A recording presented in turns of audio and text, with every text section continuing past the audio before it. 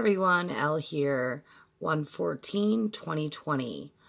I wasn't sure how to start with this video because a lot of people don't know about it. The people that do know about it may have heard a couple things on, AJ's show, and they may have watched the Slopumentary on Netflix, and just may not know the extent and the effect that this has had on many people and many things. So, the reason that I am bringing this up, if you don't see, it's hard because I don't know, where everyone is in their, I'm doing air quotes, awakening or whatever. If you're not aware, The Gray State, or The Gray State, The Rise, was a film that this gentleman, David Crowley, I'll say Crowley, no relation to Aleister Crowley that I know of. So, no. But anyway, that's his wife, Kamel, there. This is an article from January 19th of 2015. Him, his wife, Kamel, and their daughter, 5-year-old daughter, were found dead in the home on the 17th. Then there was a call out to their house on the 19th. There's some people in the house there. And then on the 20th, the cleaning crew came. Now, there are facts on facts on facts about this case, okay? There are a group of people, Justice for David Crowley. There's a Facebook group. Please check all the links below. Greg Fernandez Jr. Has written a book. This is a big thing, but this is the 5-year anniversary. So supposedly right now, 5 years ago, they were laying in their house since Christmas. This case was closed by the Apple Valley Police Department as a murder-suicide. That it closed, stating that David killed his wife and 5-year-old daughter and then killed himself. I'm not going to get into all the evidence with you right now. This is just the initial report. Okay, so right off the bat, on the 19th, only 2 days after the bodies were found, right? Gray State filmmaker and his family found dead in an apparent murder-suicide. Apparent. Funny, because there's absolutely no actual tangible evidence that makes that statement true. Actually, it's not funny at all. So this article will be linked. But I just want to go ahead and show you a couple things about this. There are so many things to this, aspects to this. And we want to keep an open mind. And we want as many eyes as possible on this so that we can try to get this case reopened. But it is a big, big, big deep dive here that people have to do. Now, Greg Fernandez Jr. Does have a channel, a couple channels, but this is a website which will be linked. I'll also link another website that you can go to and you can look at and look through what I have. All the autopsies, all the pictures, all the actual, well, we don't know because the Apple Valley Police Department, whatever. You can actually look through evidence, right? Use discernment. So these websites are good if you're willing to take a look at it. This can't go down. This is also, if you're not aware, David was a veteran. He did one tour, came back, got married, and then went and did another tour. Now, there is all kinds of things that are connected to this that are also very, very odd. I mean, again, there's rabbit holes on rabbit holes on rabbit holes. Dan Hennon is a private investigator. He has also been working on the case for a very long time now with Greg Fernandez Jr., as Sophia and some other great people over there. Please check the links below. This is his YouTube channel. But here's just something odd. I mean, this will just give you an idea of the craziness that surrounds this case. David's mother, Catherine, she died only, I think it was 6 months, maybe 6 months in August before he did, under, questionable circumstances. She was seemingly healthy. So I'm not really sure there. Again, there's so much to this, guys. So much. Say that she simply died. There was no real explanation to it. And to the left here is a family photo taken in August. Yes, she simply died. There was no explanation to it. Yeah, again, it's very hard to do this because we have things like this, which have infiltrated, the mainstream. This is from IMDb. This is playing now on Netflix, which people that really care about truth and facts and hard evidence, this is not, you definitely don't want to start off by watching this, but for research reasons, but this is not the movie that David intended to put out. Okay? Not at all. This is after his death, a whole bunch of people that wanted to work on the movie and whatever, bogarted their way in there and made, not everybody, I'm not saying that, I'm just saying, this is not the intended movie. This is not the Gray State that David was writing and working on. It just isn't. So I want to be clear about that.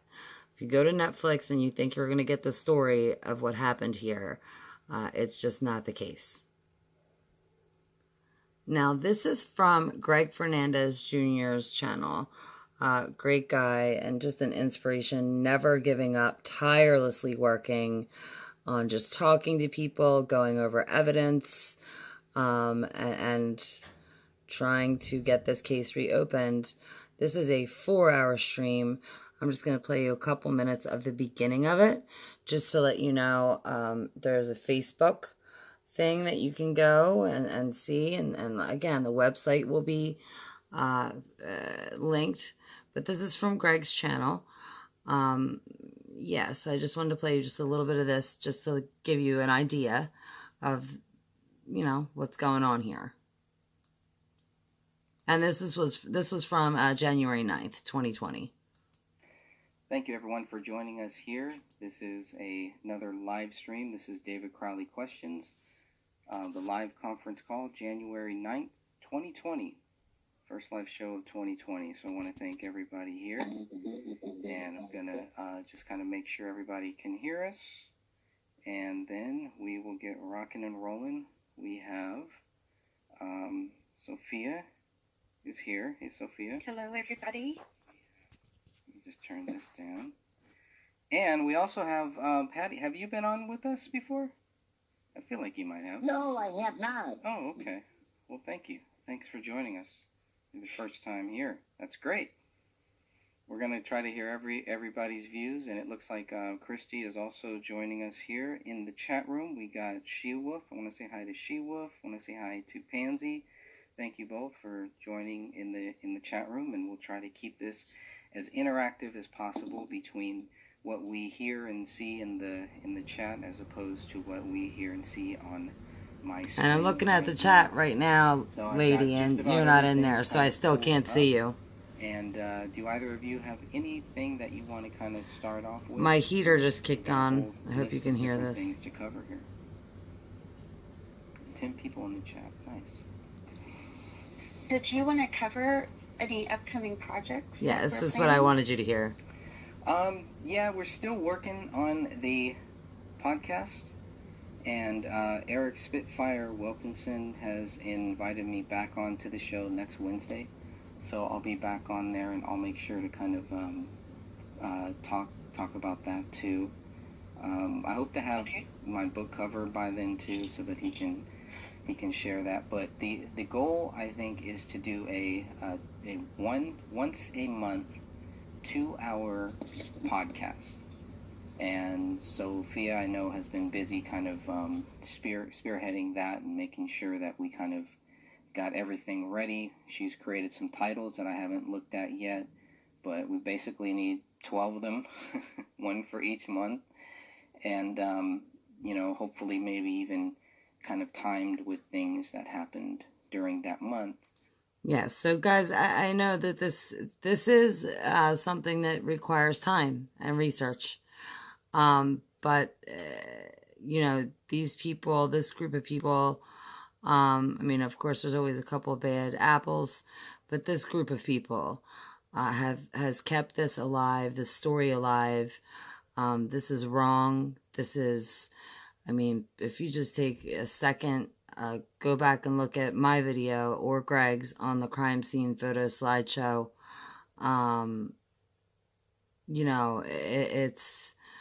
It literally is the gray stage. So let's see what else they have to say.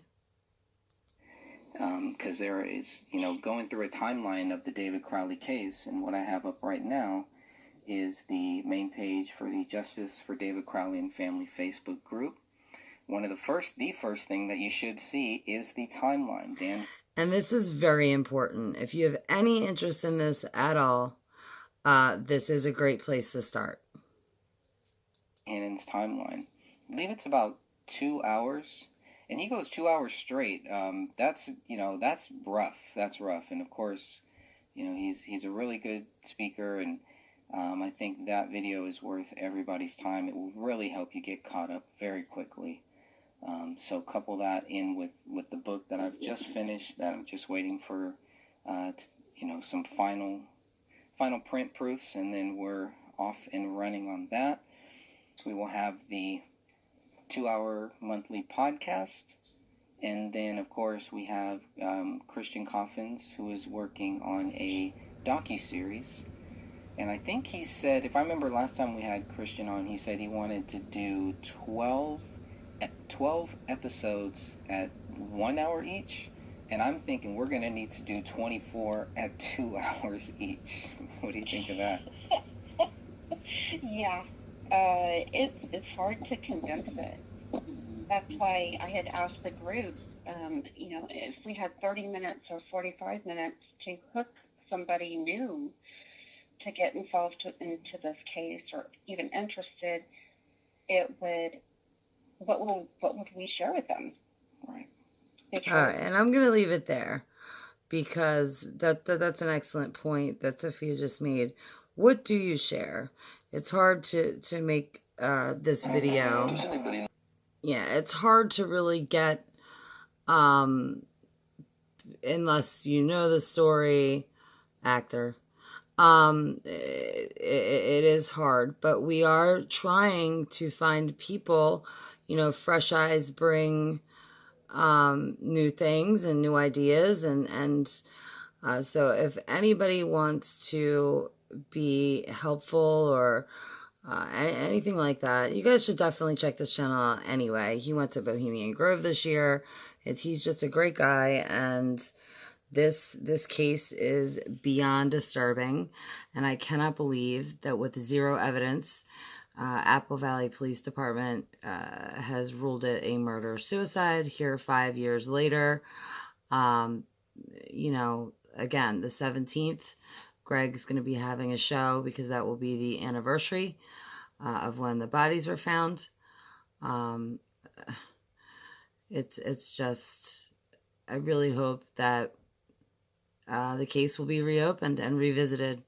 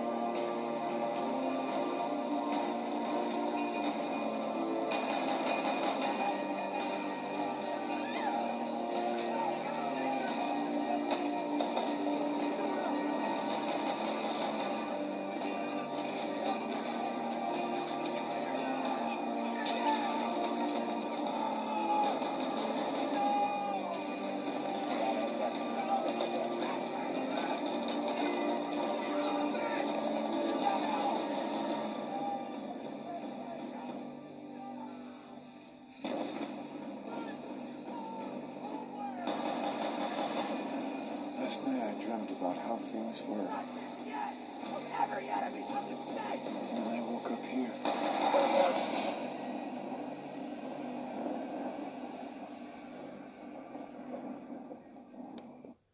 Now, the reason that I showed you that, again, it's very hard for me to put this together. I've been researching it for the past year, but for those who don't know or may only know a part of it or whatever, there is so much to it that you really, you know, I just can't. I'm not good enough to do it. To condense it all into a thing. So this video is a call on anybody that wants to clear a veterans and just a guy who was trying to make a movie and might have told us too much, or perhaps, I mean, who knows? But that's why we need eyes on this. We need to get the case reopened. The evidence is available to us now. The things are available to us now. We can have discussions. We can clear his name. So justice for David Crowley.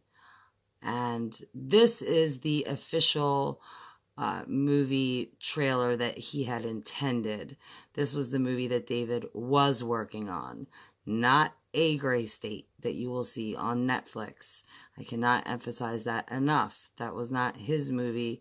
That is a sloppumentary and I believe, in my opinion, a hit piece to make him and in some aspects Kamel look, you know, in a different light than things actually were.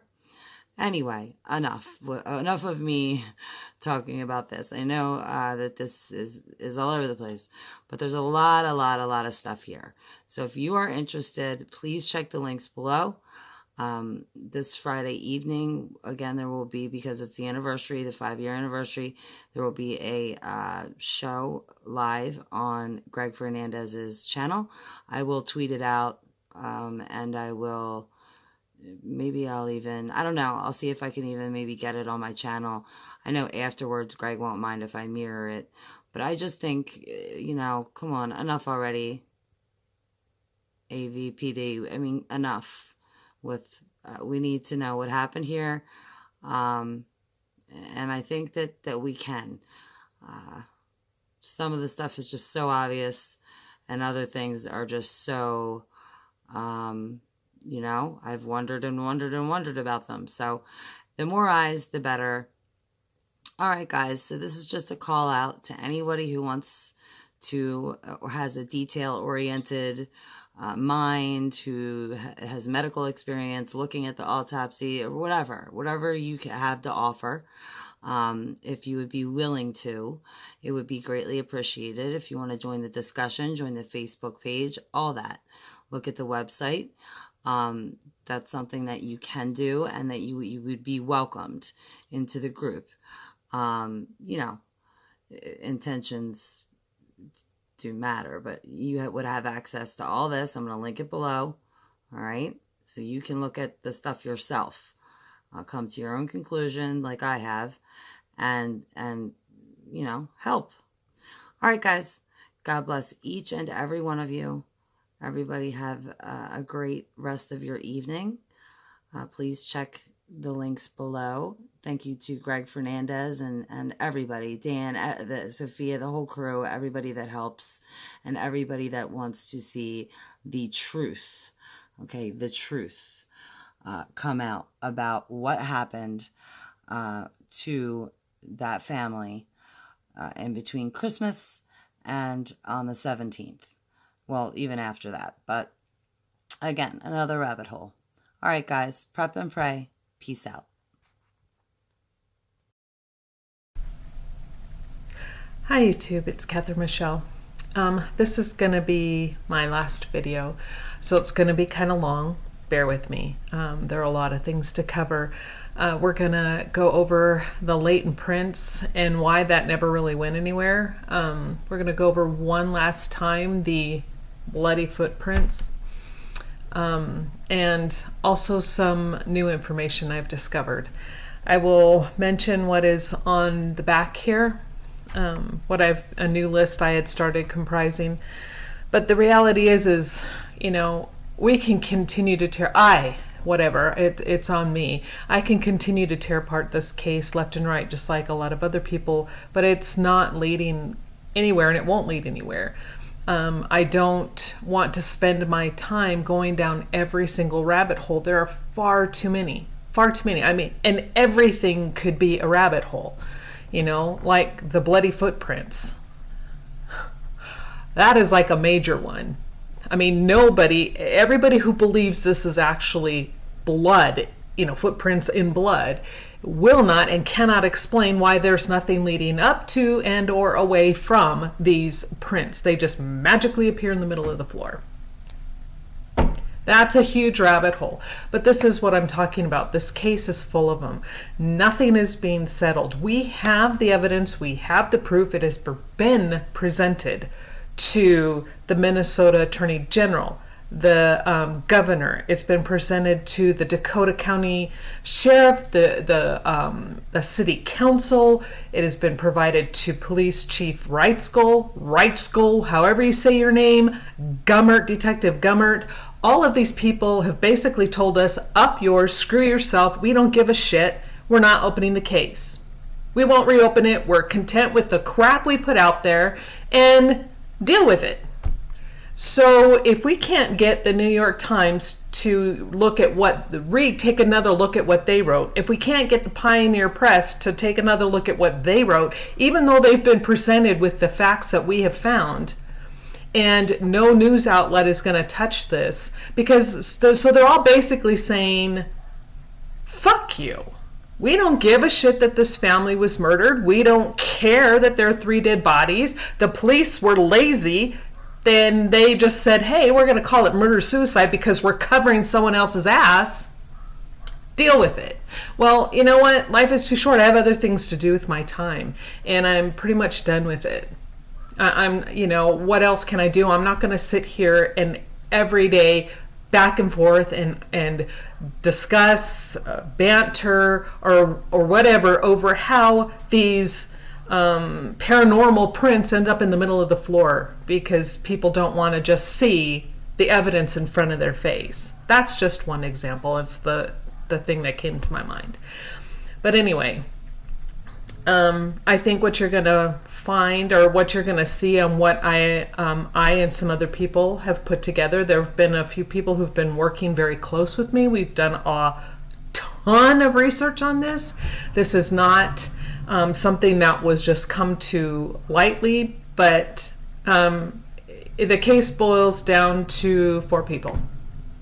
I cannot, no matter which way I've gone, no matter which rabbit hole I followed, it all comes back to these same 4 people. Now, I can't call them murderers, but I can tell you that the evidence does not exclude them, and in fact, they are the only ones who are not excluded. Can't. It's not. Nothing that the police have given to us has excluded these people at all. And I do believe the police know this. These people have ins with the police department, and for whatever reason, and we may never know, they're choosing to cover up the acts of these people, the brutality that these people are capable of is completely overlooked, bypassed, ignored by the media, by the legal system, by the police department. And legal system, I'm talking about like the Attorney General, that legal system of the state of Minnesota. State of Minnesota doesn't care. BCA doesn't care. Hell, they're part of the bullshit that we have found in this case. The police department, which is a huge contributor to the bullshit in this case, and also these 4 people. And I call a spade a spade. I'm done. I'm not going to cover your asses anymore. It's not up to us to clear these people. But it's not even up to us. We shouldn't even be looking into this case. Apple Valley Police Department should have gotten off their lazy asses and done their damn job. The coroner, the medical examiner, not the coroner, but the medical examiners should have done better than write their crappy ass reports.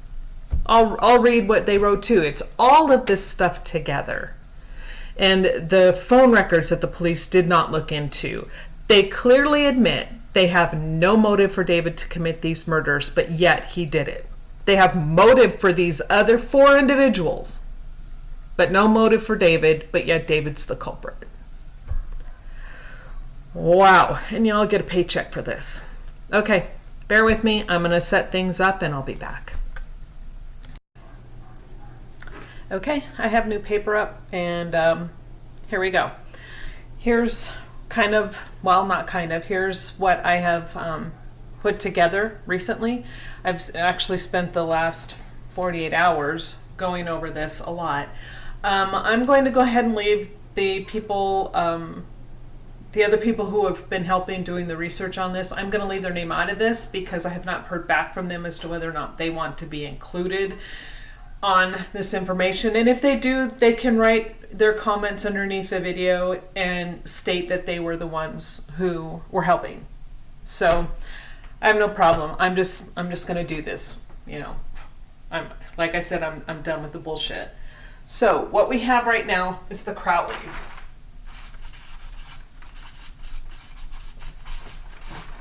Sorry if you can't see that. Let me try to get it closer so you guys can see what I'm writing, and it looks like it's backwards.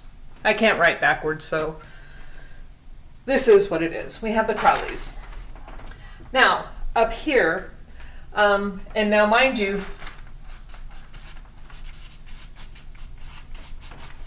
no motive was found for David. None. He was cleared of motive. Now, the people up here who are associated with David are, I'm going to abbreviate just because I don't feel like writing all this out. We have Sean Wright. We have Danny August Mason. We have Dan Crowley Jr. And we have I'm losing the other person's name at the moment. Who is it? It'll probably come to me as I'm writing this out. But with these people, and what I was thinking, and I'm going to put Dan Sr. up here, not because I think he's part of this. Don't go there. Don't misquote me. And you people who'd like to do that, my comment is fuck off. I'm putting Dan Crowley Sr. up here for a reason, and we'll go over it later on as to why. But there is a 4th person, and I will think of it. Now, Sean Wright. What was Sean Wright's motive? He felt like he was going to go to prison for tax evasion if David had gone through with his the Rise release. That's huge. That's a huge motive. Nowhere near as big as Danny August Mason's motive. What's Danny August Mason's motive? Let's try $30 million. That's a whole lot of zeros, people. Danny refused to sign off. He ignored David in every way, shape, and form. And he somehow, obviously due to his lack of response to David and anything that had to do with, David trying to say, hey, I need you to sign off on this. And that was David being polite.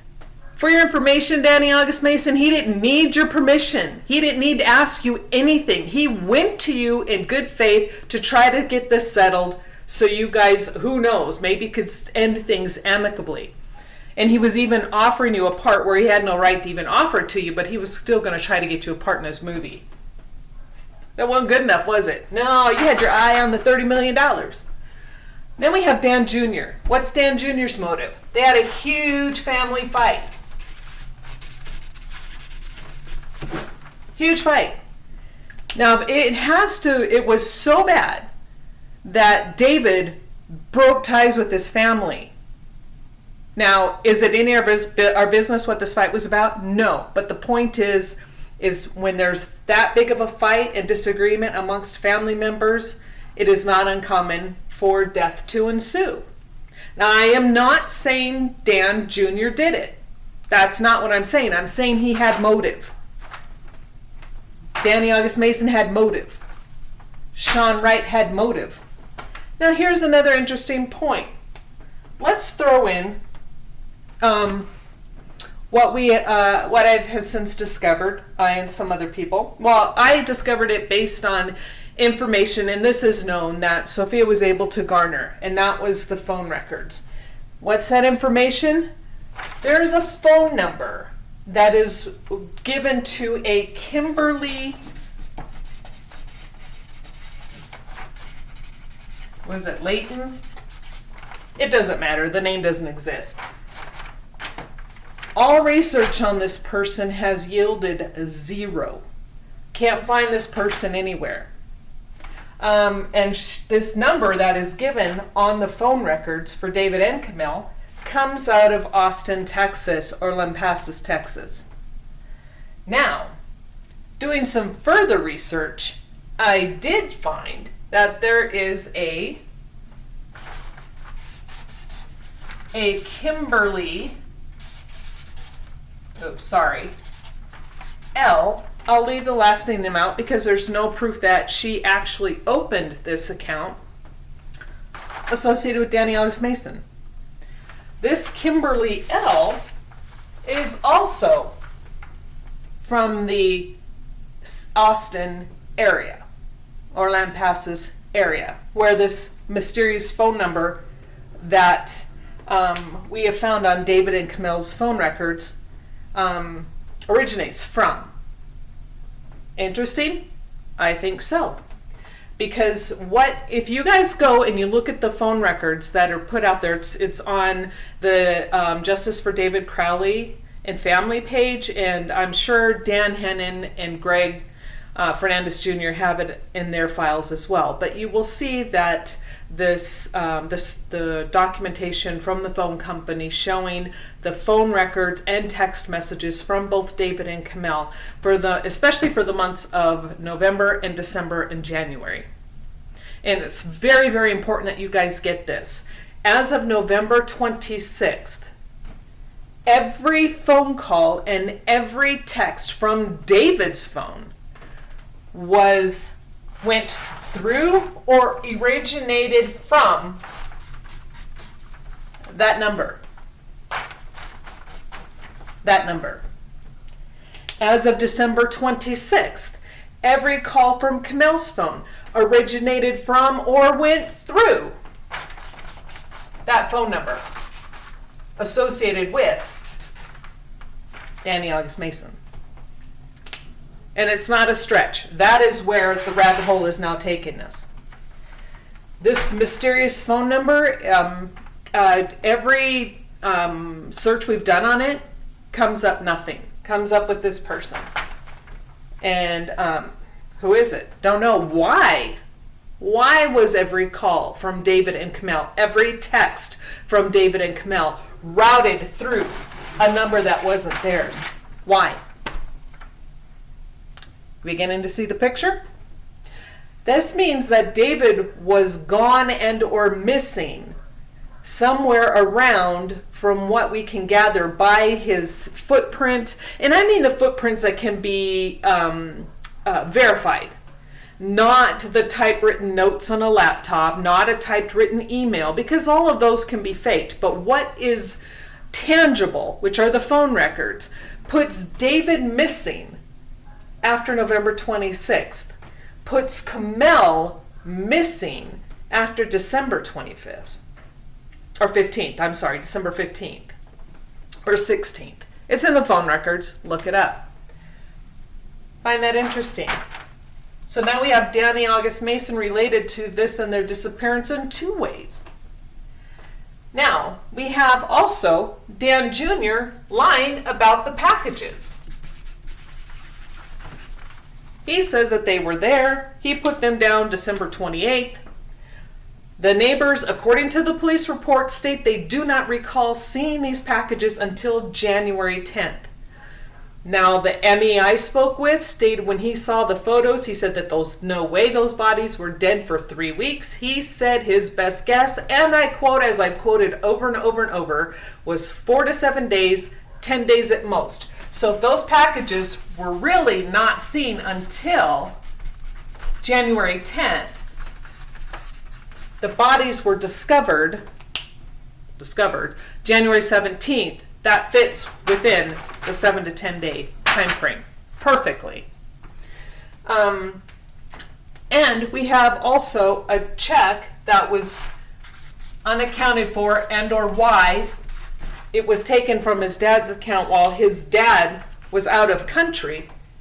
This money, not Dan Sr.'s signature, by Dan Crowley Jr., taken from his dad's account for $50,000. Could be innocent, but I don't know. To me, it's suspicious. It should give the police at least a point of, wait a second, what was that about? They didn't bat an eye. Now, we have, here's the rabbit hole. Are we seeing a rabbit hole here? How they're all relating? Now, Dan Sr., the reason why I put his name up there is because I think his motive is he didn't want to lose another son.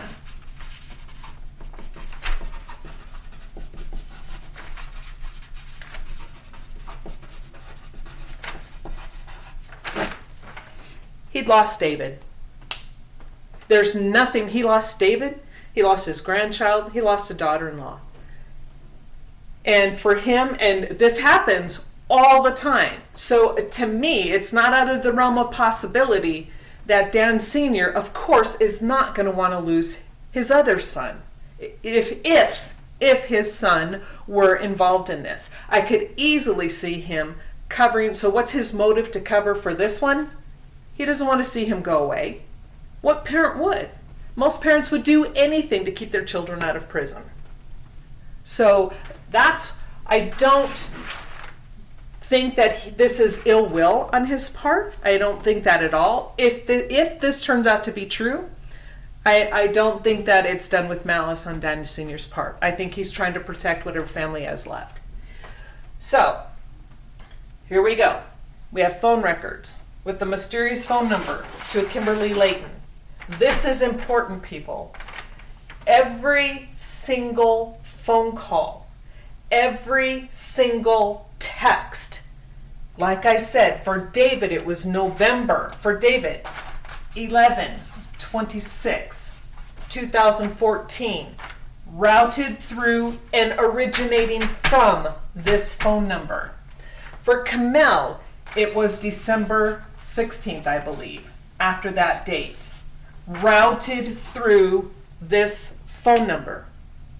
Why? It's pretty interesting that there's a Kimberly L associated with Danny August Mason.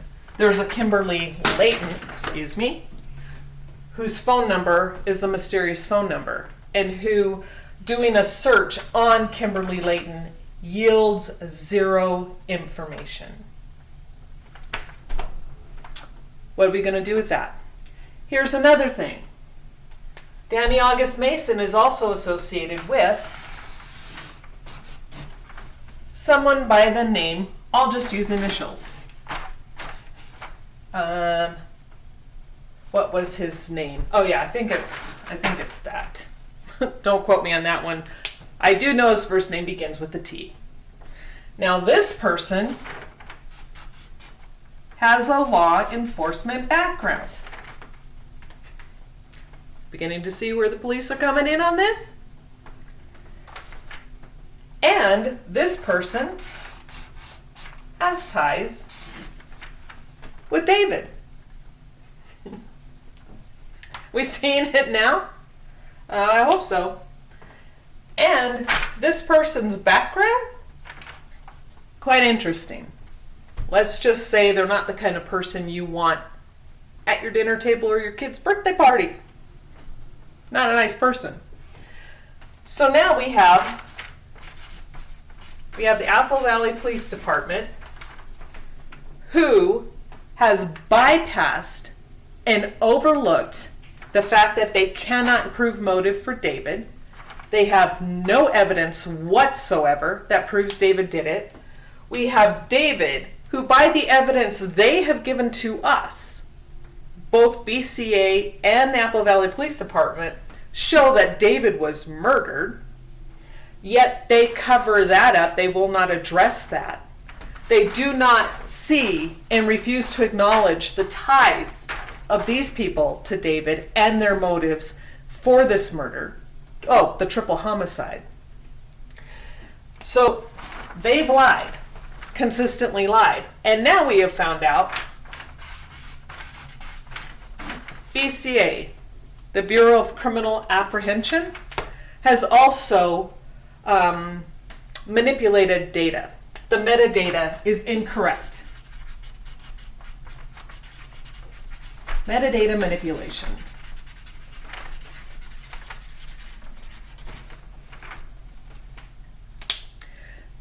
These are the people who are supposed to be solving the crime.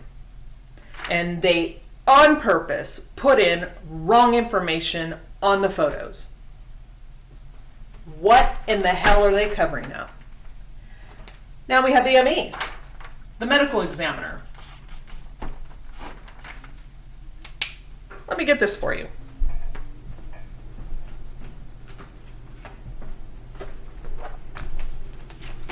Kamel's autopsy report.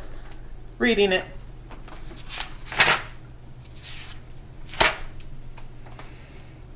Here we have.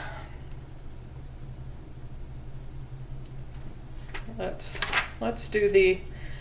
go with the entrance wounds, the gunshot wounds of the head. We know she suffered 2 gunshot wounds to the head. There are 3 bullet fragments with her blood.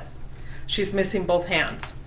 She is found lying next to the couch like this, on her stomach, next to the couch. Couch would be here, so you know that if her head were there prior to being placed on the ground, it would be here and not here. But anyway, what the hell, the police didn't want to look at that either. So she's like this, blanket covering her head. During the examination, here's what the ME writes.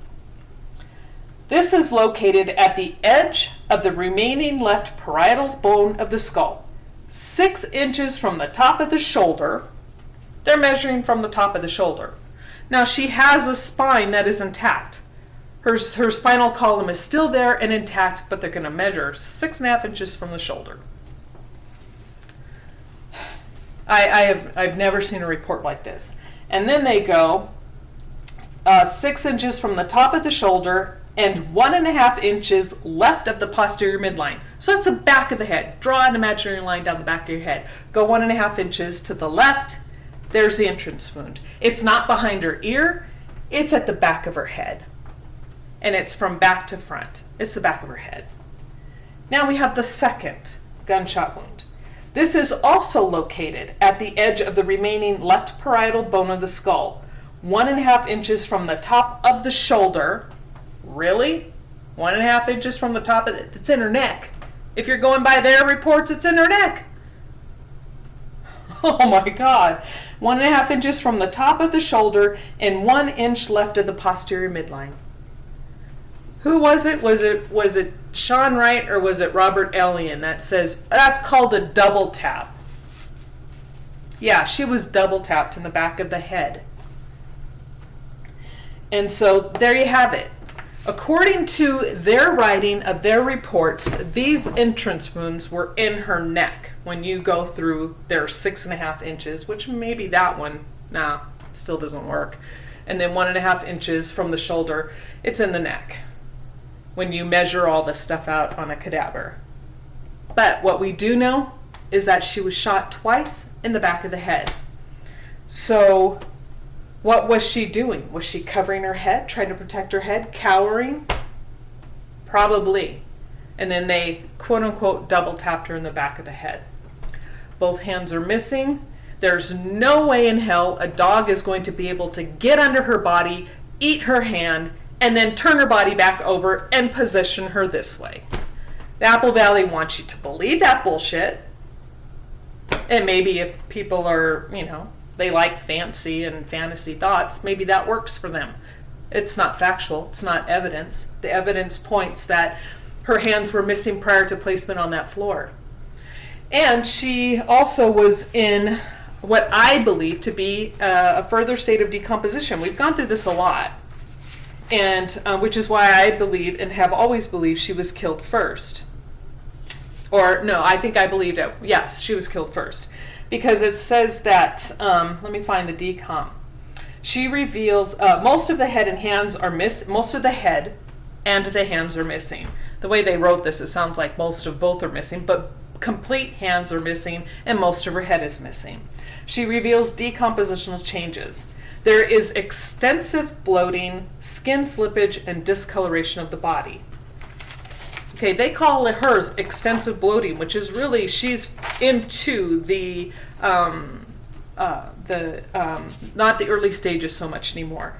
What do they say about David? Her moderate. Okay, that was the word that was escaping me. For David, it says early to moderate decomposition.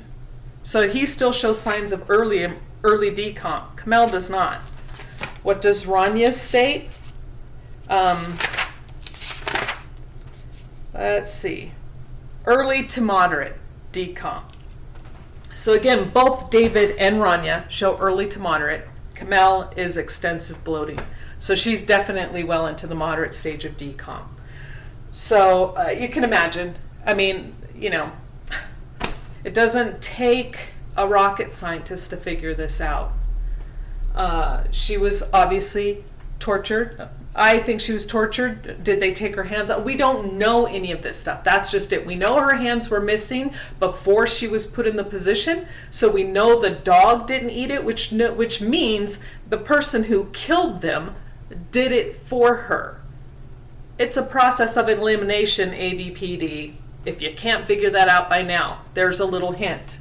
She's lying on an arm. That's missing a hand. The dog didn't eat it. She's missing all of the soft tissue, and including her larynx. So the laryngeal cartilage is gone. Everything is gone here. She's face down.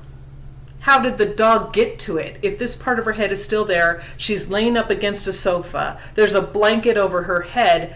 How did Paleo eat that? He can't. He can't.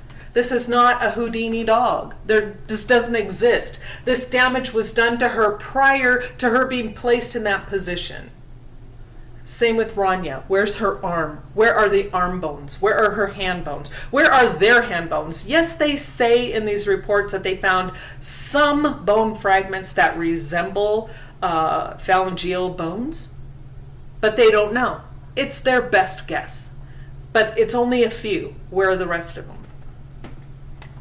So now we have this person who has ties to AVPD.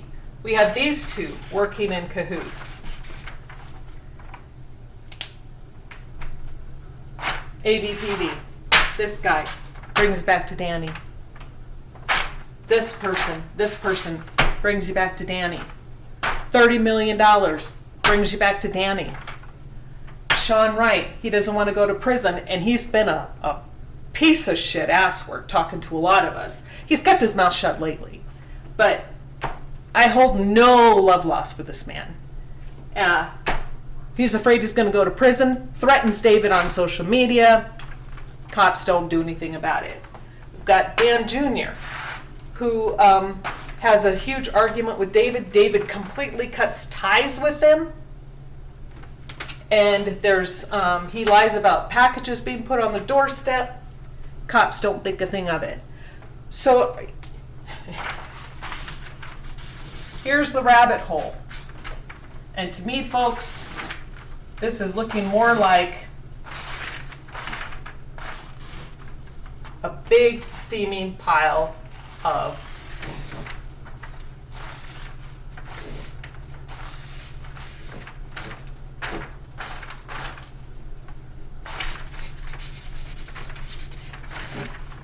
the truth doesn't matter to the police and to everybody involved. and I have contacted I believe it's a Pioneer Press who's out of Minneapolis with St. Paul or whatever. And I've contacted them and given them this evidence of the multiple blunt force trauma to David. I have shown them and sent them the links to the videos we did on the phone calls. And I didn't send them the information about the BCA and their manipulation of the metadata. But at this point, it doesn't matter. Dead silence. I contacted the New York Times on their report and what they wrote on this story. Who was it? Were they the ones who did Death of a Dystopian? I mean, total bullshit story. Crickets, people. Crickets. Crickets from them, from all of these people. The silence is deafening. Absolutely deafening. Now we have, what else am I thinking about? Okay, I'm going off on another tangent. I'll cover the footprints in a minute after we get done with this. So are we seeing where I'm going with this? Sean Wright, his motive is going to prison for tax evasion because what he feels David is going to reveal in his movie trailer, The Rise. Danny August Mason, his motive being what he feels he's being lost out on $30 million. Refuses to sign off on anything, stops all contact with David. There's one call, I think, that is placed to David's phone sometime in December, but again, that call is routed through that phone number. Not directly to David. It goes through this phone number. This person, and now we have Danny August Mason, who has a friend who's in law enforcement, who I believe also got him into Freemasonry. That's just a side note. I'm not sure that has anything to do with the case. Although knowing their history, maybe it does. Maybe it doesn't. Don't know. We have one of his friends has ties to law enforcement. His best friend has ties to David. What are we going to do? Apple Valley's turning a blind eye. BCA, who's supposed to be investigating this, is lying themselves. And as far as the blood goes, it's convenient that every single piece of blood evidence that was tested and sent to the lab, let me put this caveat in there, because in the reports it does show that someone from BCA does say, hey, what do you want us to test? Do you want us to test this, this, and this? It comes back from the police department, no, we don't need to test that right now. Only test X, Y, and Z. Now, the parts that weren't tested, item number, I think the blood swab 30, was it 34, 31, whatever it is that's on the on the chair, the recliner, not tested. They were told, don't test that right now. Which anything that would have or has the possibility to be anyone else's blood is not tested. But it's pretty interesting and pretty convenient that every swab that was tested was all Kamel's blood. All of it. With the exception of the bullet fragment that contained Ranya's DNA and the knife that had the blood or DNA of all three of the victims. All three of them are missing body parts. All three of their blood or DNA is on the knife. The knife is ignored. It is excluded. It is not paid attention to. So one piece of evidence that they have that shows all of them came in contact with that knife. Yet the police don't find that important. Interesting. And so, what do we have left? What is this showing you? What it's showing me is that the BCA and the AVPD were in cahoots and or told by somebody, this mysterious person or entity, don't touch this. It's a murder-suicide, cover it up. We did the best we could. We sent in cleaners, whatever you want to call it. Now, they're obviously working together. They are obviously not investigating those who are associated with this crime. They instead say David is guilty of murder-suicide when David's body shows evidence of multiple blunt force trauma to his head. He didn't beat himself in the head. And then it shows where part of that scalp, that bone, that the skin was cut away. And I'm done with that shit too, people. There's a straight edge on that scalp, on that skin. You don't get that from ripping something. You don't get that from tearing something. That piece of skull, that piece of bone, and that skin was cut away from the rest of his head. What else could it be? I mean, what, you got surgical precision? You can just, okay, I'm gonna tear it along the dotted lines. Paleo can do that. I'm gonna go ahead and nip it and rip at this, and I'll tear a perfectly straight line. They know this. They know this. The ME knows this.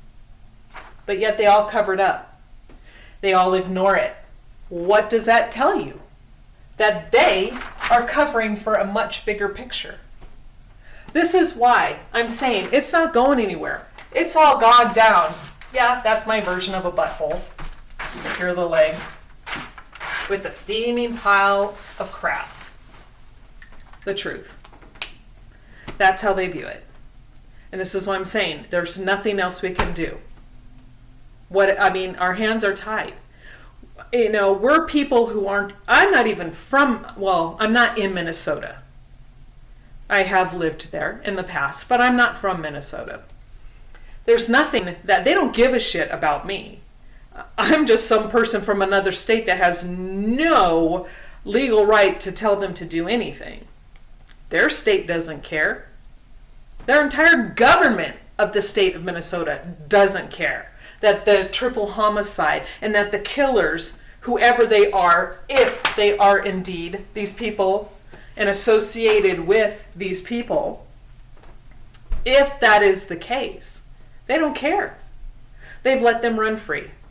These people are all living their lives, being happy, while this family was slaughtered in their own home. Okay, on to the next part before I show you the little videos that Sophia put together regarding the footprints. She actually did an experiment using paint and stuff and putting footprints on the floor. And you'll see what those look like, and then you need to compare those with the photos. It's artwork, people. They're not bloody footprints. Okay, this is what I was working on, and I'm not going any further. Like I said, these are just more rabbit holes, but this is stuff I think you should probably think about. I was going through, what did we miss in the photos? When I realized that the metadata was wrong, I'm like, what else did we miss? First one I came up with, actually the moving skull pieces, and then the metadata. But the moving skull piece on that Quran page, what was the purpose of that? Why keep picking it up and moving, pick it up and moving? Was it the skull piece that was supposed to be the point of information on that photo? Or actually was it the Quran page and what was supposed to be shown in the letters and to what it said? And then you're supposed to be able to read part of their scriptures and then deduce that David had flipped because of what you could read. Or the dog. I don't know. It just makes no sense. They moved that skull piece 3 times and took photos of it. No need for that. None. Number 2, there is no blood leading up to and away from these little prints in the middle of the floor, supposedly in the island in front of where the laptop was sitting on top of this island. So did they jump to that spot with bloody feet and land on their toes and then somehow manage not to slip and fall on their butts? Because blood is pretty slippery. That doesn't make sense. Where are the footprints leading away from? This is what I'm talking about. This entire staging of this scene was so poorly executed. The fact that the Apple Valley Police Department couldn't see that when they first walked in is phenomenal. unless they knew ahead of time. They knew what they were walking into, so they created a narrative and stuck with it. And to hell with everybody else and the facts and the truth of the case. Truth doesn't matter. It's a pile of shit, remember? Number 3, the metadata. BCA is responsible for that. Their metadata is incorrect. And what you're going to be, if Sophia and Greg go through with the rest of the other last 3 on the part of the moving skull piece, what we were doing, we did parts 1 and 2, and then parts 3 was supposed to go over that. And if they go over that, they'll continue with that. Oh, what was I going to think? I lost the thought. So I get for jumping ahead of myself. I should have just said it. But that's where I was going. The metadata. Not only do we know it's incorrect and the timestamps are completely wrong, and the timestamps are input by BCA. They control that information. The timestamp on when the bodies were bagged and removed is, I think, I always get this confused, so please listen to Sophia when she says this, but I think she has that the metadata states it's at like 2:30 in the morning, that they're taking photos of the bodies in the bag and the body bags as they're continuing this. Their timestamp says like 2:30, 2:45 in the morning. When the information from the police, the logging in and out, the medical examiner didn't even show up until midnight. Bodies were reported 11 and a half hours prior. She shows up at midnight and stays for 45 minutes only for 3 bodies. 45 minutes only. That tells me right there she had a narrative that she had to follow. Check off the boxes. Okay. Yeah, let me take a peek. Okay, yeah, they're dead. Put them in the bags. Let's go. That's about how much time you have. She didn't investigate. She didn't look. She didn't search the scene. She walked in, was handed a piece of paper, did what she had to do.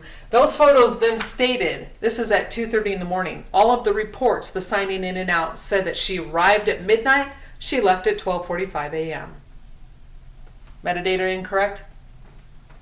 Timestamp completely wrong. Ergo, a complete lie.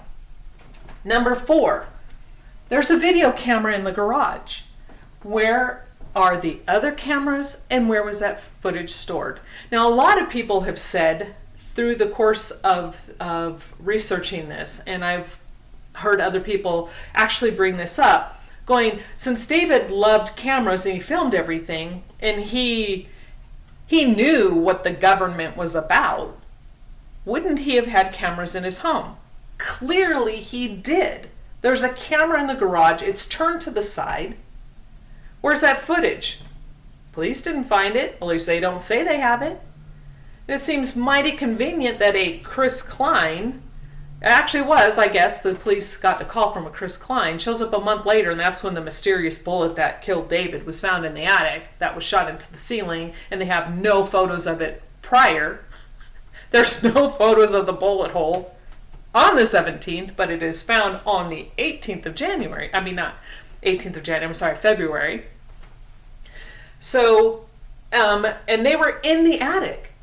Chris Klein and who he was with, they say they went into the attic to look for the bullet.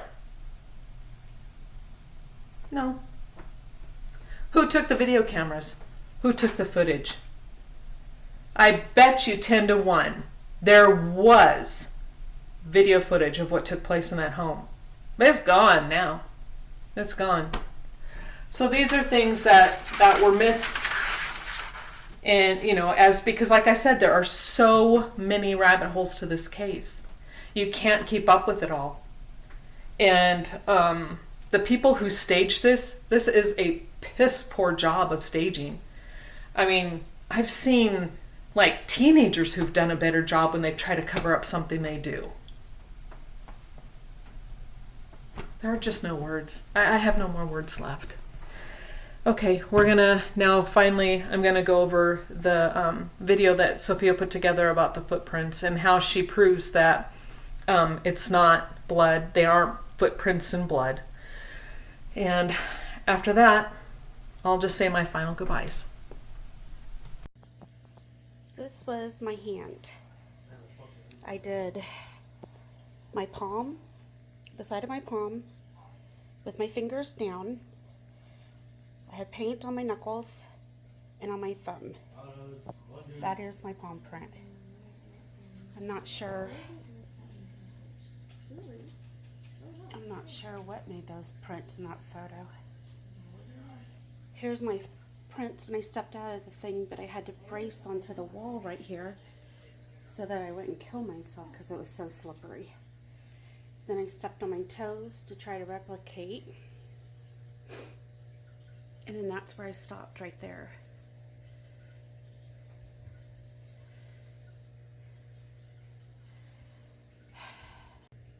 These are my footprints. These are as you can see, I made several steps. I used blue finger paint.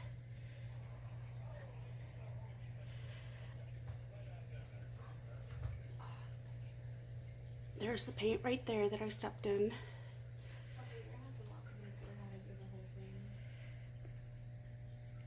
And here are my feet. As you can see, there's no way that David could have stepped in that blood and not had blood between his toenails and toes and everything else. Experiment done. I also want to cover here, too, why we never completed the video on the latent prints. Sophia was going to be doing that video with me. However, when I contacted BCA and requested the latent prints that they pulled from the scene, and especially the gun, because in their reports it states that there is a visible scar on that latent print. And I didn't know. I'm like going, can I see the latent print? They couldn't tie that latent print, I don't believe, to anybody, but is the visible scar on that print, is it due to a defect on the gun? Is it due to a scar on a person's hand? I don't know. And we'll never know now because they refused to release that photo. They sent me an email stating that that particular photo and the latent prints were not part of the case, were not part of the final decision-making process as to who was guilty, so therefore it's not part, it doesn't and won't be released as part of an FOIA. Without that, there's nothing to do a video on other than to point out the fact that they have a latent print with a quote-unquote visible scar, and they didn't follow up on that either. Convenient. So that's why that video was never done. Again, it's just running down another rabbit hole, and I'm done with rabbit holes. You know, life is too short and our time is too precious to keep chasing after every possibility. What could or could not have happened? What do we think happened? Or could this have happened? Or maybe that not. It happens far too much with this case. Nothing gets solved that way. What we have, though, as evidence is, oh gosh, it's phenomenal. It's more than most people would ever dream of. It's like a defense attorney's dream to have all of this information. But it goes nowhere if the powers that be don't want it to. And they state they don't want it to. Gummert stated that, and he was speaking on behalf of Reichskull, whatever, however you state his name, the captain of the Apple Valley Police Department, that they are content with their decision. They will not reopen the case, no matter the evidence presented to them. New evidence, old evidence, they said they do not care. Their words, not mine. They don't care, and they will not open the case. It is closed for good. What does that tell you? They're following their narrative. They have a script, they were told, and they have to follow it, and they're going to follow it. So be it. I think we've all pointed out, everyone who has bled basically over this case by the amount of sweat they've poured over it. We have all shown that their narrative is incorrect, it's impossible, and David was also a victim of murder. What do you do? Not much we can do. Okay, with that being said, and I hope this covers everything, and I hope you guys explain why there's really no need at this point for me to continue. I mean, like I said, it's like every page of those reports contain some type of crap that we can easily prove is a lie. But it's not going to get anywhere. The evidence of the case, it stands by itself. David's innocent. If these are indeed their bodies, which sometimes with some of the information has led us down the rabbit hole that maybe they're not even dead. These are somebody else. Are these cadavers? Was this someone else? We don't know. But that again was another rabbit hole. But all I know is that if these truly are the bodies of David, Kamel, and Rania, they were all three brutally murdered. They were all three had body parts forcefully removed. And their murderers and their murderers, killers, the people responsible, are still at large, roaming free because the police and the BCA and the Minnesota State Legislature doesn't give a damn. There you have it. I want to just say thank you to Dan Hennon. You have been tremendous in guiding me in a lot of ways when I first started my investigation on this case.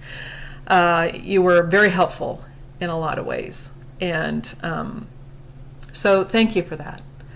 And Greg, I know you and I have butted heads, and I'm sorry, bud, but you are dead wrong on the footprints. You're dead wrong. But a lot of the stuff, you have went out there and you were like a dog with a bone. And you would not let the people who tried to bully you into thinking David was guilty, you stuck to your guns and you're like, prove it. And they never did. That's admirable. And so I want to say thank you. Thank you for that as well. And Sophia, girl, I knew once things got straightened out and that mess was all settled, that you and I would make one hell of a team. And a lot of this stuff, I mean, yeah, I could have gotten some of it, but without your help, you've been tremendous, and I can't say thank you enough for all of the nights and the days and the odd hours where you've listened to me complain or you've been available to brainstorm and we've thrown stuff back and forth at each other. Again, thank you. You guys, all three of you, you've been amazing. And one person who, she's no longer part of the group, but I truly feel I owe her a huge debt of gratitude, because if it wasn't for Tina Timberman, I would never have stuck with this case from the beginning. She got me through a lot of crap that went on at the beginning, and she's the one who said, don't let go, don't stop. So, girl, thank you. I think with your tenacity and actually the tenacity of everyone, all of you, Dan, Greg, Sophia, and Tina, all of us, we've proven the case is a fraud. We've proven beyond a shadow of a doubt, I don't know how many times I have to say this, that David was murdered. This family was slaughtered. They weren't just murdered, they were slaughtered. An innocent 5-year-old girl brutalized. But the police don't care. 5-year-old's life doesn't mean anything to them. Why are the families so silent?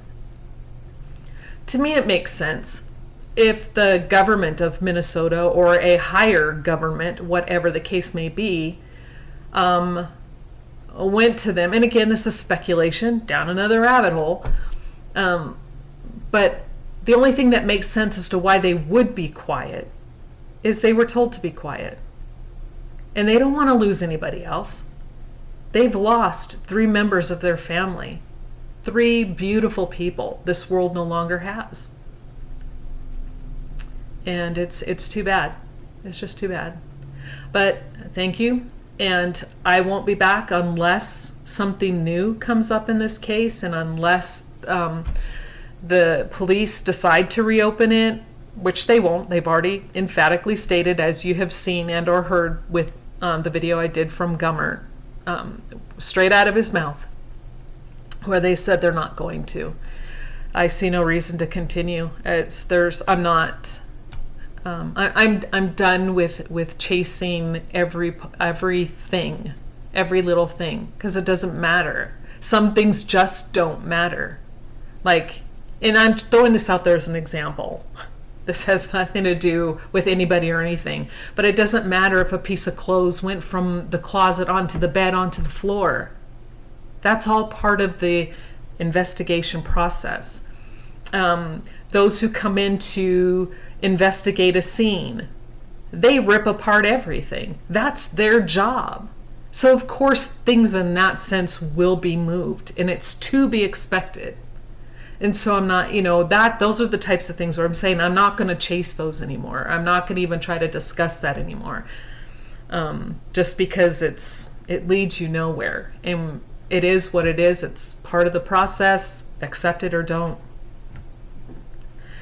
But anyway,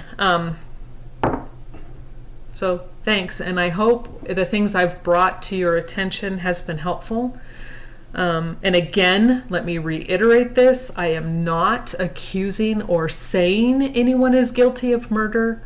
I am saying that there are people who cannot be excluded. That's up for the police. That's their job. And I think we've all earned their paychecks. So get off your lazy asses, AVPD, and get your job done. So it's been a good ride. It's been interesting. So God bless, and I hope you guys have a fantastic year. Hi YouTube. I just wanted to make a really quick addendum to the last video I did. I was obviously really upset just because of the ridiculousness of this case, the staging of this case, the cover-up of this case, that I did forget to mention, and I think this is pretty important, why I believe Sean Wright has something to do with this. And it comes from his own mouth, what he was saying, and also from group members of another group that he was with, who were looking to actually make David out to be the culprit. They fell for his ridiculous attitude, hook, line, and sinker. But that piece of information is, Sean Wright has stated, and people from this group have sent me emails and messages stating that they have seen this particular photo. I asked them to share it with me, and no one could do that. So it's their hearsay from his hearsay, but the fact that it's being said should give everyone pause. And the police, which is why I think they're in on this as well, the Apple Valley Police Department, is because Sean Wright has stated via these other people that he has a photo on his phone, a picture of David's hand in the basement. And this was a photo of his hand before it had even been decomposed. So obviously, it does, again, obviously he had to have been there, or he is in cahoots with someone who was there when they were murdered and David's hand was removed.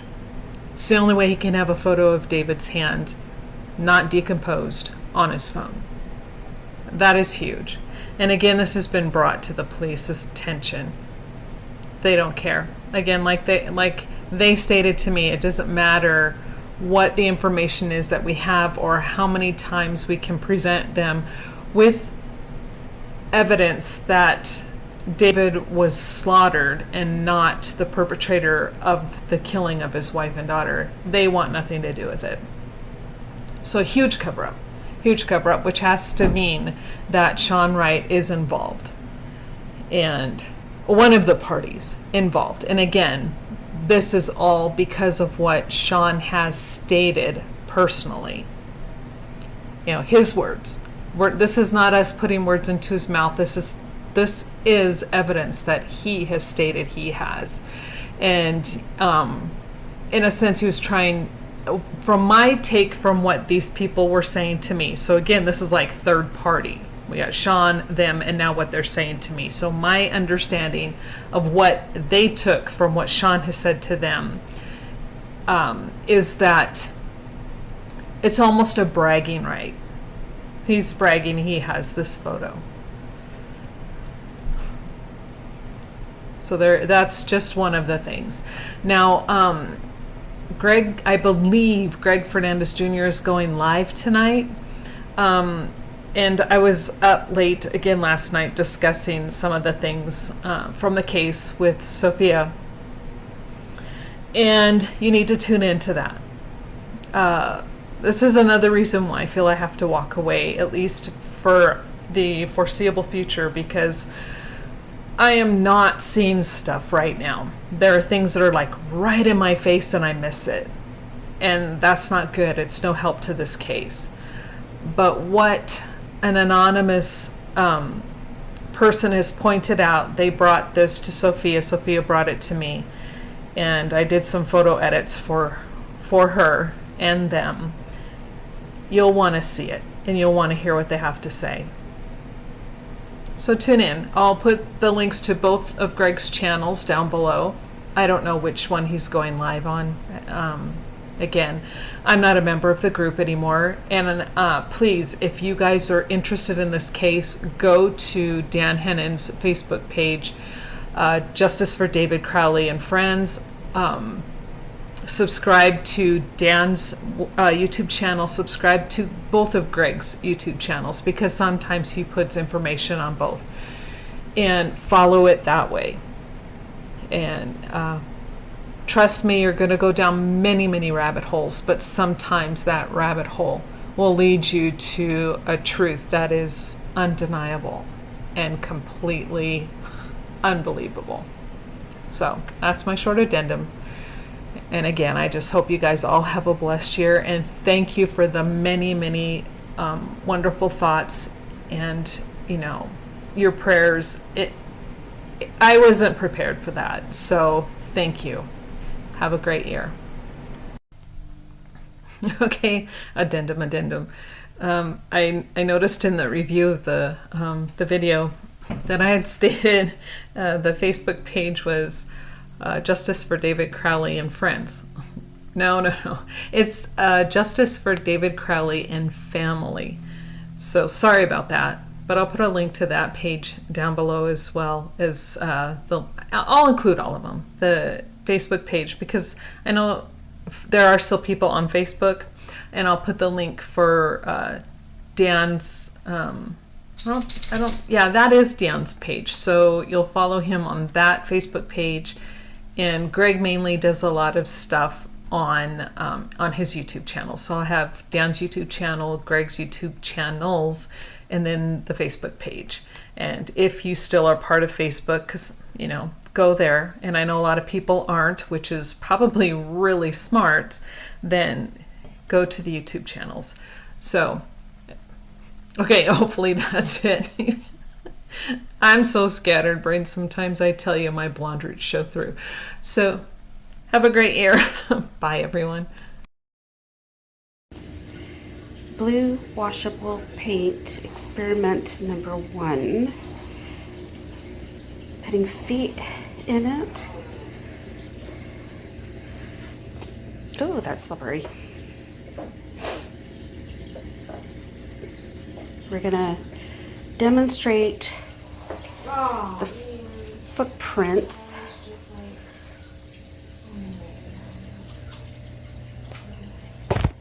Okay. Footprint experiment, and I'm going to try to do this without actually killing myself by slipping.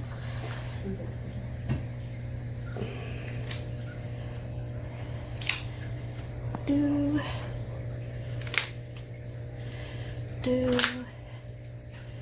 3, 4.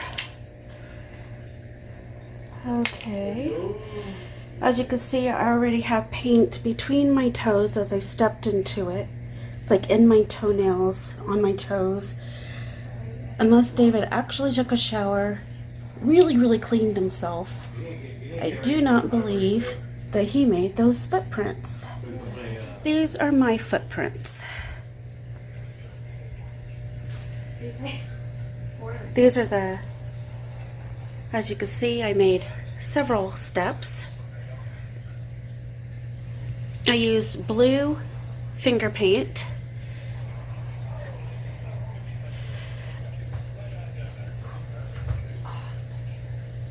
There's the paint right there that I stepped in.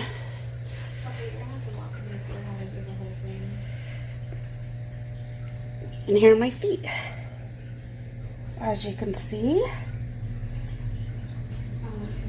there's no way that David could have stepped in that blood and not had blood between his toenails and toes and everything else. Experiment done. This was my hand. I did my palm, the side of my palm, with my fingers down. I had paint on my knuckles and on my thumb. That is my palm print. I'm not sure what made those prints in that photo. Here's my prints when I stepped out of the thing, but I had to brace onto the wall right here so that I wouldn't kill myself because it was so slippery. Then I stepped on my toes to try to replicate. And then that's where I stopped, right there.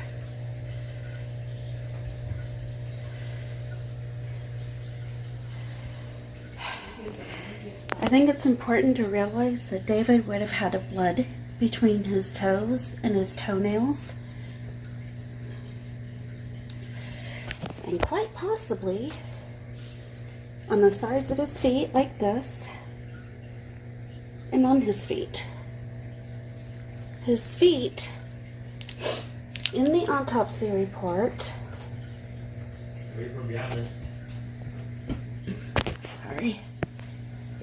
in the autopsy report, said his toenails were cleaned and well groomed, and there was no mention of blood or dry blood.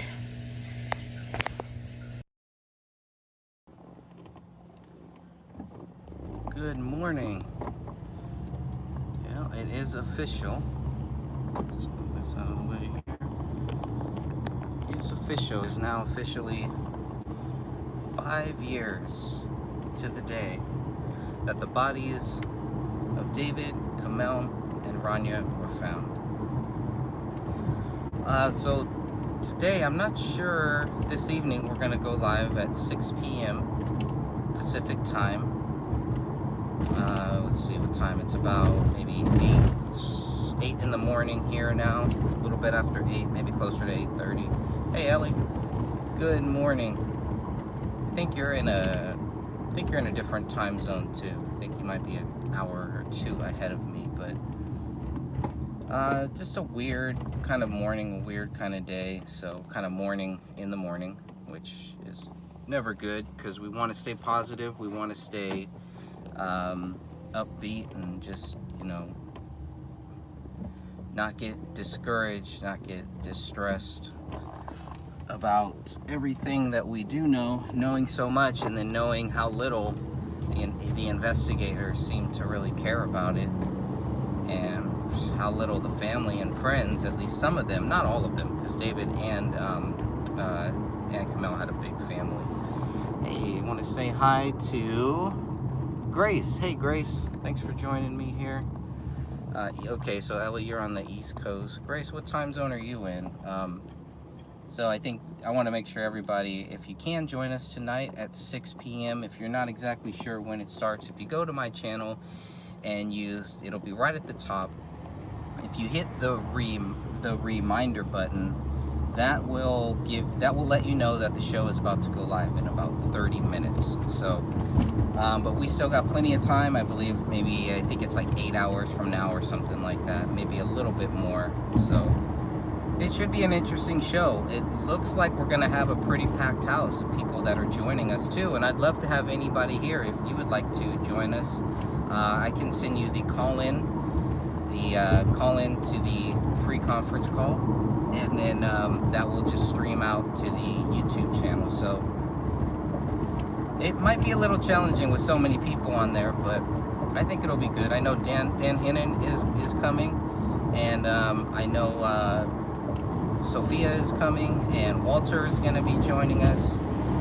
Christian might join us as well. Eric Spitfire Wilkinson might join us. So Stephanie will be joining us maybe, and Paulette, and maybe Patty, and maybe a few others, maybe even Pansy too. So if you would like to join us, if you're on Facebook, send me a message, and I will make sure to send you the call-in number. It's been floating around there.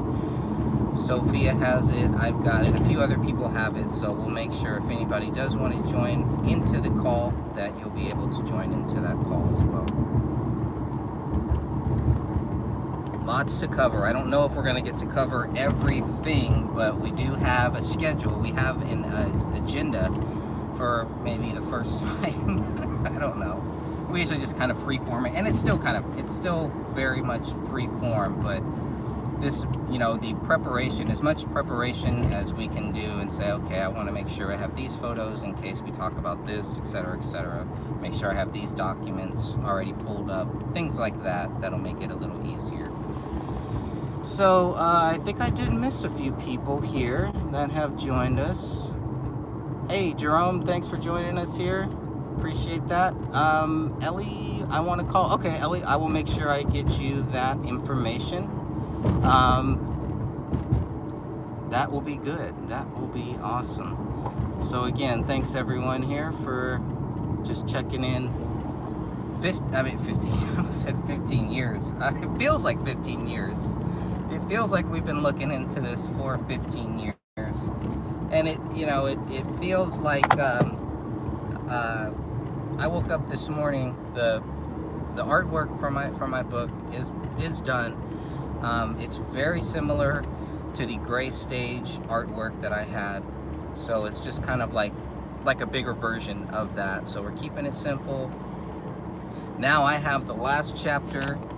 I have to just proofread the last chapter. Once that's done, I submit the edits, and I might be able to get the book out by the end of this weekend, maybe by Monday. So really happy about that. And then of course, really, it's like, yeah, but it's such a sad case. It's like you can't even, it's not like, okay, this is great, I got the book out, problem solved and everything. It's like, no, this is just the beginning. We get the book out, people can go through it, hopefully do some fact checking to make sure I didn't get anything wrong, make sure I didn't miss anything. I'm sure that I missed a bunch of stuff. Going through it, I'm like, oh, I could have talked about this, could have added this, could have added that, and I don't know. That goes back and forth with the second book, and the second book will just depend on how far in the next 5 years. I don't know. Maybe 5 years from now, write another one. I have no idea. But I do think that it's still very frustrating that a lot of people just have not heard about the case, and more that we can get. These cars in California don't know how to drive, by the way. Apparently people don't know how to drive in California. So, but I will make sure to check the chat, and if anybody in there, if you would like to join into the call, I will send you the call-in number. You can also call in through your computer, as long as you have a headset, or if you just like to hang out in the chat, I would really appreciate that too. So try to get everybody's views. If you're just going to join in the chat, just let us know your view on the case as the chat is live, and we'll make sure that we cover it as we go live. So hopefully we'll have somebody who can kind of help make sure that I don't miss any chats. I think that will be good too. But if Ellie joins us, one of the big things documentary problem. Christian coffins don't be the possibility that David T. That's what he should do. Decided. I don't want his documentary, his series. I don't want it to be a response to the sloppy-mentary. I think the way that I believe that he's going to make it, it is going to be a response. People are going to take it that way. But as long as that's not the focus, as long as that's not the whole purpose, then I think that's going to be a great thing. It's going to be a big win-win for all of us. I've been testing out some new podcast software from Anchor.com, I believe, and Dan Hennon also uses that software, so he's going to help me test it out, and then we'll kind of go from there about a podcast and just making sure that crime drama, and any filmmaker, anything like that, maybe Aaron Russo, but couldn't really find that much on that on his death, which I thought was kind of weird. I mean, and it's just like they could just give you cancer, and all of a sudden, one day you're good, and the next day you're dead. They could have done that to David too. There's a lot of things that they could have done to David if they wanted to frame him, if they wanted to set him up. But the fact that what they did is just like it's baffling. Is it bait for us? Is it bait for conspiracy theorists, or what we just regular people? And I think they were not expecting the regular people. They were expecting all of the regular conspiracy websites and the regular conspiracy YouTube channels to come out and do their little spiel. Okay, we got the case solved, 15 minutes, boom, and then done. You know, and so then you have the real people that spent a lot of time and made a lot of videos and are just like, no, like there's something else here. It doesn't just have to be a government hit. It doesn't have to be solved in 15 minutes. You don't have to just make one video and then you kind of move on and never talk about it again. So, and I'm sure there are people out there who have done that were real people, that are sincere people, but I just don't think they expected us. So I'm really glad to have all of you here, to have all of you truth seekers, all of you people who clearly understand that what the Apple Valley Police told us is just not true. It's not the whole story. It's not the full story. Now, one thing that will not happen on the show this evening at 6 p.m. on my YouTube channel, Pacific Time, West Coast, Greg Fernandez Jr., the channel you're on right now. But the one thing that will not happen that I wanted to is, I asked, maybe about a week or two ago, I asked the group members in the Justice for David Crowley and Family Facebook group, I asked if you could ask a soldier who served with David any questions, what would those questions be? Well, I took that list and I copied and pasted it and added maybe one or two of my own questions, and I gave that list to a soldier who served with David. And I was hoping to have the answers tonight, or at least maybe one or two, but we're gonna go ahead and wait on that until it's all done. But we will, in the future, we will have questions answered by someone who served with David, and I do expect that after those questions are answered, that there will be an opportunity for follow-up questions. So that's good news. And maybe, obviously we'll type out the answers and then we'll just read the answers at some point on a future show. But that is really good news. So if you have not gotten any questions that you would like to ask, if you have not submitted them into the group, or if you haven't contacted me about those questions, if you have questions, please make sure that you send those over, and I will try to add them to the growing list of questions for a soldier who served with David Crowley. And I'm very curious. Now, I don't know exactly how many tours or how long this person served with David. All I know for sure is this person did in fact serve with David Crowley. So we'll get more, and obviously that's one of the big questions that we did ask. So we'll get more answers on that as well in the coming weeks, most likely. I have reached out to Detective Jim Gummert, trying to get an image of the bullet hole in the living room ceiling on January 17th, the day the bodies were found.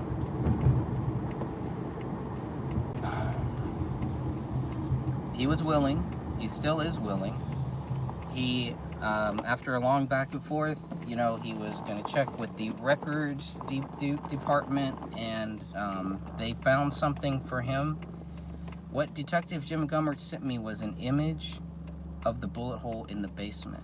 It was item 45. It was not item 57. It was not related to item 57. So he sent me the wrong bullet hole. I'm going to give him the benefit of the doubt once again. And like Sophia said, maybe he didn't know. Maybe he didn't know that that wasn't the bullet hole in the living room ceiling. Maybe he mistakenly thought that the bullet hole in the basement was the bullet hole in the living room ceiling. So hopefully we'll have some more information on that. I'd like to get an update by the end of this day. We'll see. He's been very responsive to questions, so we'll see how that goes. So we'll see what the answer from Detective Gummert is. The records division, I don't know why they would give him a photo of the bullet hole in the basement and try to tell him that it is a photo of the bullet hole in the living room. That's a little odd, unless they didn't know. I thought my question was very, very clear. So after the Detective Gummert sent me the image of the bullet hole in the basement ceiling, then I responded back to him and told him that's not the right one. So he's going back and he's gonna go and check it and find it. They have to have it. They said that they had it. Now, if I think it was Detective Tommy Booth. I forget which detective.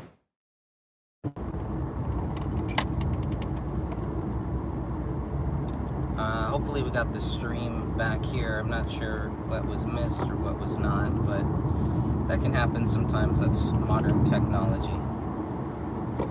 So I'll keep you posted on those two things that I wanted to include this evening, but we probably won't. So even without that, we have a full list. We have a full cast here who is going to be joining us this evening. So I look forward to all of that. And yeah, it's 5 years, but it feels like more. It definitely feels like more. And I wonder what the family, what the friends, what do they think? What do they think for all of this time, for everything that has happened here? Let's see if I can maybe plug in this charger at some point. Hey, She-Wolf. Welcome to the show. So hopefully you guys can hear me. I know the stream cut out there for a minute or two, so hopefully it's back now and hopefully everything is good. I will try to see. Okay, good. Grace is going to be joining us. Hey there, Zorik from the UK. Awesome. Thanks for joining us. Jerome says, I love Christian Coffins. Yeah, man, he's been great. Ellie says, the slop is key. I will help and do whatever I can to help. Yeah, we're going to... Okay, Grace says it's cutting out. Grace, let me know if it's okay now. It was kind of cutting out. And of course, cutting out when I was trying to make a very, very good point there. Grace also says, no matter what the outcome of this case, God knows the truth and they will pay. That's right. And that's the most important thing. God knows the truth. So that's where we're going to start and that's where we're going to finish here. So I can tell my phone, because I plugged in my charger, my phone's starting to move on its own a little bit. Let's see if I can adjust that. There we go. And this is what happens when you don't have a proper phone display on there. But I'll try my best here until I can get parked. At least, let me see what time it is. Oh yeah, plenty of time. Plenty of time, folks. Plenty of time. I'm just going to adjust this. In California, you cannot drive with the phone in your hands. Probably shouldn't be driving and chatting and talking, but time management. Manage the time, whatever you can do. It's important to do that. This case can stress you out. It can burn you out. You know, those things can happen. We are human beings. We are normal people. So again,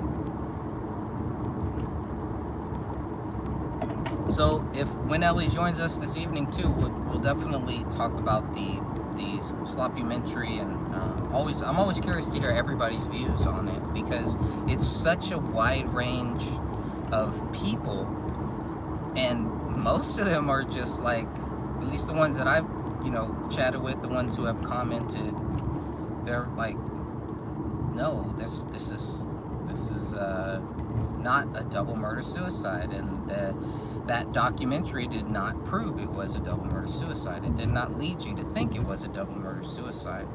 It might make you question, okay, maybe David was crazy, maybe his wife was crazy, things like that, but that again does not constitute as a double murder suicide.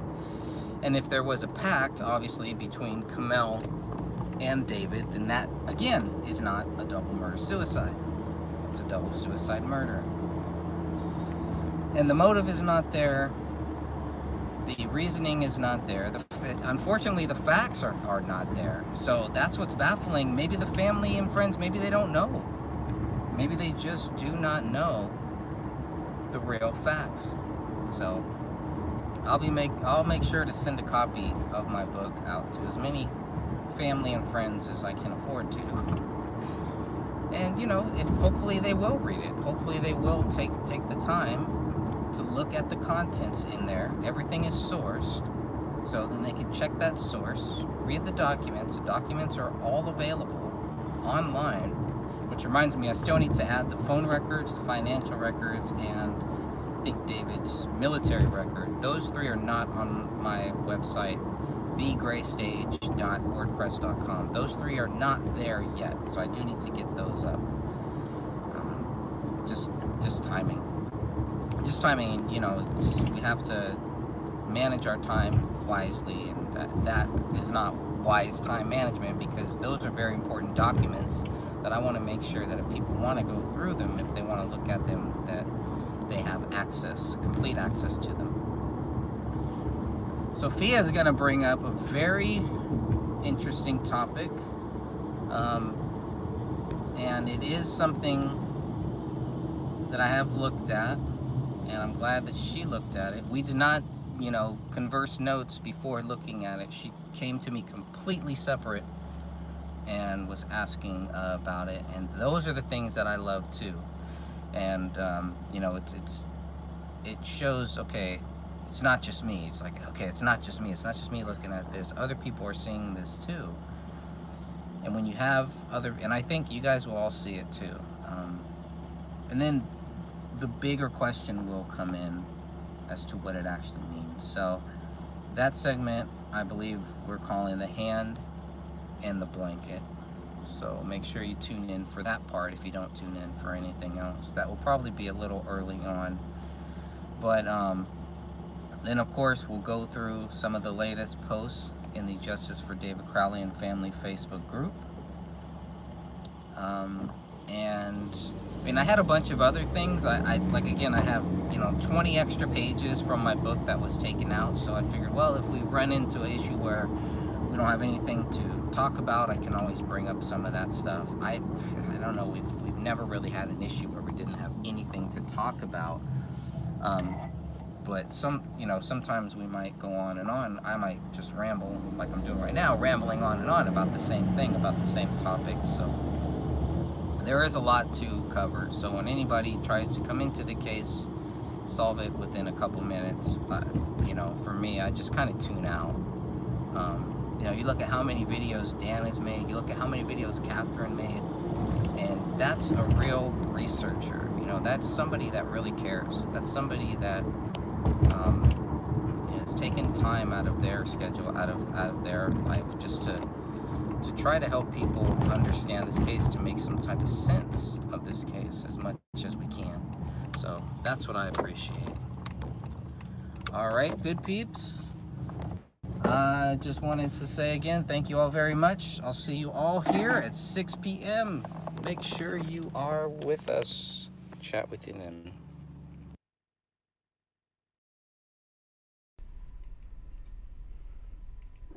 Welcome, everyone. My name is Dan Hennon. I'm joined today with Greg Fernandez Jr. and Sophia. Today's the 5-year anniversary of the Crowley deaths. Welcome, everyone. The bodies were found 5 years ago today with Greg Fernandez Jr. And tonight's show is going to be opened up. It's going to be a 3-hour broadcast and live stream on YouTube to go over questions, comments, photos, pictures. We've got a PowerPoint and other things to bring the viewers and those following the case up to speed. Welcome, Greg. Hey, Dan. Thanks for joining me here. Yes, and welcome, Sophia. Hi, Dan and Greg. Greetings. Hey, everybody. Hello. Very good. Where would we like to start? I'm going to jump onto that YouTube stream page as well and monitor the chat as we go along as well, because I've never done that in the past, and I'd like to take advantage of that. Awesome. Yeah, kind of. Maybe you can help keep us going on what is going on in our chat room, so we can kind of make this as interactive as possible. I'm going to pull that up too, actually. I'm in there right now. Are you? Okay, great. Mm-hmm. Awesome. We're all ready. You're all ready. I'm in slow mode here today. Let me pull this up here.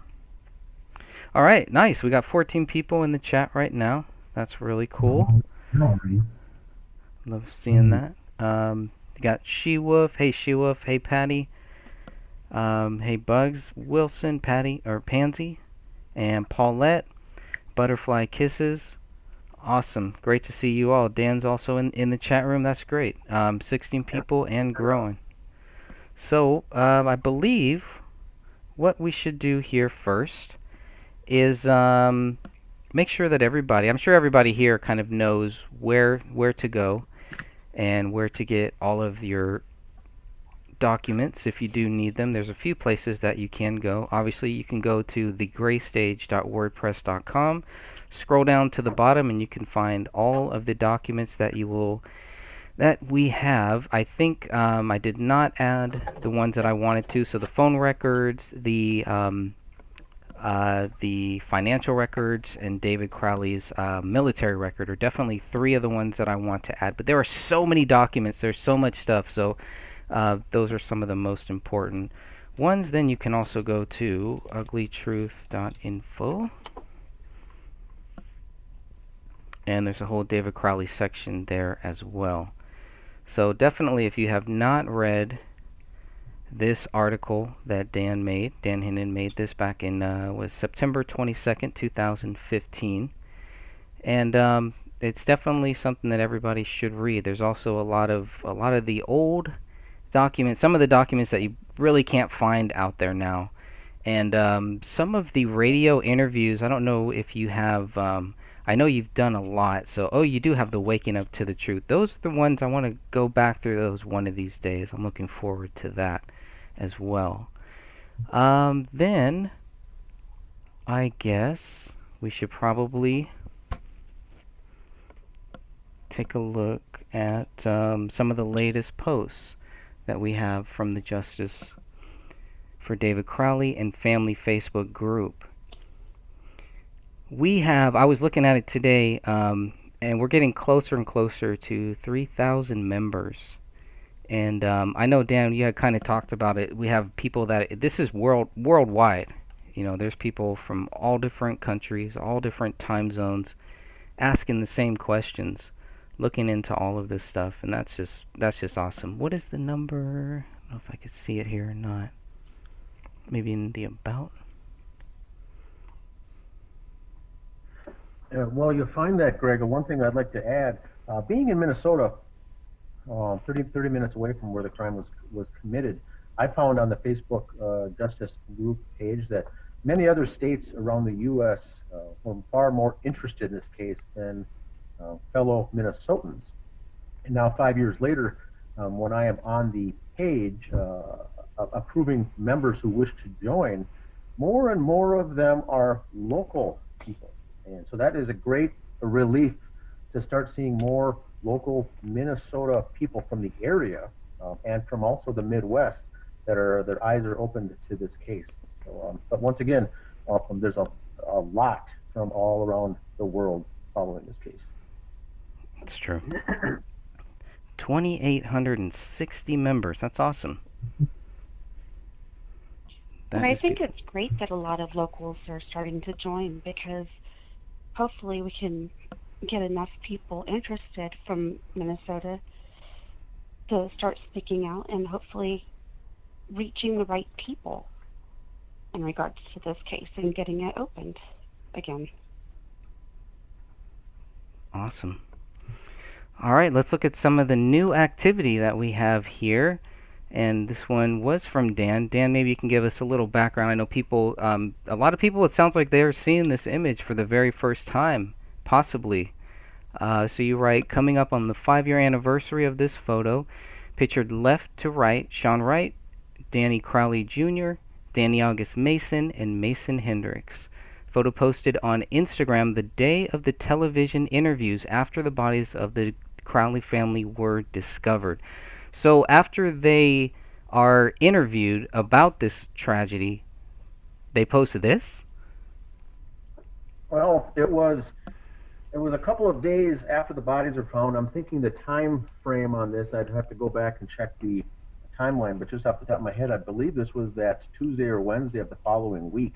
The bodies were discovered on a Saturday, and then Sunday was they wrapped up the investigation, and it was in the press by Monday and Tuesday, and I think this was possibly Wednesday. And I'm not sure if this was before the television interviews or immediately after the television interviews. And I can't tell if this is from someone's house or if this is from the television station or the waiting room or where they all were, but this photo was posted. I remember that day clearly. I was helping a good friend of mine move, and I got something pop up on my messenger on Facebook. Someone had screenshotted this image and says, "You'll never believe what they just posted on Instagram." And it finished off with the hashtag brothers, the 4 smiling guys in the aftermath of this triple homicide, laughing, happy, excited. I mean, this is just disgusting. And so this really got a lot of play when it first came out, because I made sure to post it right away. And they were busy doing television interviews, but at the same time, if you were to read their posts on Facebook, they were in the process of grieving. They were in process of getting their head around what just happened to their best friend. They were trying to digest this whole scenario of what just happened. But when this thing got posted, that's where it became evident that it was all just a facade. There it is. And the response we heard from a lot of folks as well was the old, people grieve in different ways, and we shouldn't take someone laughing as a picture like this as something suspicious because people grieve differently. And then it came out that this photo was taken many months ago, and they just decided to post it that day after the interviews. But I think when we looked into the screen image of that shot, that metadata, or the EXIF data, that photo was taken that day and published and uploaded immediately to Instagram by Mason Hendricks. So very bizarre actions and activities in the aftermath. I mean, the memorial service hadn't even taken place yet, and I don't think an obituary was even published at that point when this photo was uploaded. And so I've always referred to this as the iconic smiling guys photo. Yeah, it's definitely odd. So Sophia, any comments on this image here?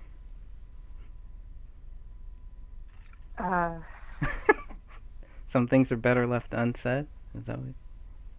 It's just tacky as hell. I mean, my sister had a memorial service a month after she passed away. We had a month to prepare. And let me tell you, by the time I hit the county line of where her memorial service was going to be held at, I could not stop crying. And that was all the way until I got home after her service, late that night, because we had to travel out of town. I cried nonstop. And these 4 individuals who had been all over social media saying, let us have time to grieve. We can't answer questions. We can't help you guys out or anything like that. And then they're here giving interviews on TV and smiling like dumbasses. I'm sorry. It's just tacky as hell.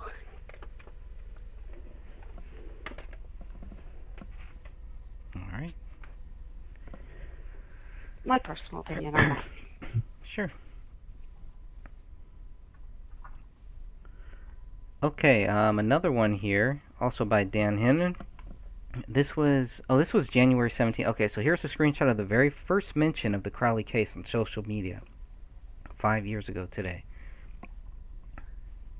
This particular image, I went back, I think it was a couple months after the crimes, after the bodies were discovered, and went back to try to see how this, because this wasn't in the news or the press or anything, and at first. Those press releases came out, which were little snippets by the Apple Valley Police Department, but I hadn't heard of this case on the local news or anything at all. So I did a search on Twitter, and I came up with this image that was 9:32 p.m., and locally here, we're coming up on the one, about an hour away from the 5-year anniversary of this photo being taken in front of the Crowley home with the news cameras there with the Apple Valley police cruiser in front. And this is the very first one, and it just says police investigating 3 dead bodies, a developing story, breaking news in Apple Valley, Minnesota. And so I kept that screenshot because I had figured at one point that would either be pulled down or yanked or scrubbed or something, so I made sure to have a screenshot. And I posted this image today on both of the Justice pages.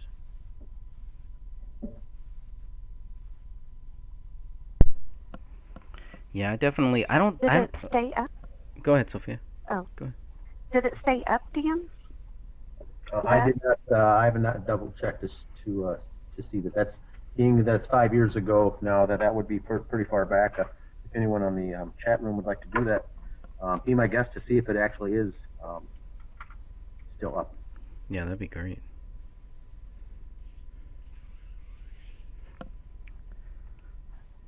All right.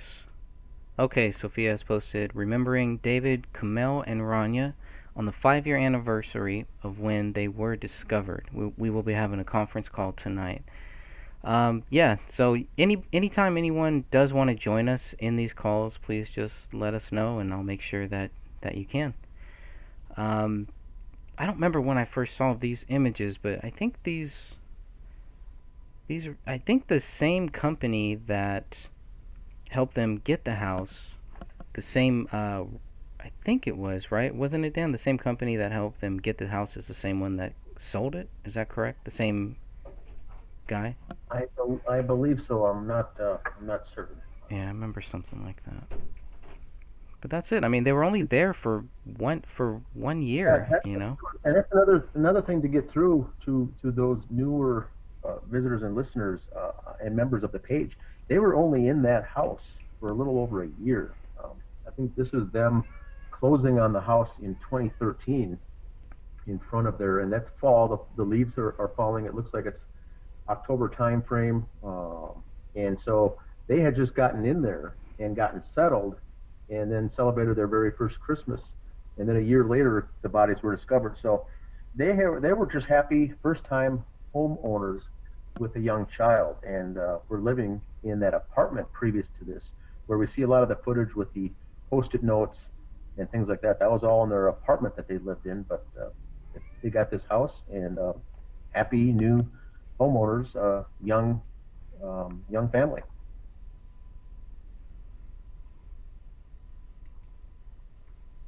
Yeah, there it is. That's all of them. Let's see. Okay, we got tomorrow's show. Okay, here's one. Denise, is it beyond the realms of possibility that the killers stayed in the house with them, obviously with protective gear on, coverall with hoods, gloves, and shoe covers? I've had an iffy feeling right from the get-go that the house was too much of a tip. Kamel always looked so well turned out, and from what I've read, she doesn't strike me as the kind of person who would live with all that mess. A lot of great, interesting things to talk about there. Maybe let's start with the house being a mess. Was the house a mess? I don't know. I mean, we've seen other photos of what their house is like, and we've seen photos of what the apartments that they've lived in are like. But remember, these are young people too. I mean, they died. They weren't even 30 years old. They very, very young, and so I mean, I don't know. I didn't pay too much attention to the messy scene, but I know that a lot of our members did, and a lot of people have made me kind of think about that and wonder about, was the house messy? Was it ransacked? Was it gone through, et cetera, et cetera? So you kind of go through all of that. I think I'd like to jump in here on that one. A young family with a young child, yes, your house will be not nice and neat and tidied, perhaps a little messy. The definition of messy is different to each person. I've seen houses much more messier. I've seen houses much more cleaner. I'm not sure what it means or if it means anything in this case, if they kept a neat house or not. But we have to remember that there was 3 weeks in between the bodies found and the last communication between this family, between a phone call, email, text, or whatever. So if the bodies were only there 1 week, dead bodies, they're being 1 week, decomposing and whatnot, we still have 2 weeks to back into. Were the killers there? Was the torturing going on at that time? Or were they just simply the family bound and gagged in the basement or something in that house? And so we don't know if the perpetrators in the house caused the mess or caused the ransacking, or if they did what they needed to do to find what they needed, if anything at all, and put it all back, or was it, who knows? That's kind of the question. Because there was 3 weeks there that are missing, we don't know who was in the house. We know that it was someone other than David, Kamel, and Rani was in that house due to the evidence that there was blood in the forensics, in the lab reports that excluded those 3 people. So we already know that someone else was bleeding in that house at one point. So if the house was messy or clean, I don't know if that's that much of an important point, I guess, because it wasn't just them in that house, and who knows what went on in those 3 weeks. But to each his own. I've had people respond to me by saying the house is just a pigsty, a mess, and I didn't exactly see it that way. I've raised young children, and their house kind of looks similar to what mine looked like. So to each his own. I don't know what the definition of that is, because it's very subjective, but some have commented. Now, the other thing, and my last thing I'll just touch on here before we move on to something else, is the basement is, David was just coming off that garage sale for the Bullet Exchange, his other company that he shut down, and had a large garage sale in the month of September. And so a lot of those items were not yet put away or inventoried or stored or given to Goodwill or sold. They were just out there, and a lot of the stuff in the basement was kind of a mess. David's guns, weapons, ammunition, police things, and some of his other props. So I think that also leads people to think that it was a very messy house. But that garage sale was just several months before, and he shut down that business, had a garage sale to sell everything. And what we see down in that basement is all the remnants of what was not yet sold. And maybe he was going through it to see what he wanted to keep for props and what he wanted to sell, but it wasn't, neat and orderly in any way. That part of it certainly was a mess. But I think people are mainly talking about the upstairs living conditions, and I didn't think much about that. Okay. Well, if I could put a little opinion in, we have a young child living in our apartment, and I can tell you we could clean after him or while he's taking a nap, and he could be awake for less than 3 minutes and be a tornado through it. So, and they had a 5-year-old who was home for at least 3 weeks. Well, depending on when they died, she was home, and it's very possible that they could have waited until she went down at night to clean or did it before she woke up, that kind of thing. But it could be a losing battle while they're awake.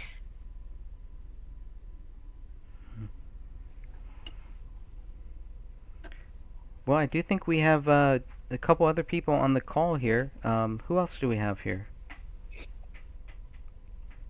I'm here. It's Christy. Hey, Christy. Hey, How are you? Christy. Hey, I'm good. How are you? Great. Hello, Christy. Hi. Thanks for joining us here.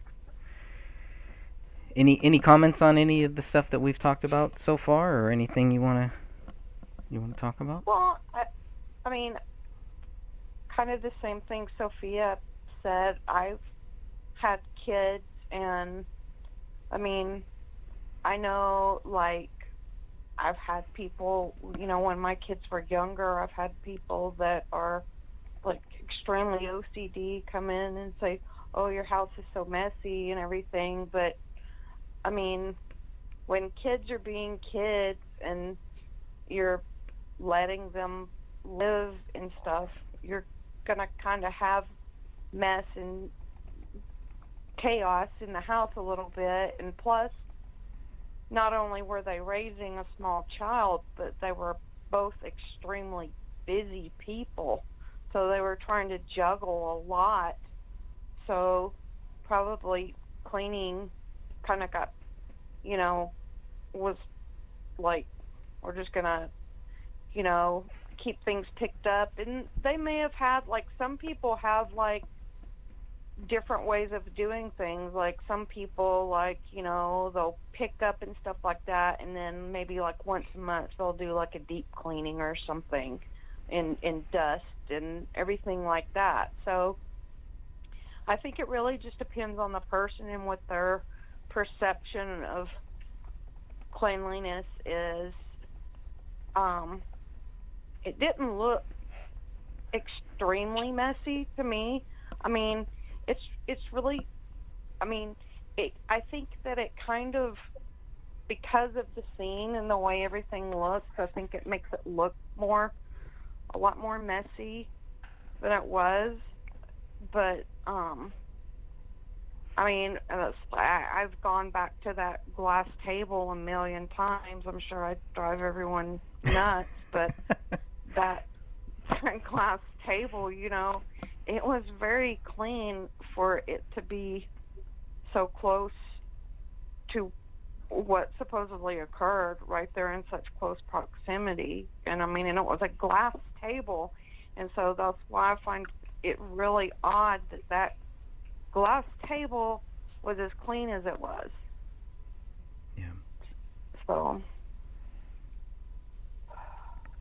I think we have somebody else on the call too. Who else do we have here with us? 817? Who's that? is this Pansy? Is that Pansy? Yes. I had to drop off. I got a call from my sister. Oh, that's okay. All right. I just wanted to see. Can I come back on? Okay. Awesome. Thanks for joining us here. Yeah, I got to catch up with y'all now. That's all right. Any Hope I didn't miss too much. Nope, haven't missed too much. We're just getting rolling. We haven't even really started here. We're just doing some of the basics, going over some of the different basics about this case, I guess, if you can call them that, and looking through some of the latest Facebook posts and everything like that. Anything you want to bring up, Pansy, before we continue on? Not at the moment. Okay. make sure that if you do, just do whatever my cat does and just start talking. Interrupt Okay. everything. All right, then. uh, Okay. okay, cool. I guess let's go ahead, and unless anybody else has anything, I'm gonna take a quick look here in the chat room, and then we'll kind of move on. I want to say hi. Hey, we got a lot of new people. We're up to 30 people watching right now. So I know that I missed a lot of people, but I want to say hi to Christy, to Patty, to Johanna, to Jennifer, to Patty again? No.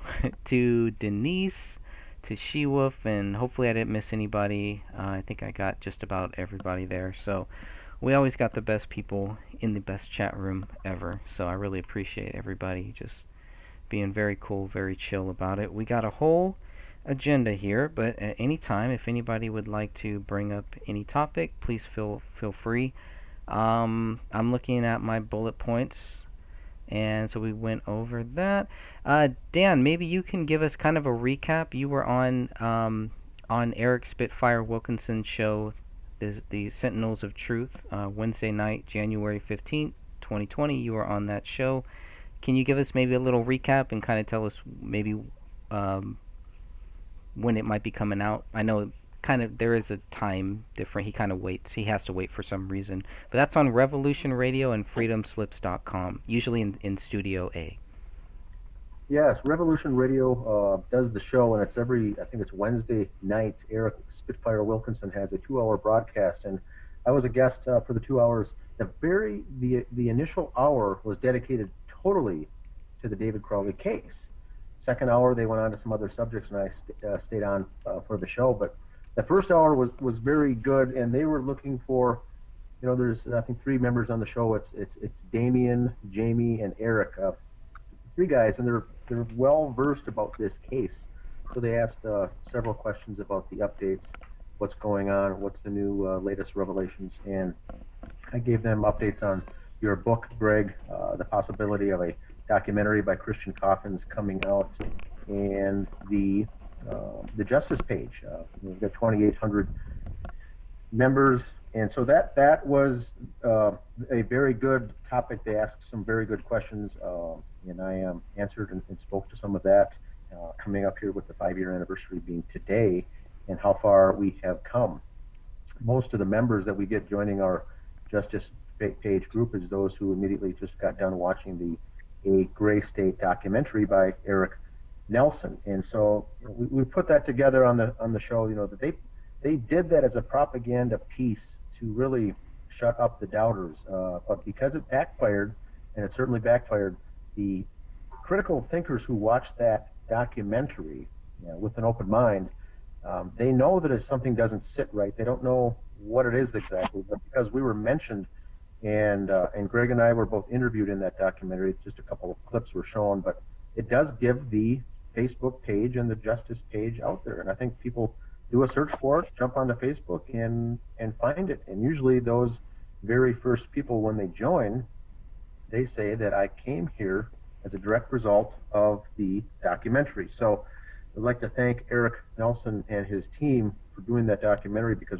it's really driving a lot of traffic onto the Justice page, because it's waking people up. So we talked about those types of things, the updates, and how it ties in much to the bigger picture. We talked about the documentary that they did, the Gray State team, that was released, called The Rise, and that was out there, and then the movie was never made. We do get a lot of questions with that, even to this day. When will the movie come out? When will the movie be released?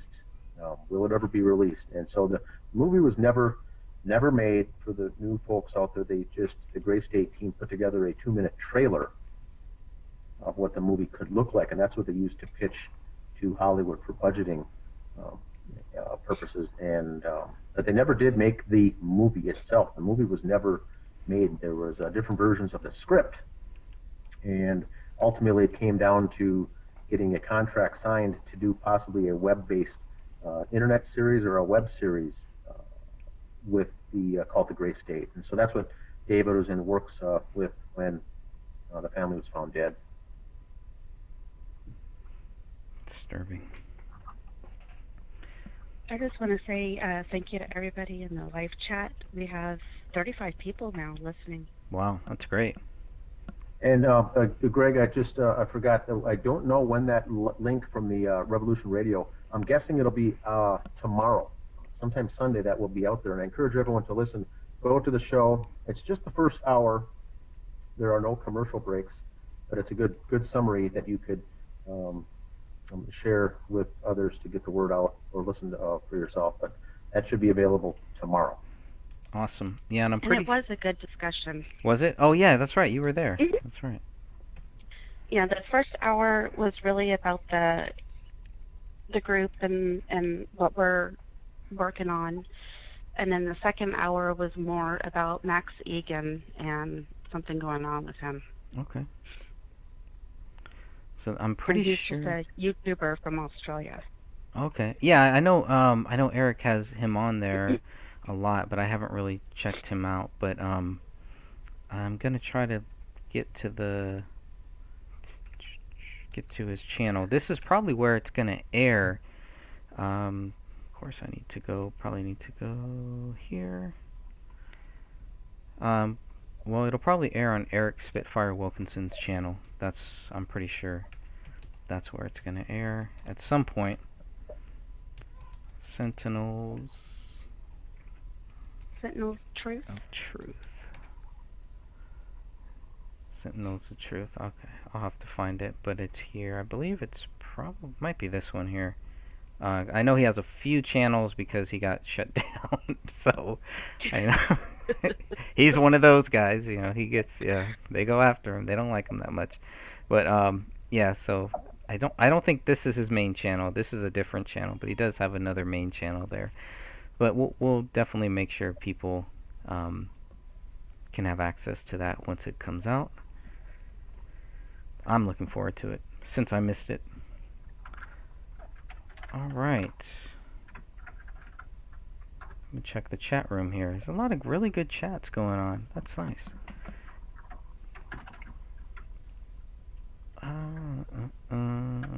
Outlaw Bob Barker. Is there any chance that the script will see the light of day? Who has David's script? That's a great question. Do we know who has David's script? I don't really know. I would assume David's dad and the Apple Valley Police, or actually the Dakota County electronic unit. They should have copies of all of that stuff too. I don't know what their policy is once they go through all of David's data. I think they went through some terabytes of data, and then I guess they gave it back to David's dad.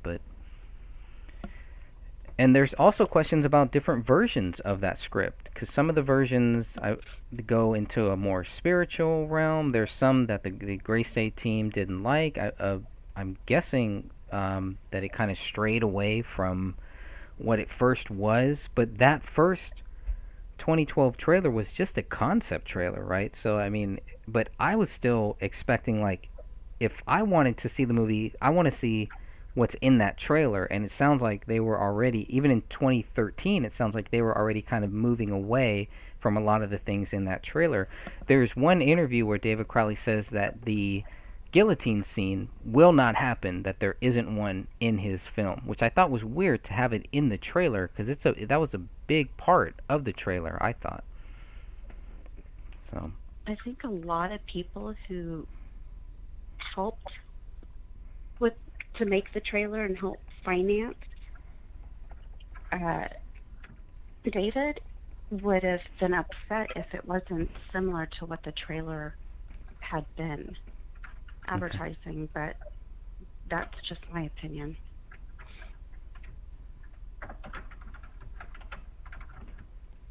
I don't know, it just would seem kind of dishonest to sell a storyline and to sell that and then completely change it and make a whole different type of movie. Mm-hmm. We do know that Danny August Mason moved forward with creating the company and the logo called Gray State Universe LLC, and he was moving forward with, I believe, the script. So if someone did have it, I believe Danny August Mason would have had a copy or had the script or a version of it, because he was moving forward with the company, and so one can only assume he wanted to use that and move forward with it. So if anyone had it, I think he was one person for sure who had something with it, because he was actively moving forward. He created that company, Gray State Universe, with the Secretary of State in the state of Minnesota in May of 2015. Just 4 months after the bodies were discovered, he was already getting the trademark for the logo, and the company set up to move forward with the film. That has since lapsed. There is no Gray State Universe LLC in the state of Minnesota. But he was hot to trot at the beginning. And when he did that interview with Ben Swan? Ben Swan, he mentioned the Gray State Universe in that interview. Did he really? So he was already thinking about it. Wow. Yeah. It was like near the very beginning. Wow. And he had mentioned that. I'll have to get the minute mark for you, Greg. Yeah. And that was an interesting point, because one answer that I think the Gray State team gave was, we wanted to continue on with David Crowley's legacy, but then they had to kind of walk that back a little bit, because they're also pushing the fact that he was a killer. And so they found themselves not knowing which really side of the fence to go on, and so they kind of let it go. But at first it was, we wanted to continue the legacy, wanted to continue David's work. But like Greg Fernandez has said several times, is you got to watch how you say that, because you're also pushing the narrative that he was the killer. And so I think they had to backtrack a little bit on that. And overall, it ended up, I think, collapsing after. And I believe it was after the photograph came out showing that the registration for that script doesn't expire until June of 2019. And I don't think Danny August Mason knew that, and until that came up on our Justice page, that he couldn't do anything with it until that point anyway. He had to wait 5 years or 4 years. And it was about that time that I think he shelved the whole deal and called it all off. Now, that's just my assumption, I guess. Well, he and David's father had also filed. Who was it? There's another company. Was it the Copyright or the Guild? It was one of those where David filed, and they cannot legally get that script for at least 70 more years. But they both filed separately to have claims for that, and I guess they'll probably find out, if they haven't already, that they're not going to release that script. Well, they've definitely tried, and they've pitched it too. So it isn't like they just tried to get that stuff. They were pitching it to the same people that David was actually working with. So it seems like they had a lot of confidence that they would be able to go forward with the script, and just talk. And it sounds like they talked to Michael Entertainment Group, according to what Mike Boggio said to Dan Hinnon. It sounds like they were talked to a couple times about it. So interesting. And that's just the one that we know of. So I don't know. Who knows? I'm just pulling that up, pulling the documentation of registration up right now. Yes, that one. If you zoom in on the bottom right, it gives an expiration date, and I think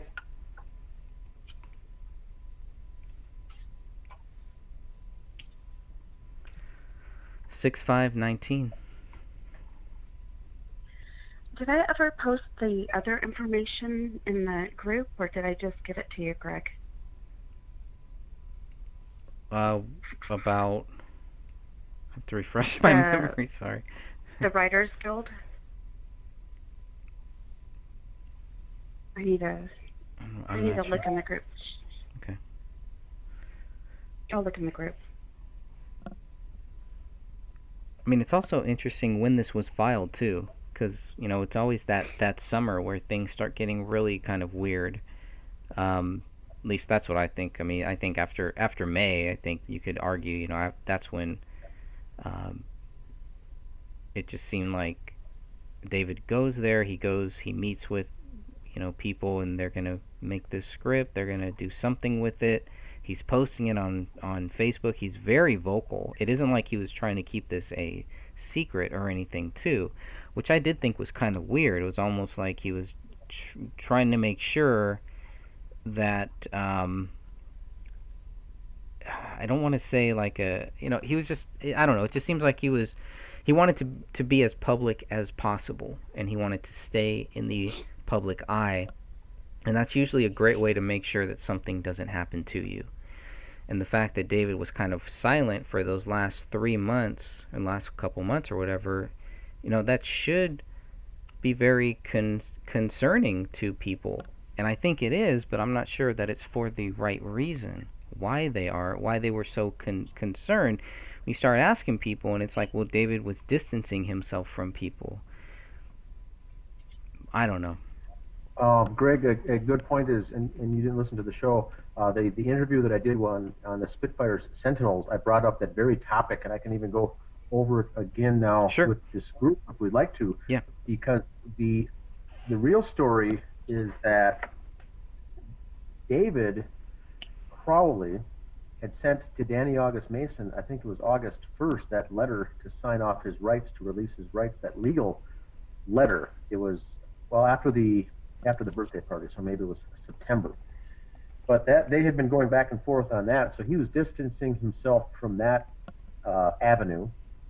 And then he had the argument blow up with his brother Dan Crowley Jr., I think also in April, that wrecked that relationship, and they cut ties. And so, and David was never really close with his father. So all that stemmed from the fact that they started pulling back on purpose. Now, what we get hearing from the Gray State group, the narrative was that David was going into isolation and depression, and then he slowly withdrew from everybody because he didn't get the contract. Is the narrative they got, is that they tried to push. He didn't get it. He was despondent, and Comel was paying for everything. David didn't have a source of income, and he was going into depression.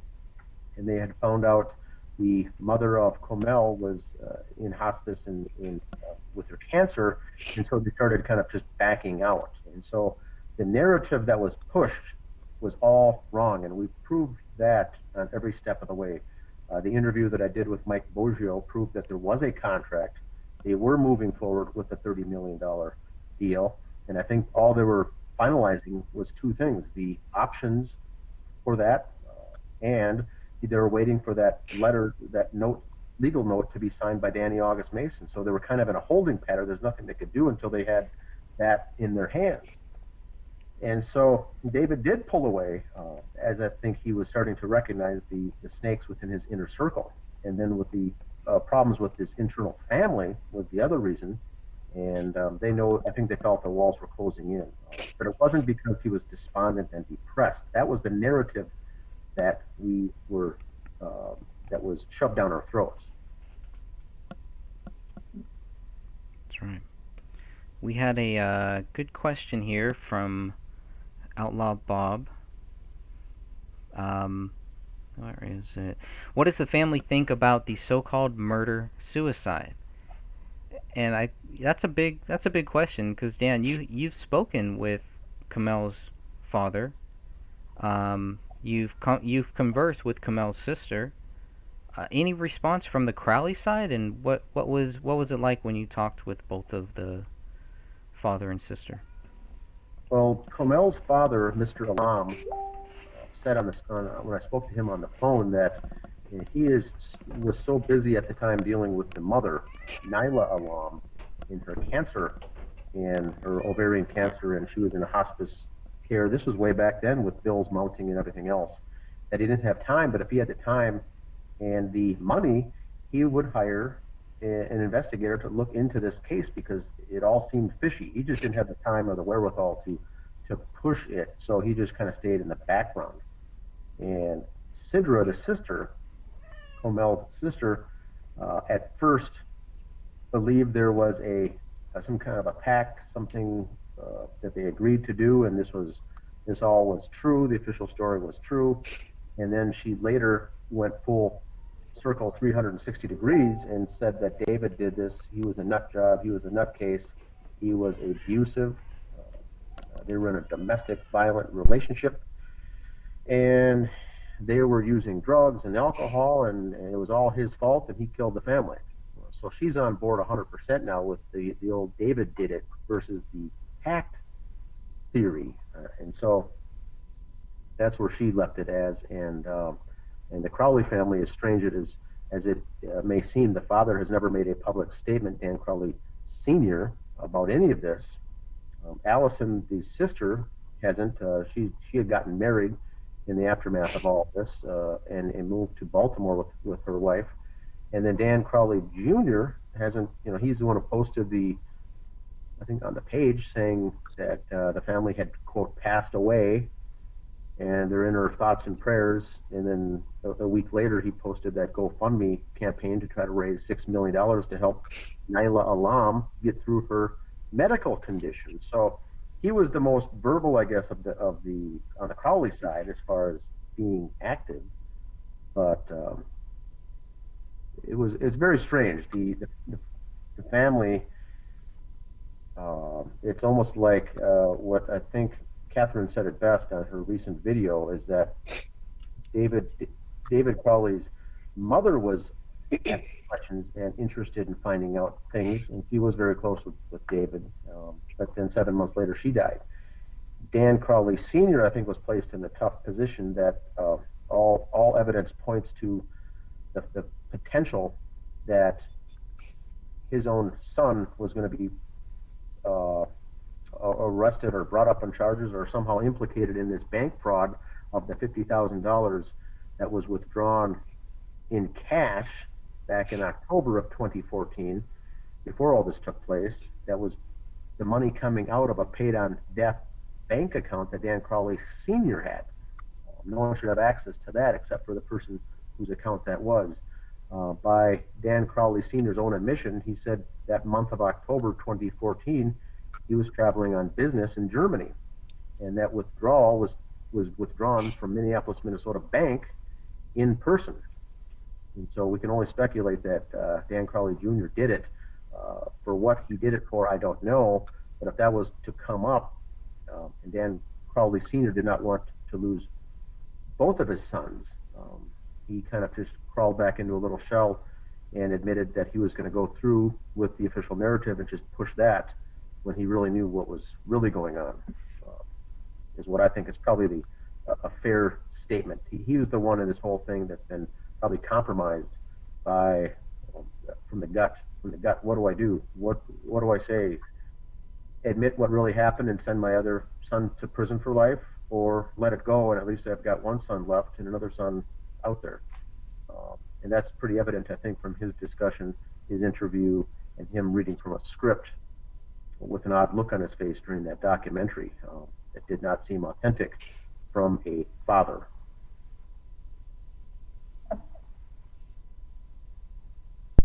Okay, we got another one here. Oh, go ahead, Sophia, if you got something you want to add to that. It was the copyright for the script. And, I actually spelled it wrong. It's R-I-G-H-T. That's what Danny August Mason and Dan Sr. filed for. But is that posted in? Released. It's not posted in the group. I don't know. I haven't looked in the group yet. I was looking for the actual information on my phone, and I found it. I'm going to go to the group and look. But I did send it to you, Greg. And I sent it to Dan also on Facebook. Okay. Yeah, we should definitely post that, because then I can just pull that up from the... You should post some of that into the group, and I can just pull it up right there. I will. I'm doing it right now. Snowflakes had a great question too. Did anyone ask their neighbors if they've ever heard David and Kamel fighting? I'm a domestic violence survivor, and I believe there would have been loud fights between them if this was David who did this. I think we have at least a few people in the police documents that say that they've never heard it. Every news article, everything, I've never seen anything that says that they have, which is one thing, but it's a whole other thing when you have people on record saying that they never heard anything, that lived next door to them, that lived in that same area. Have you ever heard anything about them fighting? I haven't heard anything. I hadn't heard anything. I don't buy into that theory, though. That's just my opinion. I don't think that there ever was domestic violence in that family. Right, and it sounds like this person doesn't too, but just that, if there was, and we know that, Dan, maybe you can tell us about that one story you told me where you're sitting at some gala or something like that, and all of a sudden David's name pops up or this case pops up. Yes, that is very good. It was a year later, I believe. I was at a silent auction to benefit domestic violence, to raise money for domestic violence in the Twin Cities area. And at the conclusion of the dinner, there was a slideshow running with images of people that had died in that calendar year due to domestic violence. It was a summary of all the year 2015 of Twin Cities couples, families, and children that died due to domestic violence, and what we can do to stop it and put an end to this. Well, I not only take a big swig of my ice water at my table, and I see Kamel and Randy's photo show up saying that they were the victims of domestic violence. And so the next day, I contacted the presenter of that event that I was at, and I said, that particular one that was shown, the case is not yet finalized. That's just a theory. The case is not closed yet. So this was this may have been late 2015, because it was January 2016 is when Apple Valley Police closed the case. It was about a year later, almost exactly to the day that they closed it. And so this must have been the end of 2015, and they already had their photos up there. And I said, here's a link to the article of what happened. They're suspecting possibly domestic violence, but the case is still open and hasn't been fully concluded yet.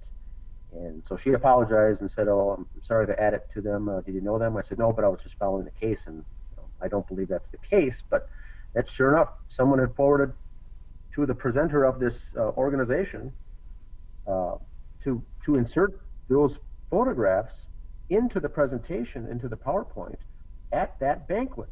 And my question is, how does stuff like that get forwarded? How does it even get in there, much less make it to the final cut of that of the banquet? But sure enough, they were there, and it was presented as fact. It was presented that it was a fact that they were killed due to domestic violence. And I said that's very misleading, because that's not the case.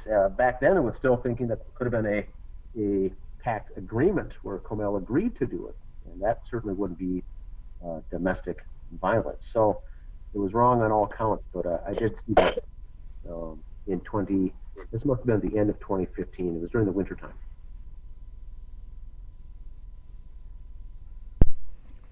Okay, Sophia, I got that image pulled up here. I did there. Abigail has a really good. Images. Okay, there's several. Okay, so I'll pull those up, and maybe you can kind of go through those quickly. But before we do that, Abigail has a good comment here about Joseph Seaton didn't see David in 4 years, started hanging out with him in May 2014. He's now buddies with Danny Mason. Joseph Seaton moved to Austin, partner with Danny Mason in production company. And he has a pit bull and is an Army Ranger. I still want to know more about Joseph Seaton, what his rank was, how he was a ranking officer or David's commander. I still want to know more about that. But I did not know, or maybe I blocked it out of my memory or something, but I didn't know that he's working that closely Joseph Seaton is working that closely with Danny Mason. Makes me wonder if some of the other guys that are involved in film, a lot of these guys were involved in their own film projects and stuff like that. Interesting. Good to know. Yeah, the whole Joseph Seaton, it was I'm not going to say a mistake, whether intentional or not, but the film, the final cut of the film where they show Joseph Seaton photoed twice with a different title or a different caption on the documentary both times. One said friend of David Crowley's. Next time it said commanding officer in the military with David Crowley. So they had either forgotten to change the one instance of the title. You'd never have a documentary, and Christian Coffins confirmed this. You wouldn't have a documentary where a person would be listed more than one time and two different titles due to consistency in being uniform in the documentary. It'd always be referenced the same exact thing. And it maybe even could have said friend/commanding officer. But the fact of the matter is it was two different ones, which is a big no-no in documentary land to ever have non-exact titles given. Now, commanding officer is another thing that doesn't make sense because he was in the military, I believe, as a ranger, and he may have worked with on one of his tours and maybe known David, but I think that it came out soon after this documentary came out that someone contacted us on the Justice page. It says that David's commanding officer, the person that he reported to on one of his tours, was a black man, an African-American gentleman that was not. They said, "Who's this Joseph Seaton? Who's this guy, this clean-cut, bald guy with a beard?" They said, "Who is that?" And so we got hit with some questions right away because that raised concerns. So what I think, personally, and this is just my opinion, Joseph Seaton did the documentary and did his interviews and then provided to the Eric Nelson documentary film, the production crew, he gave that definition himself, saying, "Oh, it's commanding officer." Even according to Joseph Seaton's ex-girlfriend, whom I've talked to before on the phone here in Minneapolis, she said this guy was a con artist from the get-go and was telling stories that she didn't believe, and none of the stuff he was even making sense. So all these characters that were surrounding David Crowley were, I would say, shady at best. Con artists, manipulators, master manipulators, and very good at playing with people's emotions and everything. So she said this was the same thing when they broke up and he moved, and Joseph Seaton moved to Seattle to move in with some buddies, and then later that didn't last, and he ended up down in Austin, Texas, surprisingly where Danny August Mason is, and Joe Biggs and Alex Jones and the rest of these cats. So all these people all ended up in the same bucket, but Joseph Seaton was another one, very good at lying, very good at manipulating people, and I think that he offered up that title to the production staff for Eric Nelson and said I was the commanding officer. And I'll believe someone did some fact checking later to ensure that was correct and found out that it was wrong. So I think they just were going to use the phrase friend of David Crowley, and so they made the change, but not in both locations. So it may have been an honest mistake, but he never would have been a commanding officer in any sense of the imagination, as even Sophia, being her background with the military, he never would have been anything to that regard. Well, and I'd like to add something. I can't go too far into it, but you have to be a certain rank to fulfill that duty, and they would have had to have the same MOS, and so it's not possible. It's in the only thing, I mean, I have to be fair and say, okay, well, maybe if the people that did the documentary, because they're not very familiar with military terminology, etc., whatever, if they just deem someone as being an officer, if they equate that to being a commander, then it would be an honest mistake. But if he himself said that he was his commanding officer, then it's not true. But I can't go any more into it than that right now. And I think that's a good point, because David served on the battlefield in Iraq. By the time he got stop loss and got sent to Afghanistan, he was just simply working in the mailroom. And so Joseph Seaton, his boss or his manager in the mailroom over in Afghanistan, the difference there is that the word officer is attached to it, which leads one to believe that it's not an enlisted person, it's an officer. And Joseph Seaton was... he was an officer. He was an officer. He was an officer, but he wasn't a high enough ranking officer. Oh, he was. So he was not enlisted. He was only a lieutenant, and he didn't make it very far up the chain, let's just say, before he was discharged. And it wasn't even honorably discharged. He got into trouble himself and got out, but being that he was roughly David's age, would a commanding officer would have to be an older person? Is that correct, or would they be? Yeah, he would have had to have been higher ranking than that. He would have had to have been at least a captain. Okay. Yeah. And also, you know, if he said he was special forces, but if he was actually a ranger, there's a difference between the two. There is a distinct difference between the two. So there again, if he said he was special forces, it's only because he's trying to be grandiose and make himself out to be more than what he was, because there are a lot of rangers, and I'm not to disrespect any rangers or anything like that, because, you know, it's an admirable job and everything, but rangers are not special forces. They are two completely different things.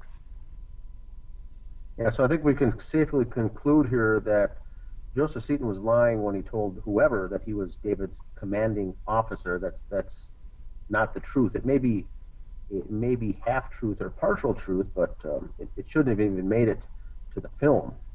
That particular title, in my opinion. Right. Unless, like I said, unless the people that made it misunderstood him. But I mean, I would think, I know for someone that's honest, like if they were actually able to screen this before they released it, someone that had served, if they saw that up there and saw that it was a mistake, they would correct them, because that's, I mean, it's not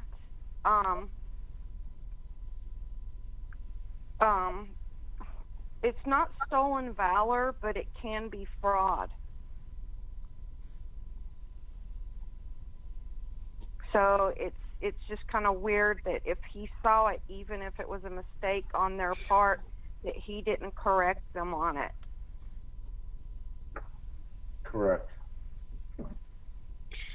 And, you know, I'm wondering if they just use that title to give him more credibility when he talks about David going downhill, because it's him and the chick who doesn't exist who started the whole part where David and Camille were both going downhill.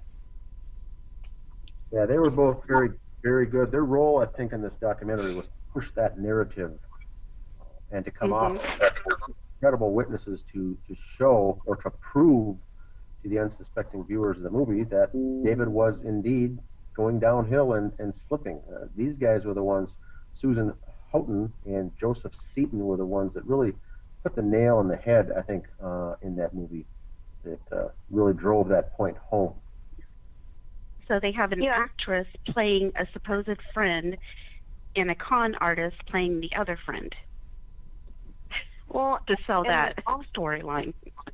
Also, his little narrative about, like, that the way they're trained, he knows the way he was trained, and so he sure David was trained the same way, to be 2-3 steps ahead.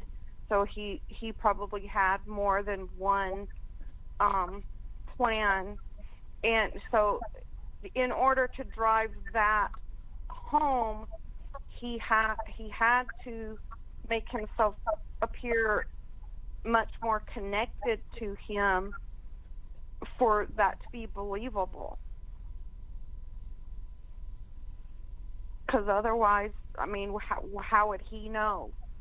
You know, because, I mean, so I think that's another reason why that kind of drives home. Well, of course he knows. You know, he served with him, so he knows what he was like. You know, he knows how he was trained, so he must be telling the truth.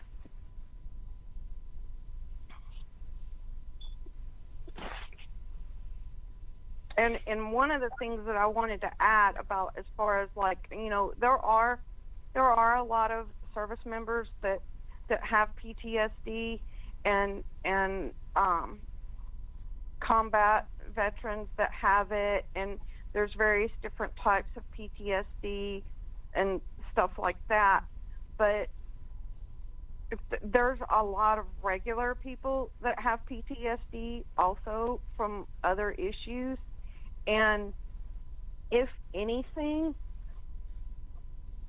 service members are trained to be disciplined and have more control than civilians. So, you know, it's just ludicrous that narrative is being used. It's an insult that, you know, he was a veteran. So, and even if he did have PTSD, you know, he was a veteran, he had PTSD, so he must have snapped. I mean, it's unbelievable how many people are diagnosed with PTSD in this country. And if everyone that had PTSD was snapping, then half the country would be gone. So it's just absolutely ludicrous to use that narrative, because people with PTSD don't just, like, have it and it lies dormant, and then all of a sudden just one day they snap and kill their entire family and themselves. That doesn't happen. And he was also filming war-type scenes. Everything that he might have seen over in the Middle East, he was kind of pitting into his movie. And he was going to the gun range and doing tactical moves and stuff like that.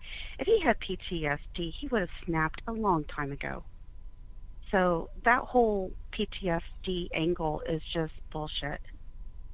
Yeah, and he wouldn't have been able to cope with even if it was blanks, the gunfire and everything that was going on, and the types of situations that they were filming, how volatile they were. He would not have been able to cope with that. He wouldn't have run towards something like that if that's what had him traumatized.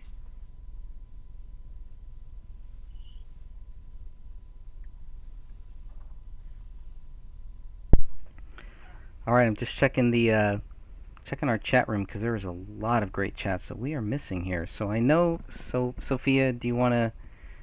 Should we get to? Should we go over some of the comments first, or should we get to what you were saying? They were asking about the blood on the magazine of the gun, and I have that pulled up right now. It says mixture of 2 or more individuals. Major male DNA profile matches David. Major profile does not match Kamel or Ronnie. And then it says Kamel and Ronnie cannot be excluded as possible contributors, though. And then it goes further down. It says that Ronnie was It's estimated. Okay, let me just read this because it's an estimated that 99.99997% of the general population can be excluded from the contributors based on less genetic information obtained from known samples of Rania Crowley. It is estimated that 99.95% of the general population can be excluded from being contributors. I have no clue what that means.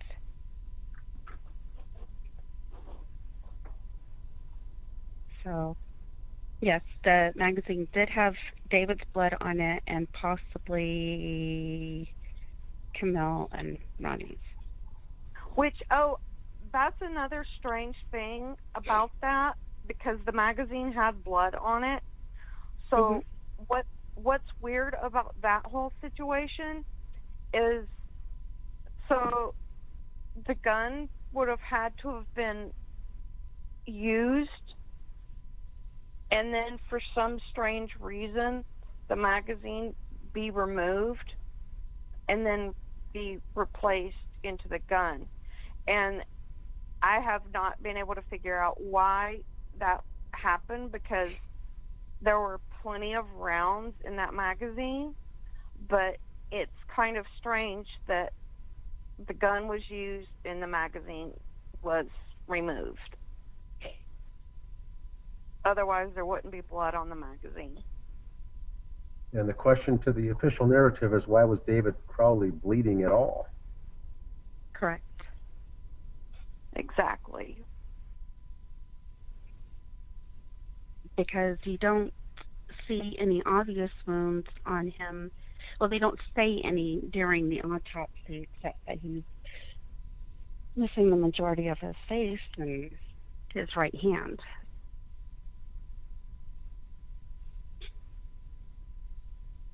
But they don't say anything about scratches or cuts or anything on him for why he would be bleeding. If we're to go with the whole snapped murdered suicide kind of scenario. I don't know if this is like out of place in the discussion, but I don't want to forget to bring it up because this has been driving me crazy. Okay, does anyone that's on the call travel? Like through, like travel with airlines? Does anyone travel? I haven't since 9/11. Has anyone traveled? I've only traveled like a couple times. That's it. Keep my feet on the ground. Sorry. Okay, well, the thing that y'all know where I'm going. What is very bizarre to me is, yes, airlines have a rolling arrival time. It's constantly updating and everything, like when a plane is going to arrive.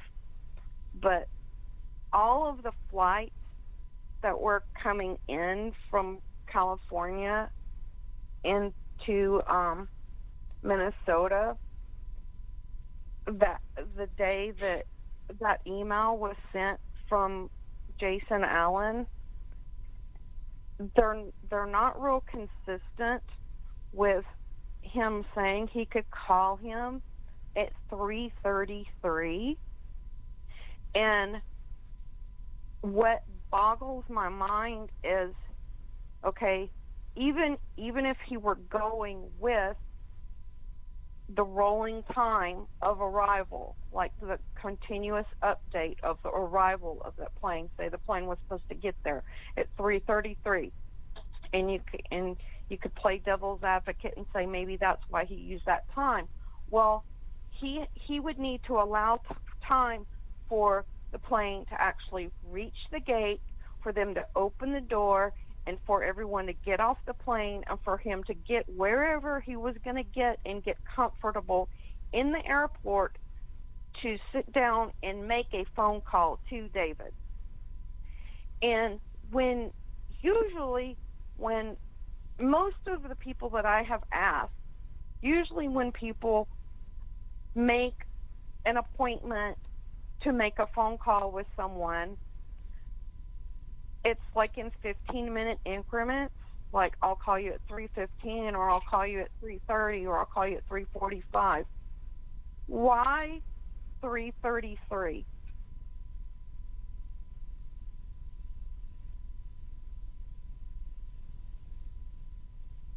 I just think that's weird. Yeah, it's It very is an odd choice for putting a time on. Yeah, and it's 3. I mean, it doesn't make any sense. Who does that? Greg, what were you going to say? I'm looking at this now, and it's 3.33. So maybe it's maybe it's a typo, you know? I mean, is he doing this from his phone would be the first thing. Like, where is he sending? You can't really tell as far as I can tell. So I don't know. Yeah, that is weird. That's the only thing that I can think of. But, and it's January 8th, too, so I don't know. Yeah.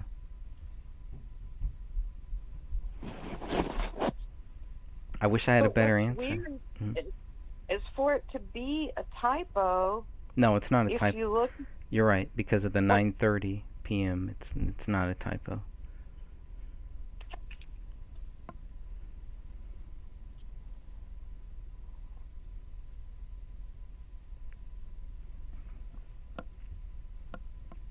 it's just strange.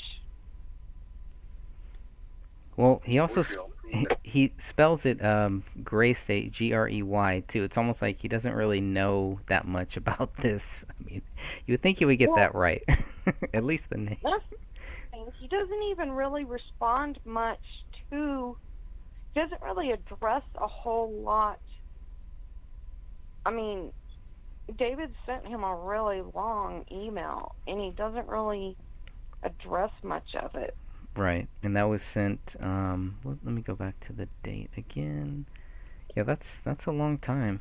It's almost a month later. And David even says Gray State. I mean, he spells it out for him, so it's not like 1, 2, 3. I can probably count 5 or 6 times that David has Gray State in there. Obviously, yeah, closer to 10, but still. Jason Allen just kind of seems like, you know. So this over a cactus, I mean, there's so many things that we could dissect from this, I guess. But that is a weird one that I can't say, that I can't just discount and say, oh, well, it could have been this. It is a weird time to give. I mean, I'm glad that it wasn't 666, but again, that wouldn't make sense because there is no 666, but 333. And then at 9:30 is pretty close, but I don't know.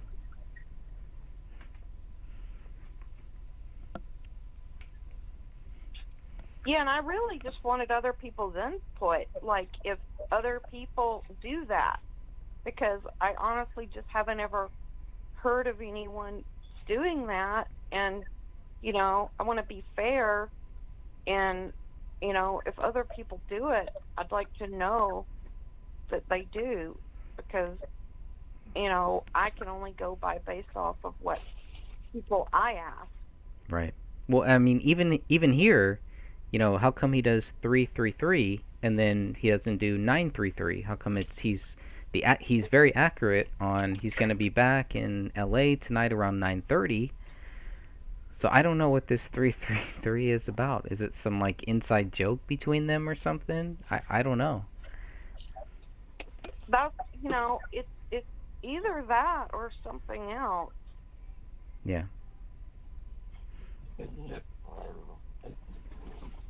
Yeah, well, he's an interesting guy, for sure. Did you want to go ahead and start going off the PowerPoint? Yes. Okay, let me get this up here. All right, so the only thing I wanted to mention here, I put this here because this is pretty much what my book cover is gonna be like. So I'll show some of those photos later. But Sophia, you had, let me get to that here. You were going to talk about the blue blanket and, oh, no, I want to play your video first. Should I play your video okay. or should I wait or should I, what do you No, want to you do? can play it. Okay. I don't mind. All right. So I want to play this. I have this warmed up. Blue washable paint experiment number 1. Putting feet in it. Let's see, I'm going to go back here. Yeah, I might be playing it too high. I made the high res, but let me adjust this down here. Okay, it's about 3 minutes long here. Blue washable paint experiment number 1. Putting feet in it. Oh, that's slippery. We're gonna demonstrate the footprints.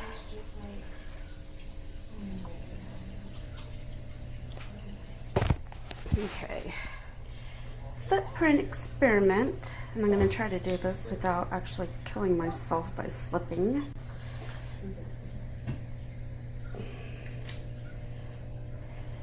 Is it buffering, Greg? Two, 3, 4. Yeah, if it's buffering, I'm going to lower the quality a little bit. Okay. As you can see, I already have paint between my toes as I stepped into it. It's like in my toenails, on my toes. Unless David actually took a shower, really cleaned himself, I do not believe that he made those footprints. These are my footprints. These are the, as you can see, I made several steps.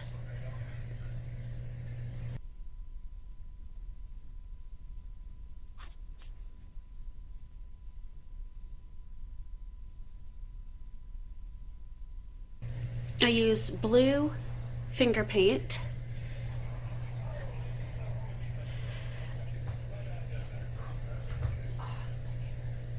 There's the paint right there that I stepped in.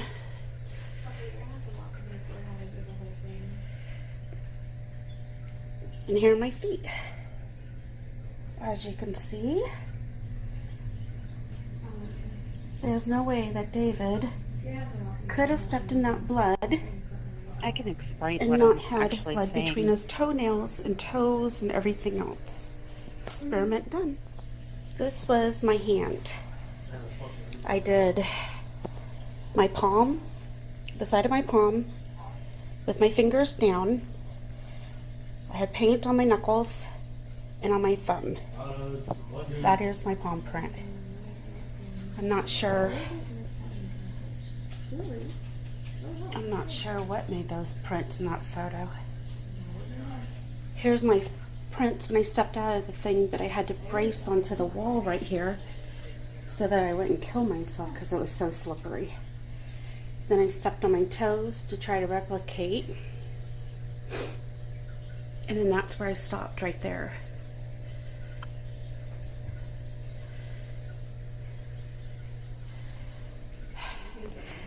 I think it's important to realize that David would have had a blood between his toes and his toenails. And quite possibly on the sides of his feet like this, and on his feet. His feet, in the autopsy report,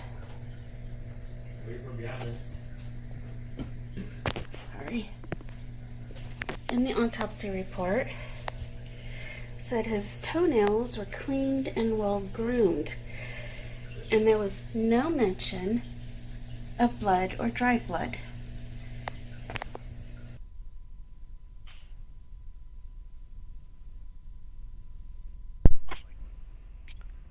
All right, so Sophia, maybe you can help us kind of break that down. Sorry if it was buffering for some people. I might have had the quality on too high for my computer to handle.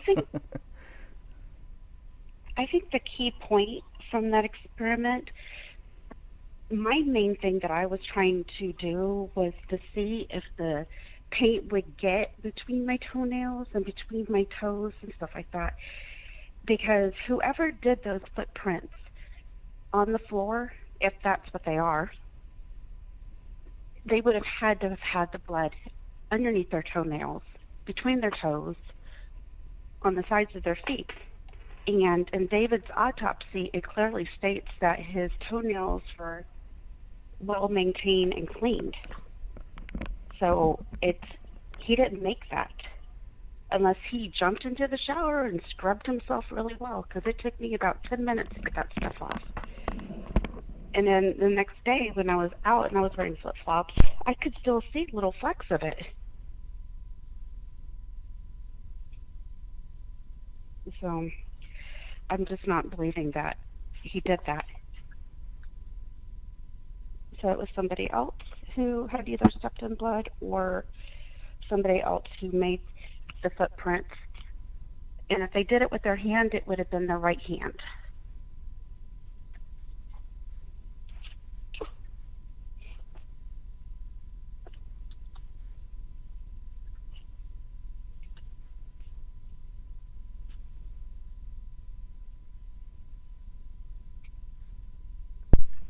All right, I was gonna pull up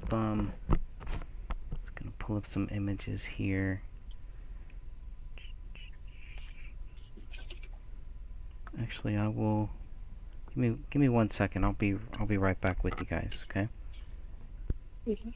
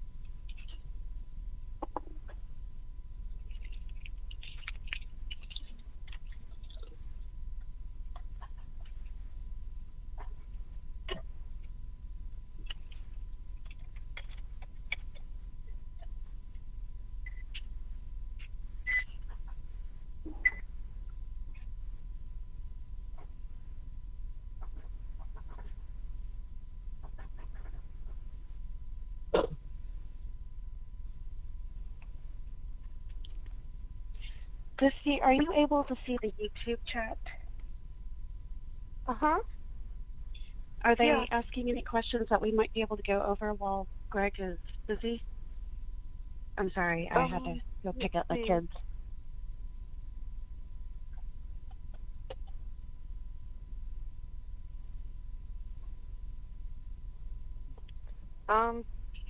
Someone says that they're going to ask someone, but they've noticed a lot of, I think it says elite talk about numbers in this. That disappeared. They were talking about Germanta and what David Allen was talking in regards to 333 and stuff. Yeah. There was some other meaning behind it, or Possibly. That he could have been talking in code. yeah. Which, all of us have had some type of issues with our emails. I'm wondering if David was having an issue too with his email being hacked.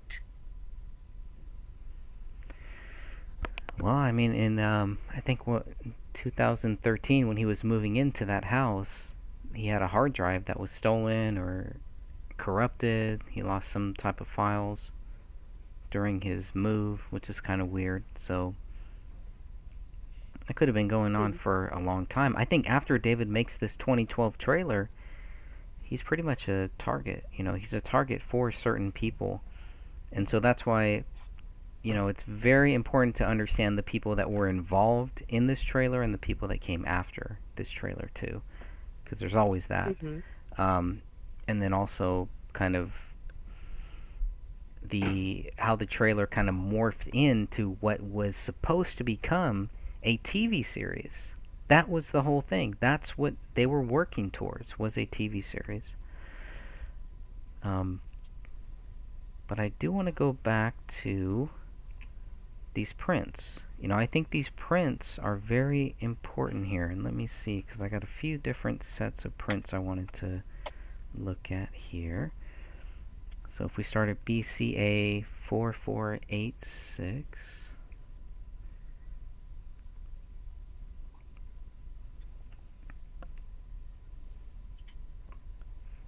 4486.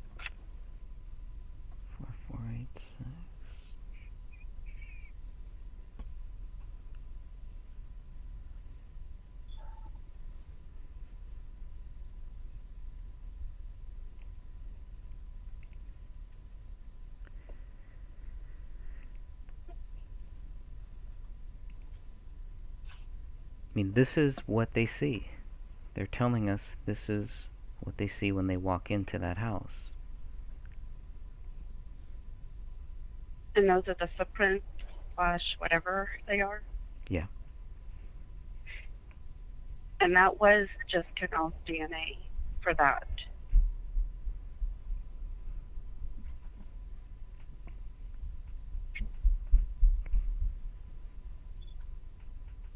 And I also sent you the one that after they had collected the DNA and then sprayed it.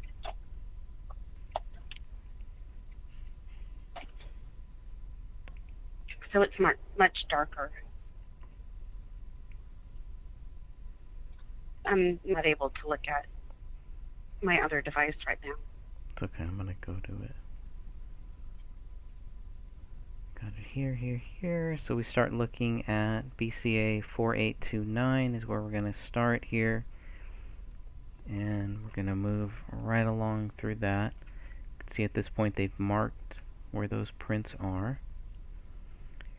And item number 14 labeled here. The most important thing for me, the reason why I do think these were feet that did kind of match David, is because I look at this little circle here, his index toe, and then we'll compare the index toe to that. Doesn't mean that everything here on the ground is a footprint, but the only thing that are noted are footprints. So if there are fingerprints, then that's a big deal, because that shows that they are hiding something, because they do not mention any fingerprints on this floor. So it's one or the other, you know. And I do believe 14 and 15, actually to the left of 14 looks like a footprint. 15 to me also looks like a footprint. Where the marker, where this yellow marker on 14 is, I think, Sophia, I think that's what you're talking about there. So I'm going to go to that one. And when I had the paint on my feet, paint that I picked out was very slippery. But when your feet are wet and you have blood on your feet, it's the same type of concept. It's extremely slippery, and I almost killed myself a couple times. If I didn't have a wall right there, I would have slipped and fell, excuse me. And so for those feet to appear out of nowhere, those footprints, I find that highly suspicious. So there had to have been more that were cleaned up. And those were specifically either planted or they were specifically left there for some reason or another.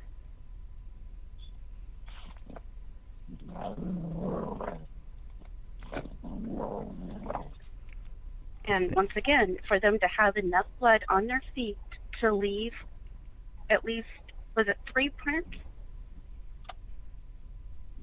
They would have had it between their toes and toenails.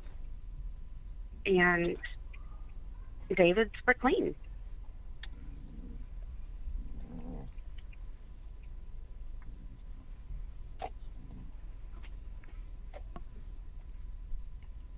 All right, so I'm zooming in on some of those ones now. So to me, this image, which is image number BCA 5015, this is the one. If you look at where E is, this looks like a fingerprint. I mean, it looks like a hand. It looks like a whole hand right there. So, which is not really it's not item 14, it's not item 15, it's just kind of mentioned there. But if you look at it, I mean, that's why this was one of the first images that I remember seeing like this, and it looks like a hand. But it's not 14, it's not item 15, it's not the items that they talk about. Go ahead. Mm-mm. No. And it was very hard for me to replicate something like that exactly with my feet. My toes were not, I mean, my feet were completely covered in paint, but they would not leave it completely darkened in and stuff. It just didn't look the same, even though I was trying to replicate it.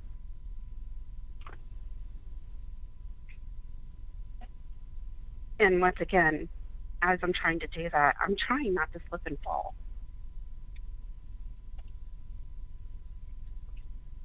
So that was another factor. I just don't see how anybody could have done that and not slipped, and you don't see that in their footprint.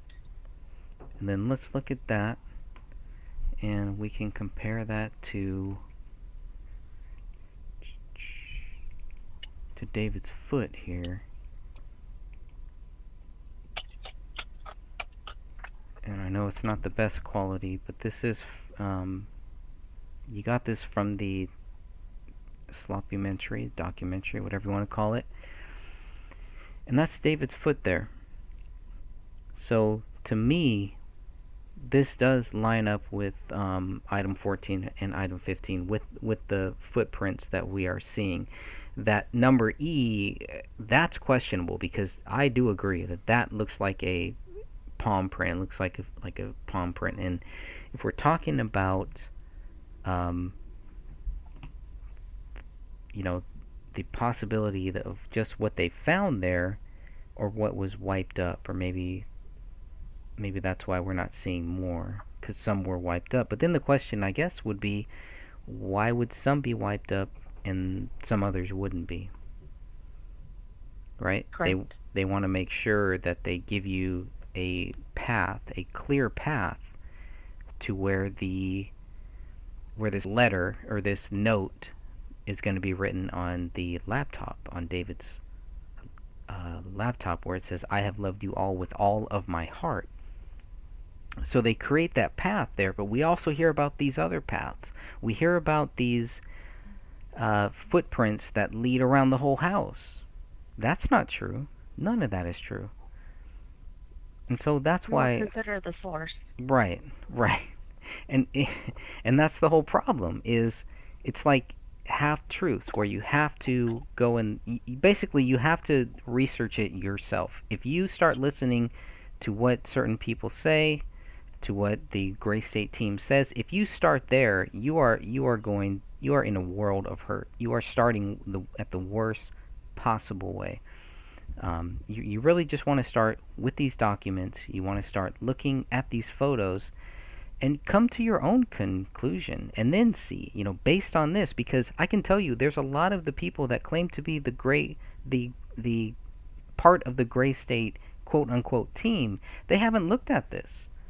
They're not looking at these documents. They're not looking at these photos. They don't care. They obviously don't care. If they did care, then they would look at these things.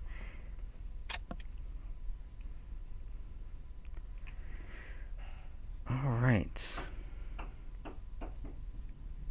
We are missing a lot of great comments in our chat room here. I'm So we picking need- the kids up, so it That's might why get a we need little like a. noisy.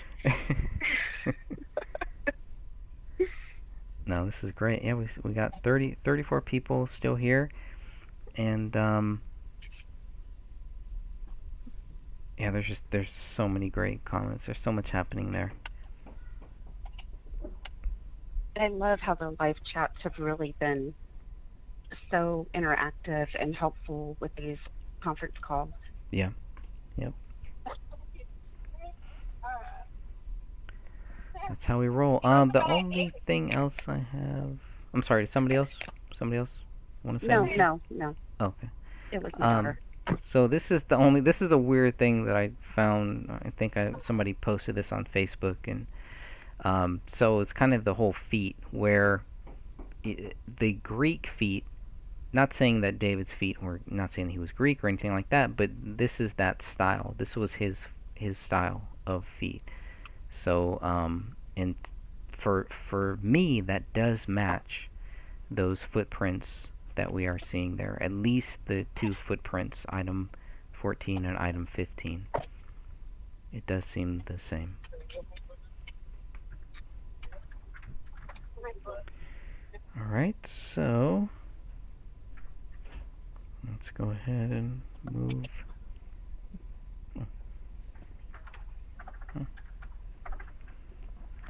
Let's keep moving on here. Okay, so let's go back to the PowerPoint. Are you ready, Sophia? I can't see a thing right now. Okay, I'm gonna go. But I am ready. Okay, because I'm gonna go to slide number 3, and I'm Okay. pretty sure you know what's gonna be on slide number 3. Yes, I do. Okay, we're gonna go to slide number 3 right now. I'm sorry? Is that correct? Okay, we're on slide number 3. We're looking at the BCA 4777. This is the photo of the image of David's left hand. Okay. Is this the one where the book, the Quran? Yes. Okay. If it shows where his index finger is touching his thumb. And if we go to the next photo,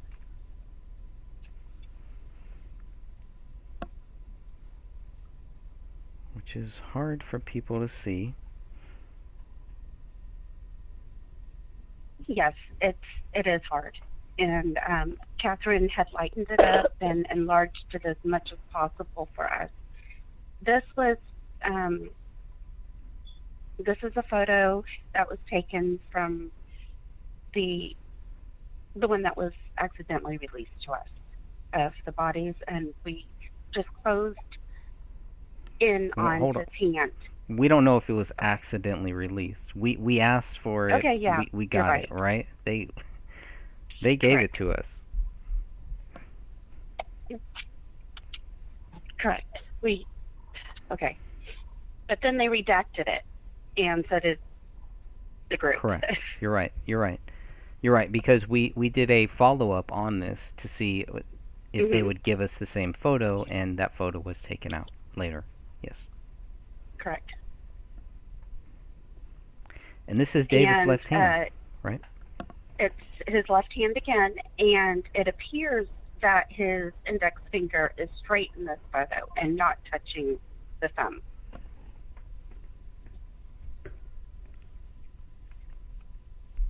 Okay, so now I'm But gonna. there's another interesting fact Mm-hmm.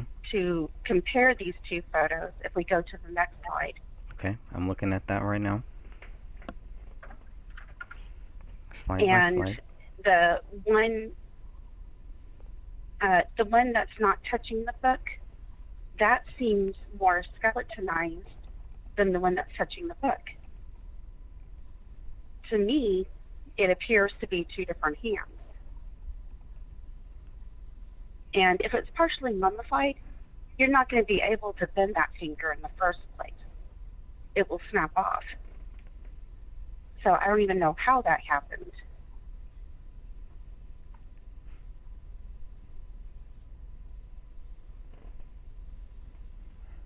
And I would like for the group to have their own opinions in regards to that. If Christy's still on the call, I would love for her to chime in. Oh, I'm here. It looks different to me. I just, one thing I find really weird is just the angles that they're taking at for them to be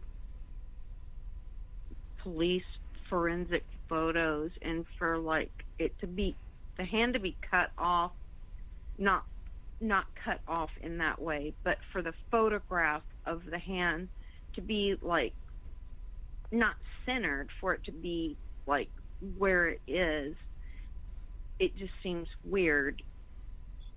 And then yeah, they do look different to me.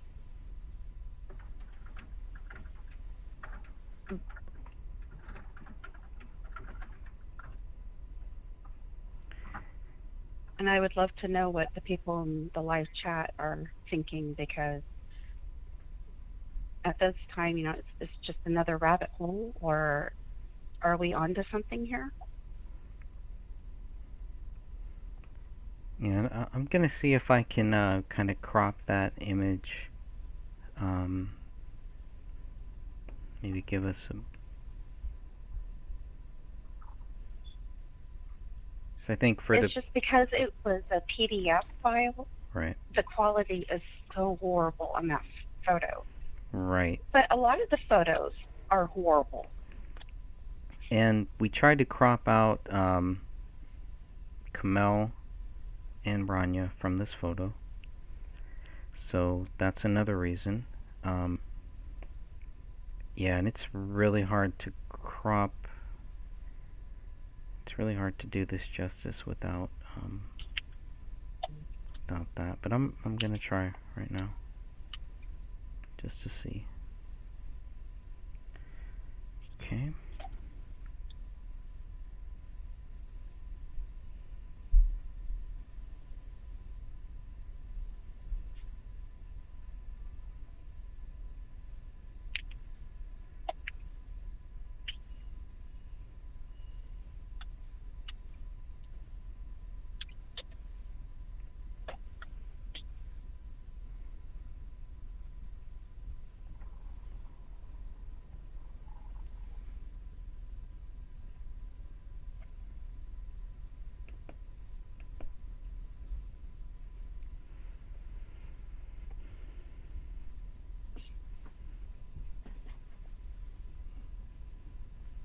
Yeah, and then if you also look at his arm in that particular photo, it looks like his sleeve is down.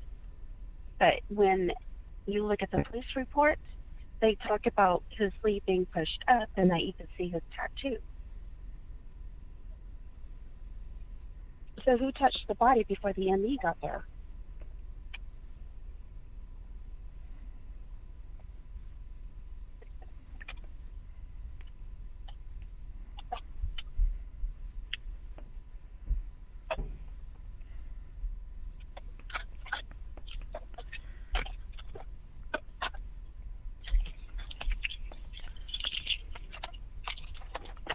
Let me go here.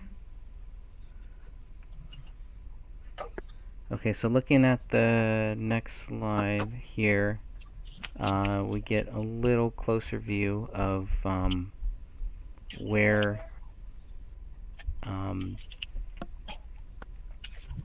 David was, basically, and how his hands were laid out, how they were stretched out. That's what we're looking at here now. You can look at where David's hand is in the proximity of the recliner, and you can kind of see that it was not where that blood is. So if you can see my cursor here, I'm going to go ahead and kind of circle in. This is the big blood stain known as item 34. There is also blood found right up here. How does blood get all of that way up, all of that way down, when we can see where David's head is, we can see, just like we talked about, his left hand, and then whatever is left of his right hand here. There's nothing there. There's no... I mean, there's literally nothing there, so it doesn't even make sense. Even if a head was laying there, it would seem like there'd be a lot more blood in that spot. So it's just weird. All the blood is kind of soaked into this area here. David's hands are clearly stretched out in a crucifix, but if you look at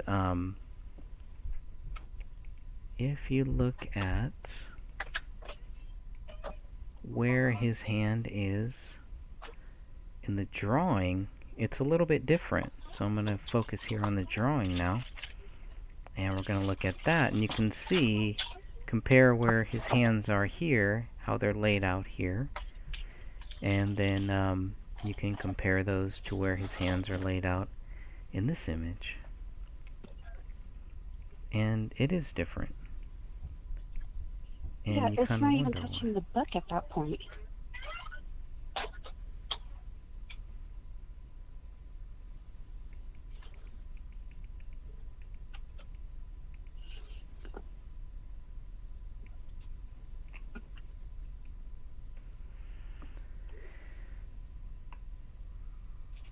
So there it is.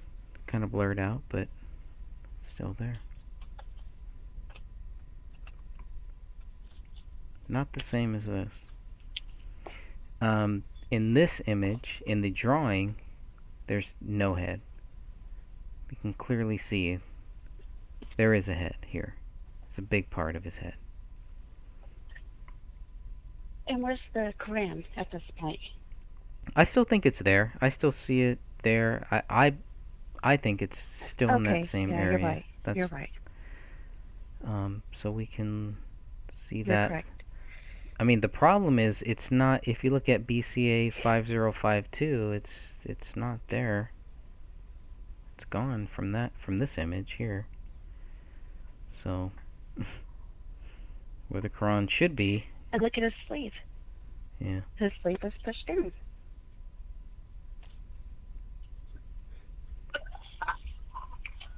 Is it pushed down? Not in this one.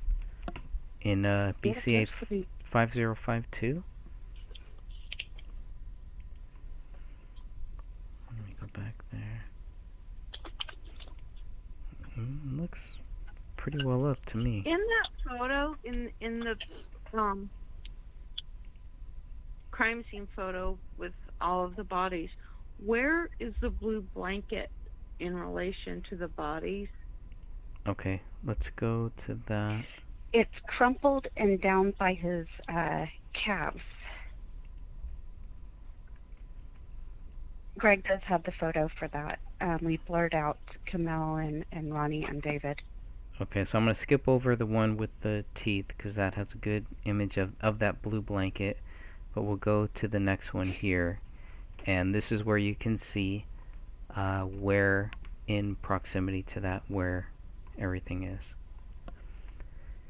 So you can see where David's hands are stretched out. The daughter is here. Daughter's arm, what is remaining of her last arm, is here. And this is the Camille. Her backside is right there.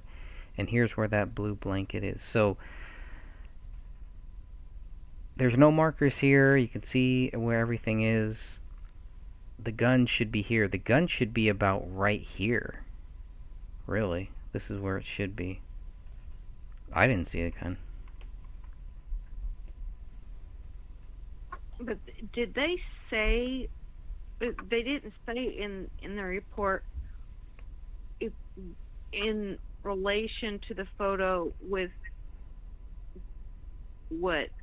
I can't even remember now, Sophia. We went over it so many different times. Is it the mandible that should be on that blue blanket? Yeah, it should be the teeth, and we do have that other photo in the slideshow. Where the blue blanket is basically laid out, and you see the teeth on top. You do not see the Quran at that time. But for there's some a reason, they don't mention like where, like whose they think that is when it was collected, like where it was collected from, because what I'm getting at is if that mandible got there from a gunshot wound, I mean, that would be something that would be very important to know, because with where David is, if he were to have shot himself, he would have had to be much closer. I mean, not necessarily that much closer, because it can actually fly, but it's just an odd spot for it to be in, and also the fact that they didn't say, okay, we collected this and we believe it belongs to them and this is where it was collected. There are really no specifics in regards to that to know. I mean, is that Kamel's? Is that David's? Because that would tell you a lot as far as like trying to determine like if that was caused by animal scavenging or if it was caused by a gunshot wound.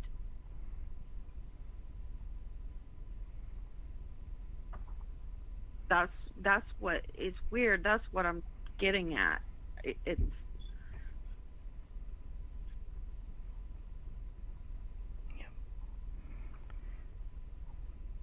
because if it were David's, he would have had to have been sitting up or standing up for it to end up there. It wouldn't have gone in that direction if he were lying down in the position that he's lying in. If he were laying on his back and reached around with his left hand and held the gun up to his head, or which I don't see any way possible for it to have been inserted into his mouth or underneath his chin because of where they say the entrance wound is. So he would have had to have reached around and shot himself. And if he were lying down, that's not the direction that would have gone in.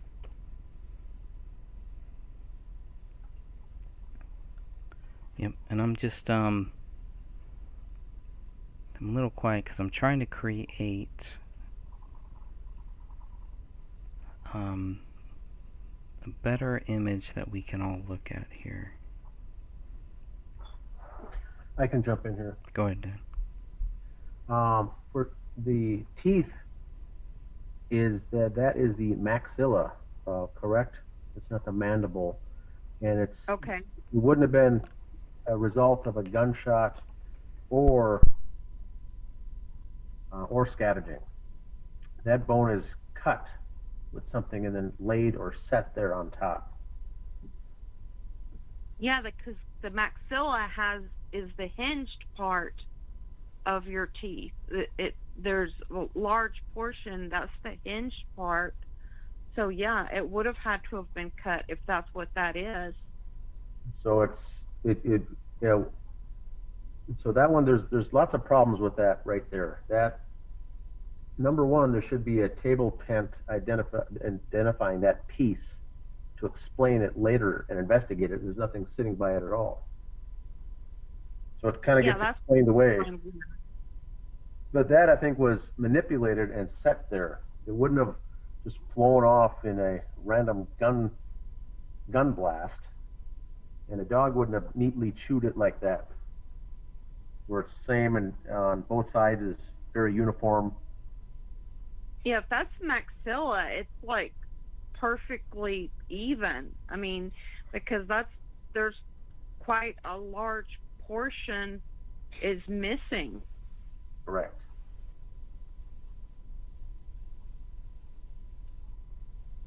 Yeah, there's all kinds of things wrong with that then.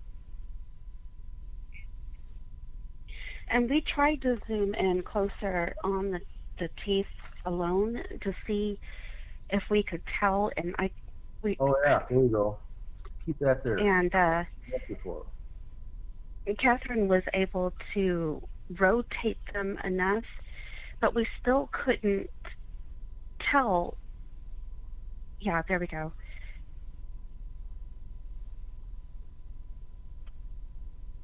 I can't tell.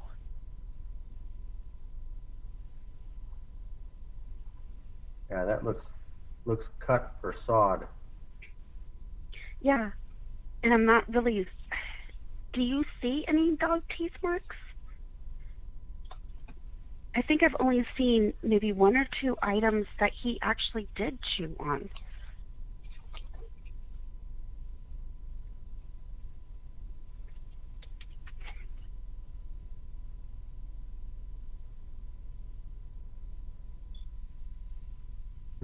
Yeah, that's messed up.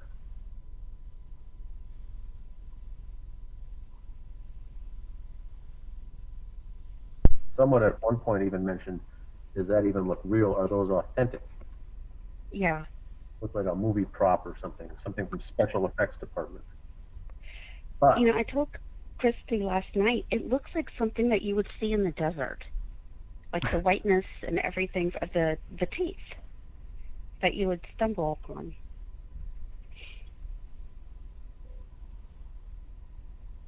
All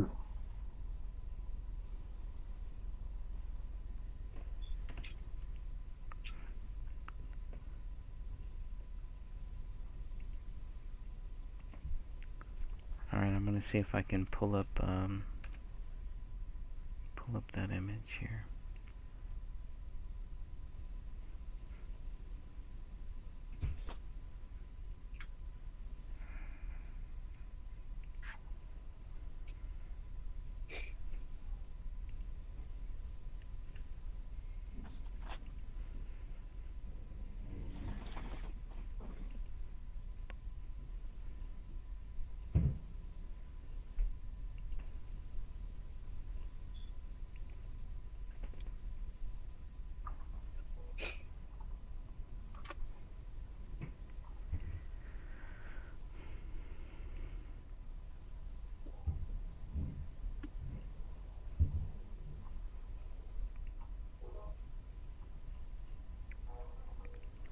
Go ahead and download this, and if I can open there. Okay, how can I make this? Are you looking for a photo? Because I have several that I can send you. Like mandibles and maxillas and... I think this is the one that I really want to focus on here. I want to keep this one up. I'm going to go feed my cat really quick, and I'm going to come right back, but I want to keep this one up here. I think it's a very important photo. There's a lot of interesting things here, and it does kind of give you at least the image of David Crowley. And this is the one. It's kind of pixelated, but I'll just kind of hover a little bit here in this, where my cursor is in this area. This is where the daughter was, and then Kamel was kind of in this corner here. So it's a interesting photo. Obviously you can see a lot of David's head is still there, but I think Sophia, pretty much, this is where you want to really focus on here, is that hand, because that was one of the weird things. It's like, okay, this finger, now I can kind of make out where the finger should be, but I'm still going back and forth and having a hard time understanding that.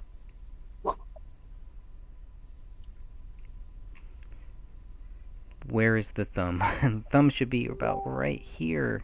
Maybe it is, and because the image is so pixelated, maybe I'm just not seeing it. I don't know. But And in this photo, there's something gray, almost grayish, between his thumb and his forefinger. We're able to see it better on the close-up, but it's not there in the other photo where he's making that symbol.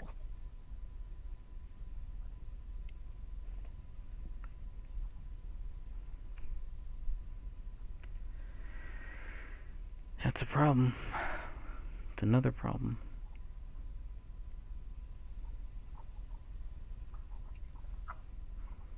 I mean, to think that this is what the cops find when they walk into that house. Why would you think this was a double murder-suicide? What here would lead you to think that? The guy has his freaking head blown off. Half his head is gone. His arm is missing. And he's the suspect?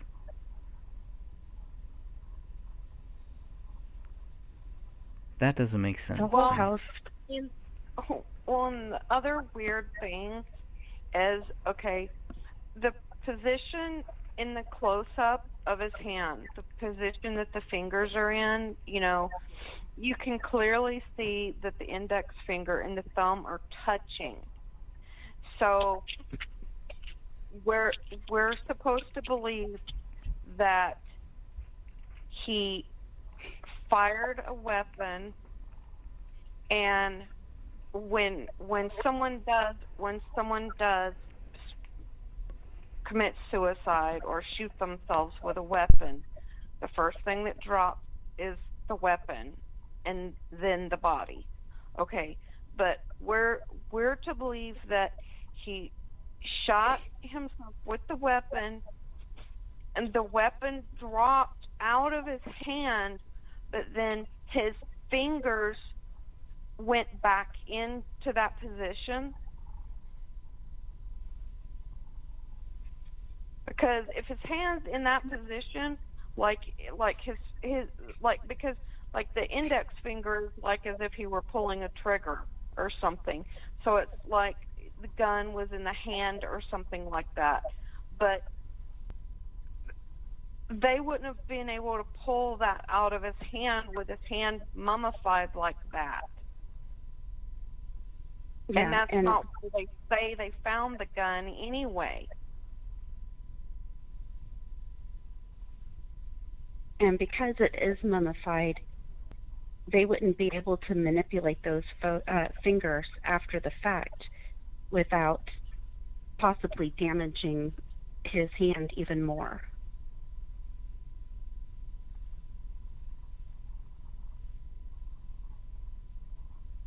Is there any way that you could go to the side-by-side comparison, Greg?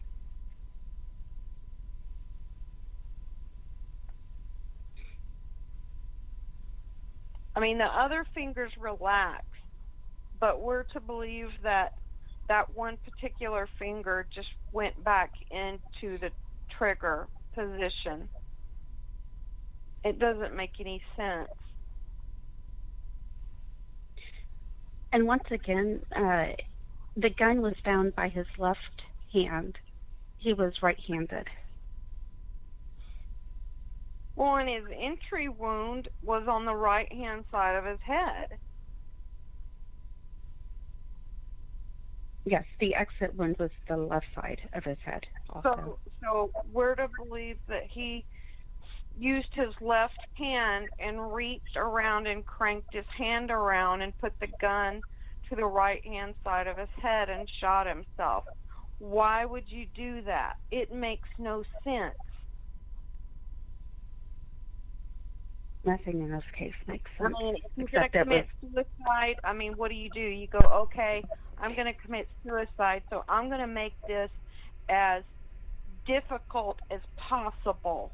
So I'm gonna use my non-dominant hand, and I'm gonna crank it around to the other side of my body, and try and manipulate it and shoot myself that way. It doesn't make any sense. People don't do that.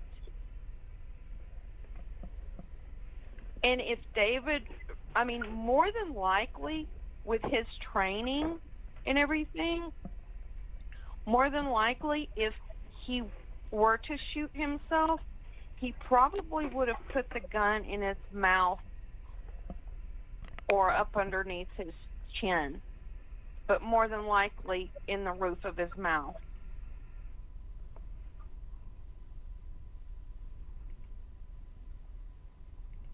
Probably not how we're Because seeing here. a lot of people that shoot themselves, believe it or not, a lot of people that shoot themselves, that attempt suicide, they survive the gunshot wound.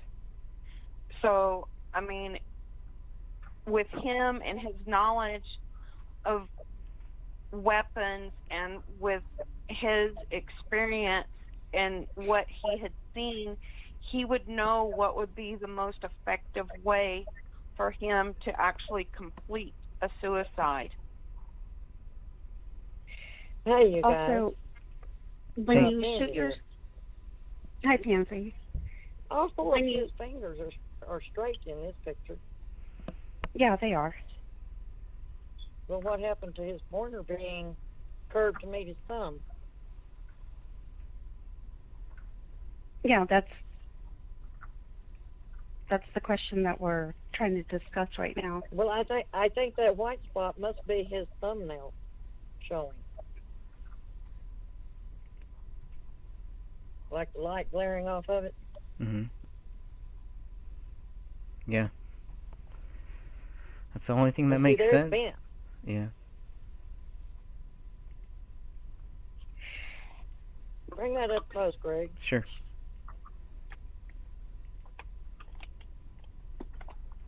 Is it possible for you to go back to the side-by-side comparison of Yes. the hands, Greg, please? One thing that a police officer had told me is a classic sign of a staged suicide is when he walked in and the person was still holding the gun. And he told me that when a person shoots himself in the head or commits suicide, they become like a puppet and they lose all control of everything and they drop the gun. So if he was supposedly holding on to the gun, I just don't see that happening. Yeah, there you go, right there. And there's no we have been told by the Apple Valley police that they do think that David Crowley shot himself with his right hand. He was right-handed. They understand that. So why is the whole side of his left, all of his left face is completely gone, and the gun is found next to the left side? It's I don't know. But the problem with this, I think the problem that I'm having is with this image here that we have up now is just that I just need a better quality image. I need a better insight because, or we need somebody who has the technology to clear this up, to take this image here and zoom in to this hand so we can see where that thumb is. The thumb, we know where the thumb should be. It should be right here.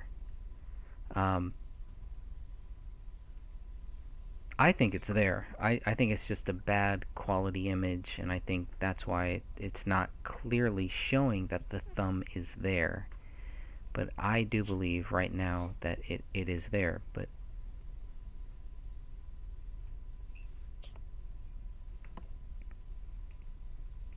everybody has to make their own choice on this. And this is why, I would love for the group to make their own decision on this. And if we're able to get a better picture, that would be amazing. Because especially like right now, we cannot pull any data off of a PDF picture. We can't get any metadata or anything. And you know what's really weird? If you look at the picture on the right, even if you're going to look at it and think that, okay, yeah, it's at a different angle. The photograph's at a different angle. But if you look at it and think, okay, yeah, that white thing may possibly be his thumb, and the other thing in front of it is the bent index finger.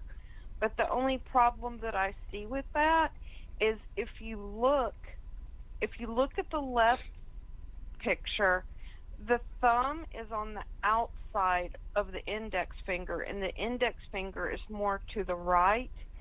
And on the picture on the right hand side, if that white mark is his thumb, then it's the opposite.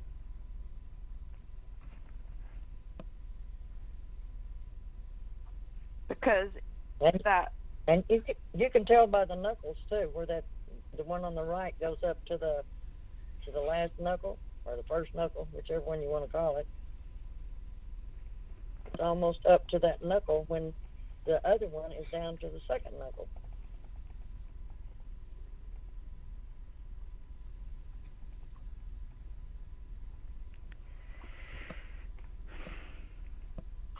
Yeah, and it's this really is weird. They it just is. look really different.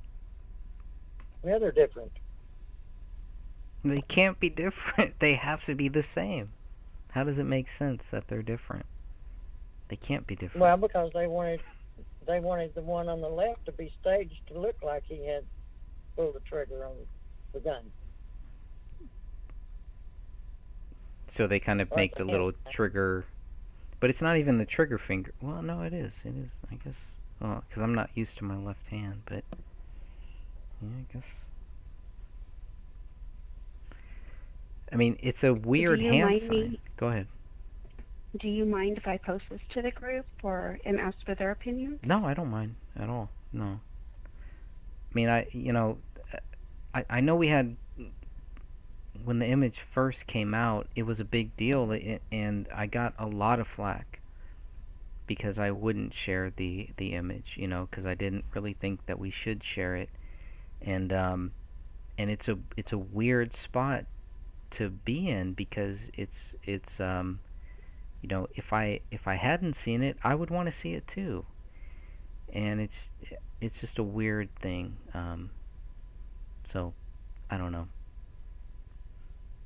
I don't see anything wrong with people watching it. Go ahead. On the picture that's of all the bodies, Greg, Yeah. are you able to get close enough to the hand to see if that pin is in the picture that's like, or if that's a pin, that blue thing? Oh, yeah, it's not in that one because remember this image, and I'm pulling it up right now. This is an image that's inside of a PDF. So that's why the quality is really, really bad. And that's why I don't want to say that I 100% think that, that the hand is different. Yeah. Because I can kind of see, and I'm kind of moving my cursor here. I don't know if anybody can see that or not, but I'm kind of moving my cursor here where the thumb should be, and it kind of I am having a hard time lining that up. But it's like the more that I zoom into this image, the more pixelated it is. So I know people out there have software that can clean this stuff up. And we've had a couple people that have said that they were going to help clean this stuff up, and then you give them the image and you don't hear from them again. So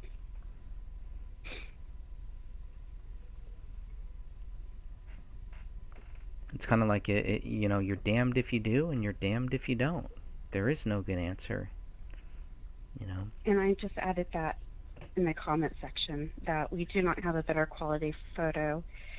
This is what we have. If you can clean this up, we would appreciate it. Right. That would be wonderful. No, that's not the gun on the sofa. I believe it's more hair. It's like hair kind of wrapped in bone, maybe, or something, or like a dog toy or something like that. That's, yeah. That's strange. And weren't there keys at one point on the edge of the sofa too? I don't remember keys on the sofa. No. Okay, so it just must have been the hair. At some point, No. that blue blanket ends up on that sofa. There's other pillows and stuff like that end up on that sofa, but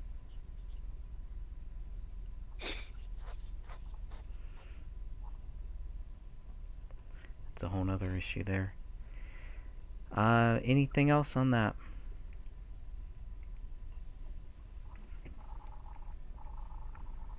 I'm gonna move on to the what else do we have here?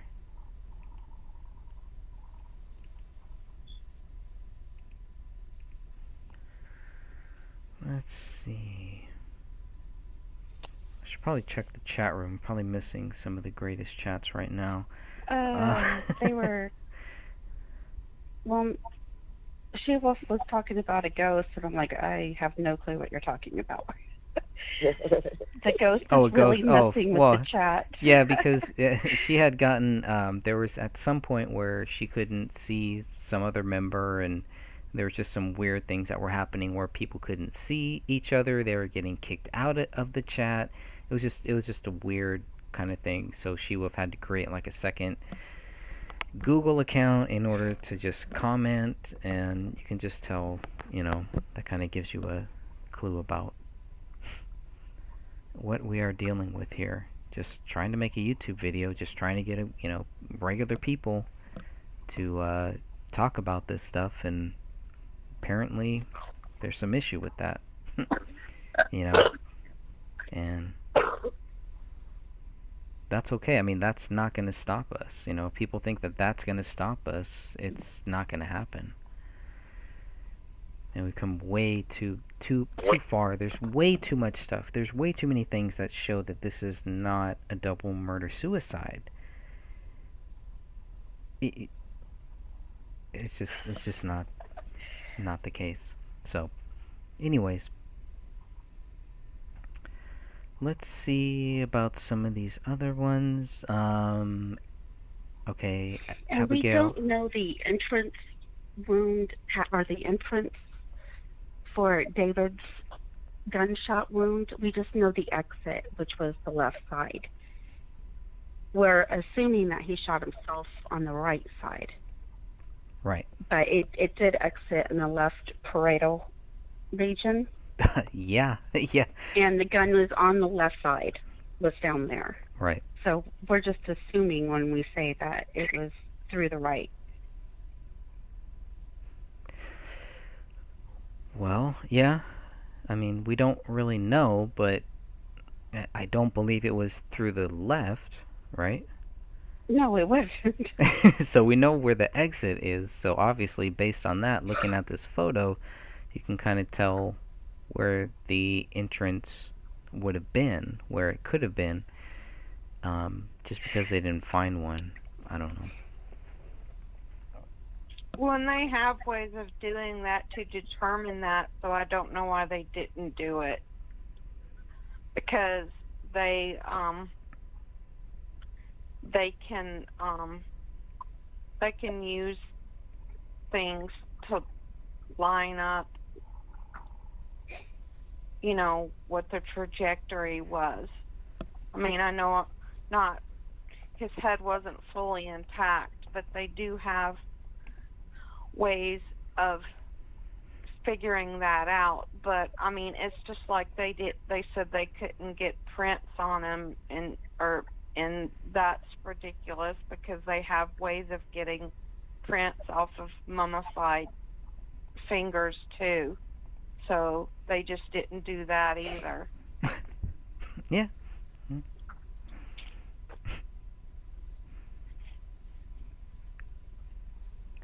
So could this, I think Jassy brings up a good point that has been brought up many times. Could this image of the hand, the way that the hand is, could this just be a reflex, a muscle reflex of this hand? And we've kind of looked, I know some of us have looked for any other cases, anything similar to where a hand would be found like this, and anything similar to where a body would be laid out like this in a crucifixion. And when you look at how David's body is laid out, and you look at this image, BCA 4777, of course people are going to think there's something supernatural, there's something weird here. How does a hand end up like this when this signal, this hand signal, is a known hand signal? It's not just a random thing. So either it was staged to look like that, maybe it's a coincidence. You know, maybe the hand does kind of go like that. I've never heard of that. I've never seen that. I couldn't find anything like that. So if there is any other case, anything else that anybody has ever seen that shows a hand like this, where just these two fingers are touching like this, where, you know, a person's hands are spread out, full spread. I mean, I'm not a doctor, but I would think if his hand had a spasm upon death, that all of his fingers would have curled, not just the one. Yeah. Because your hand naturally does that. You know what I mean? Like when you pull down one finger, it almost kind of pulls on another finger. So I would think if it were some kind of involuntary spasm, that the other three fingers would have curled as well. I mean, that's what happens like in patients that are that have strokes or have other types of disorders, you know, when their hands like fold and curl, it's like they don't just have one finger that will fold over and curl. All of their fingers will fold over and curl, and their hand will actually even kind of curl over a little bit too.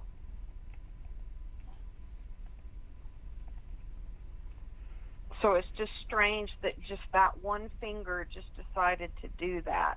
Right. It doesn't look natural. And when you look at the other photo, those fingers appear straight. So what happened in between photos?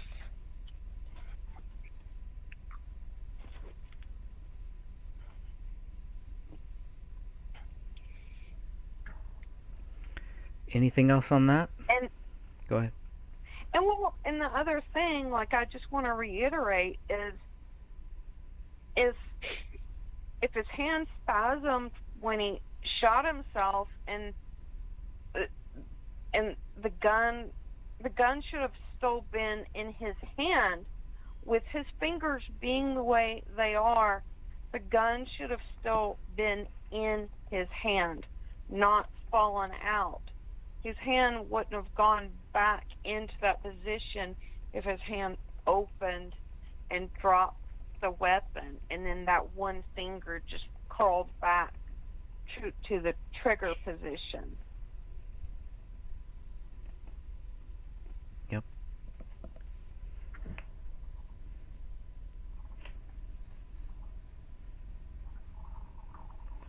I mean, it would make more sense if the gun were still in his hand. But that rarely happens. It can happen, but it's very rare. Usually, like Sophia was saying, what she was told, I was told the same thing. As soon as you get shot, your muscles lose control, and the first thing that happens is the gun drops. That's why they often find the gun underneath a person's body. They'll go into a scene and they won't see a weapon or anything until they go to move the body, because the body will have fallen on top of the weapon. Because the weapon falls, then the body falls.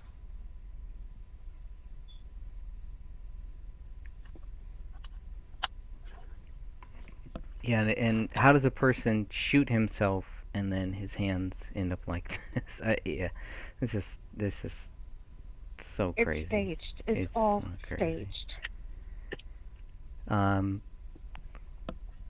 Anything else with this image? For me, it's it's this blue tube thing here. So that thing, how that thing is up, and then all of a sudden that thing falls down. That's kind of weird. Even where this laptop is, or this Surface Pro, that is documented later on, that Kamel's sister says that Kamel and Rania were watching something on Netflix. On Netflix, by the way. They were watching something on Netflix, and David came up from the basement and shot them from behind. Who told her that? First of all, who would tell her that? Really? And why would she think that that was even partially true? I mean, how sheltered could she be to actually believe that? Well, they should be able to prove that too, because you have to have an account to stream on Netflix. So they would have been able to go back and check and see if they were streaming at a certain time when they think that it occurred, like to see how much they were streaming on Netflix. So I think the last internet activity was December 26th, and I don't know if that's in the police reports. I know it's been floating around there in news media and all that stuff, but I don't know if that is in the police reports. If it's not in there, if it's not in their documents, then I kind of question it. But I think based on what, I think it was Tom Lydon maybe, but of course he said a lot of things that were not true. But definitely they would know, you're definitely right, they would know where the activity was. So maybe they told her and they didn't want to tell anybody else. But even that really, it just shows when they were watching something, what they were watching, but it doesn't, I don't know. Yeah, it doesn't determine time of death. Right. And which is even weirder when you think about Kamel's gravestone that says December 25th. So if there was internet activity all the way until December 26th, why does her tombstone say December 25th? It's just a weird date. It's just another thing to add to the spiritual, the paranormal angle, all of that, which we will definitely cover in a future show here. But well, their death certificates state the day that they were found as their date of death, which would be January 17th, which obviously. Mm-hmm. And so they go back and they'll pick that. Mm-hmm. Just to pick that date. What was the date that when his dad was reading out of the journal entries, and he says, and then David killed his wife and child and then himself. What date was that supposed to have been? That was supposed to be Christmas morning, and it was a script because he flips that page over and he was like, oh, there's nothing else to read. So do they it's a script. Do they assume that he killed them and he stayed alive for another day and did stuff and streamed or did whatever on the internet, and since there's internet activity on the 26th, he just hung out and was on the internet, and then on the 26th he killed himself? Yep, basically. The Gray State people have said that he stayed alive for 3 more days. I've seen Sean Wright and Robert Elliott, I think that's his name, repeat that several times, that he stayed alive for 3 days. He was walking around the house, playing in their blood and stuff. I mean, the lies get more elaborate as time goes on. Yeah, they had to backtrack. They have a Netflix account. Yeah. Mm-hmm. They also have Amazon Digital Services too. Mason Hendricks was he said that one of the last things that David did was to contact him. That's what he says. So it's all about he said, she said, but it's There's no proof of that. and there's nothing weird. There's nothing that shows that David snapped in those conversations. In everything that these people say, they don't say that David was doing anything weird, that he was doing anything, if David snapped, he's not going to go on to Netflix and watch a film or watch anything on there. That's not going to happen. Nothing that they say makes sense. They would every time that we would catch them in some lie, in a contradiction, they would change their story. And they would only change their story to people that caught them in those lies. So that's why we have so many conflicting stories from the same people. I could probably ask 20 people, what did Sean Wright tell you? When Sean Wright contacted you, when Danny Mason contacted you, when Mason Hendricks contacted you, when you talked with Kamel's sister, they're all telling different stories.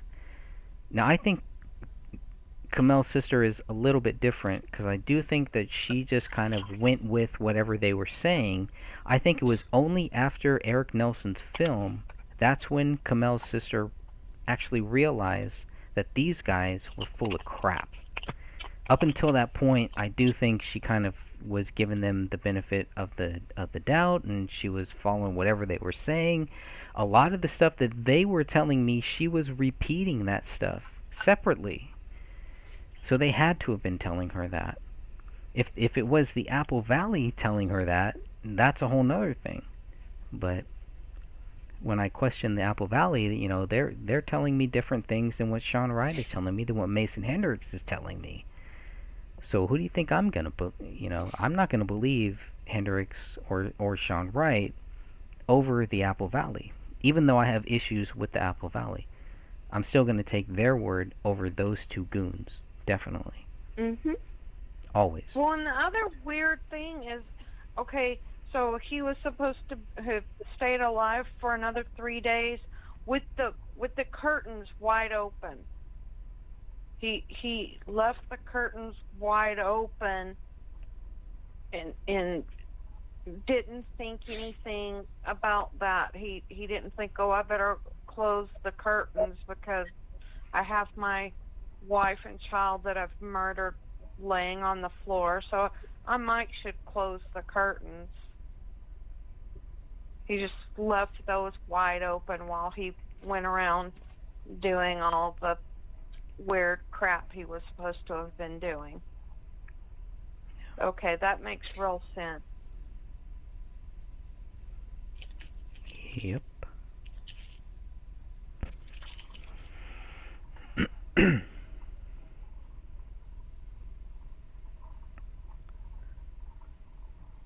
So Johanna asks, why would friends know more than the family? Yeah, that's a good question. It kind of feels like they were kind of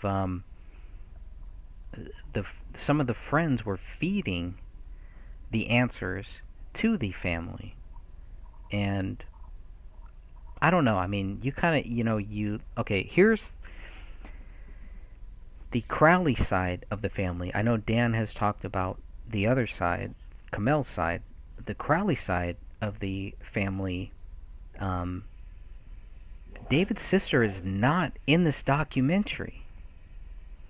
I think that's a big point. I mean, she's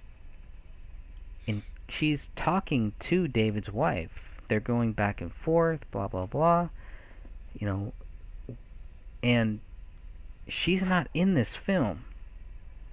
To me, that has always been a big thing that I've always kind of wondered why she wasn't. I've always wondered why the crowd, of all the people that have come after us, that have attacked us, that have tried to play all these different games, the Crowley side, at least for me personally, they've never ever, I've never been able to trace any of the drama or anything back to them ever.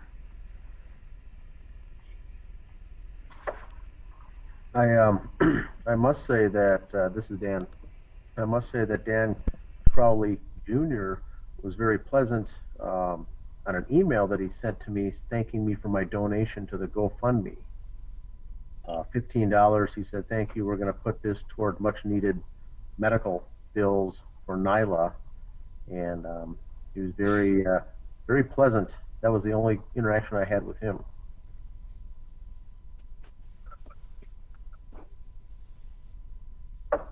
But remember, the biggest backlash I've ever faced in these 5 years was when I dare mentioned David's brother Dan was possibly a suspect in this crime. They came out of the woodwork to come after me. They came out of the woodwork. And that was when the very next morning I got comments from my immediate family on Facebook saying, "Who's this Sean Wright that just instant messaged me last night saying that your son and your brother is a psycho, nut job?" He started instant messaging on Facebook my immediate family members after I made that claim. That really sent them off the hook. And now we are 5 years later. More than likely, that's the very closest thing to the truth that we have. Not that he did it, but that he's involved in some way, shape, or form, directly or indirectly. And boy, they came after me. That justice page went ballistic. How dare you blame the brother? And now we're 5 years later, and it's looking more and more and more like David's very inner circle and quite possibly family members that perpetrated this crime. Disgusting. There it is.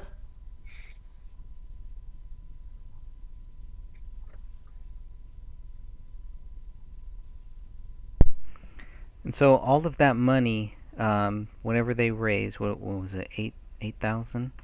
Yes. It's more than that's more than what it cost David to make the trailer. Whatever happened with that? I know you've talked about that many times. It was raised on the GoFundMe. The goal was $6 million. 8,000 was raised, and in talking with Mr. Alam, the father of Kamel, he was really basically incensed that someone would set up some type of thing like this without his knowledge. He was upset, and Sidra, the sister of Kamel, was instructed. They instructed her to, whoever built this, set up the campaign to pull it down. And so, sure enough, he did, which was Dan Crowley. Now, we do know that when I received that receipt by making that donation, it did say that it went into the bank account of Dan Crowley Jr. So we know that he set it up into his personal bank account at first. Whether that was on purpose or that was the intent or not, once the money was raised to funnel it over to the family, regardless, it went into his account. It took several weeks later for Sidra to say that yes, we did get the money back. And when I questioned, I said, "Do you have I gave 3 different scenarios. I said, did it come through on a wire transfer? Did they send a check? Was there a bank transfer? How did he do this from Minnesota down to their family in Texas? Did he FedEx a personal check? How did he do it?" She just said it's taken care of. It's all done. So we don't officially know if the money ever got back into the hands of the Alam family or not. They claimed it did. I don't see that happening, and I think she wanted it to just go away. So she told me that it's been, quote, taken care of. Okay. Well, there it is. So this image here was from February 9th, 2015? 15. Dan? And Yes. Mason Hendricks is already telling him to get your ass back home. That's pretty weird. All right, so he's there in Vegas, just chilling, And hanging it's out. just weeks after his brother, sister-in-law, and his niece were slaughtered. Okay, so and Mason Hendricks is telling him to get back home on February 9th, and it's only about another 9 days until the until item 57 is discovered, and they're keeping him out of the picture. It's just a weird thing when you look at the people that the Crowley family and the Lom family surrounded themselves with. These are not people to surround yourself with. Yeah, that's a good point you bring up, Greg. The magic bullet was not even recovered at this point on February 9th. Judy Prochnow hasn't even been, her name wasn't even mentioned in this. She hadn't even made her account to join the Facebook group until February 14th. I remember that because it's Valentine's Day when she first appeared. So we were still focusing on the GoFundMe was the big talk back then. Who created it, why they created it, and why such a large amount as the goal. Yeah. So sure enough, this gentleman created it.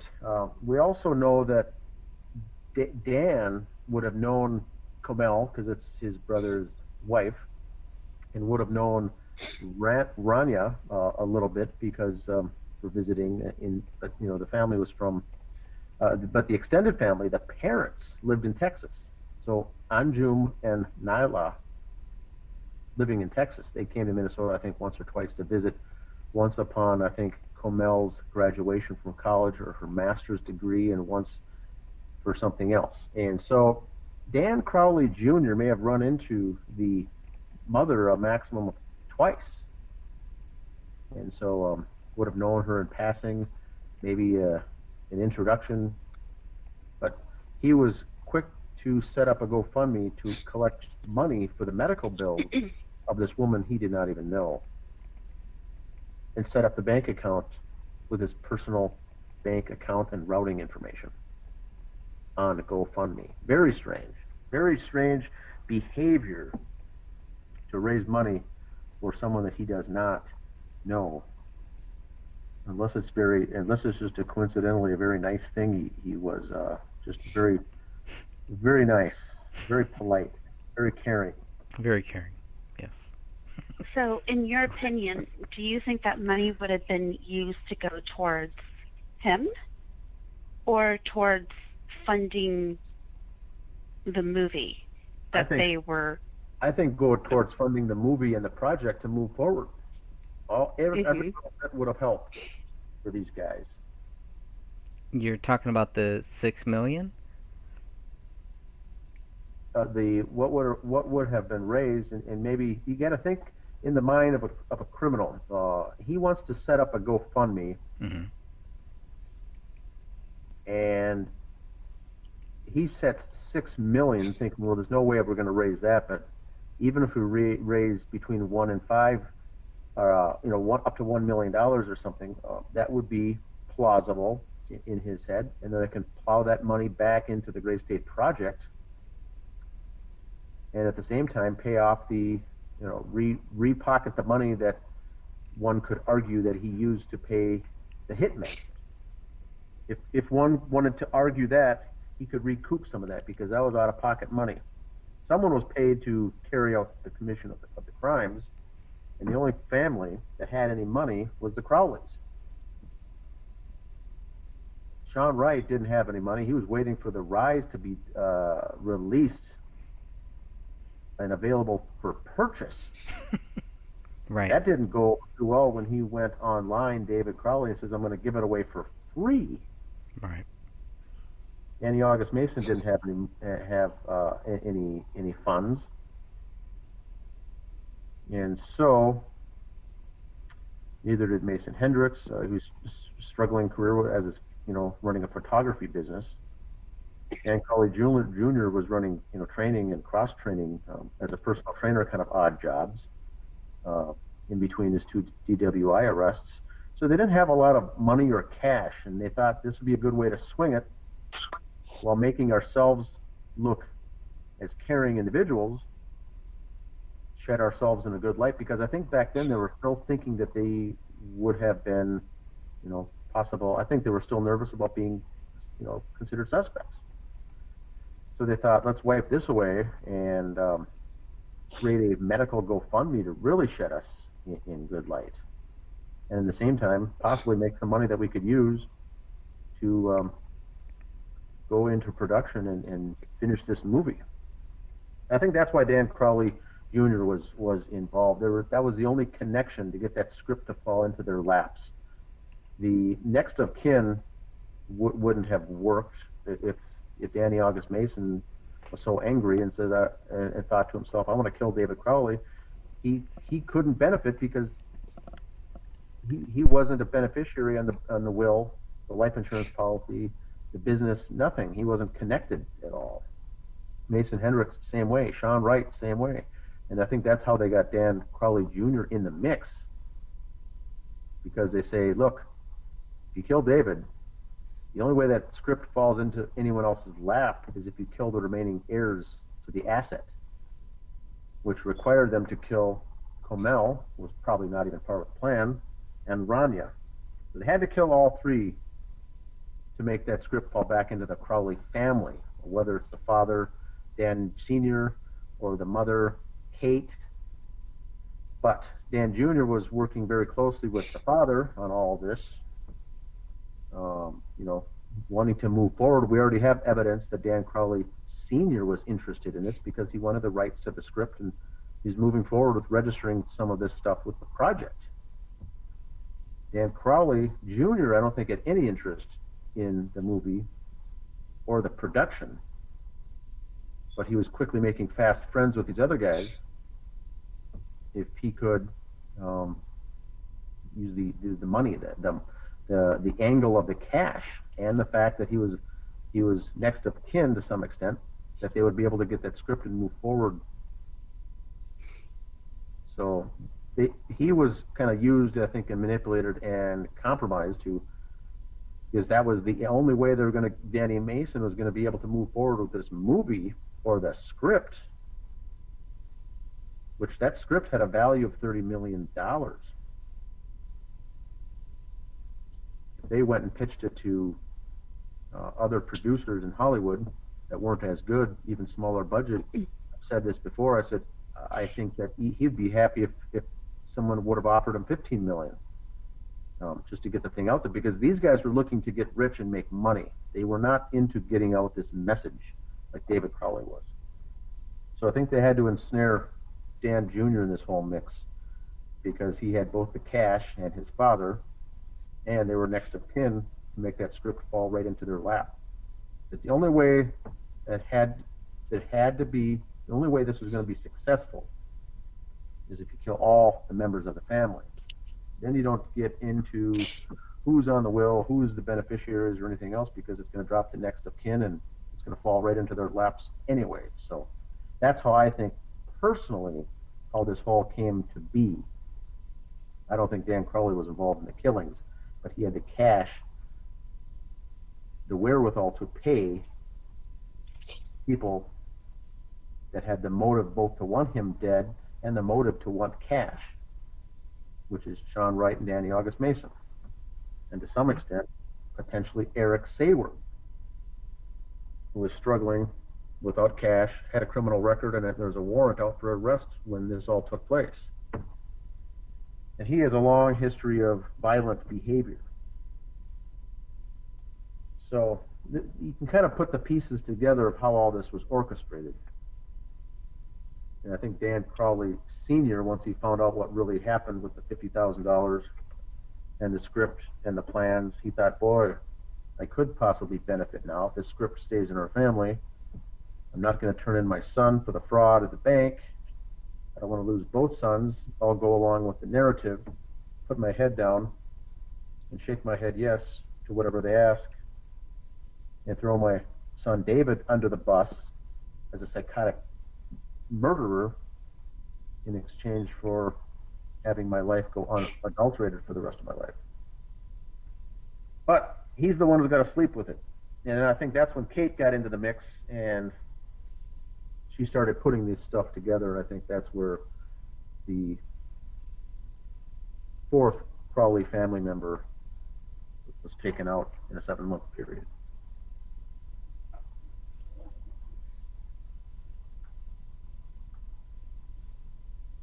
Thank you, Dan.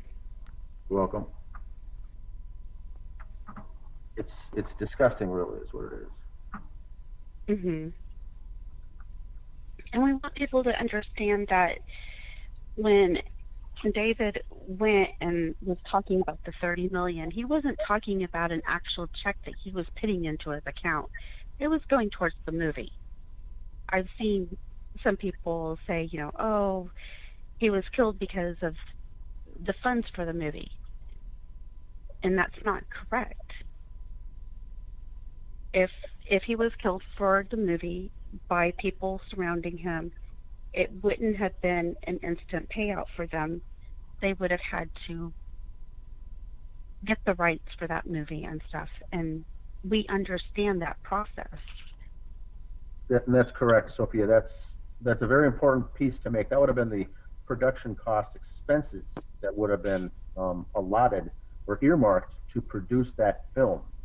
Now, it could have gone to Hollywood and gone to the big picture, and it could have, grossed or returned, $120 million on a big, as far as the money at the ticket box office. But they were going to think that 30 million could be enough for the production costs and to pay the salaries and whatnot. They were not even going to use David Crowley as the director. They were going to bring in a director and then just use David Crowley as, I don't even know what his role was going to be.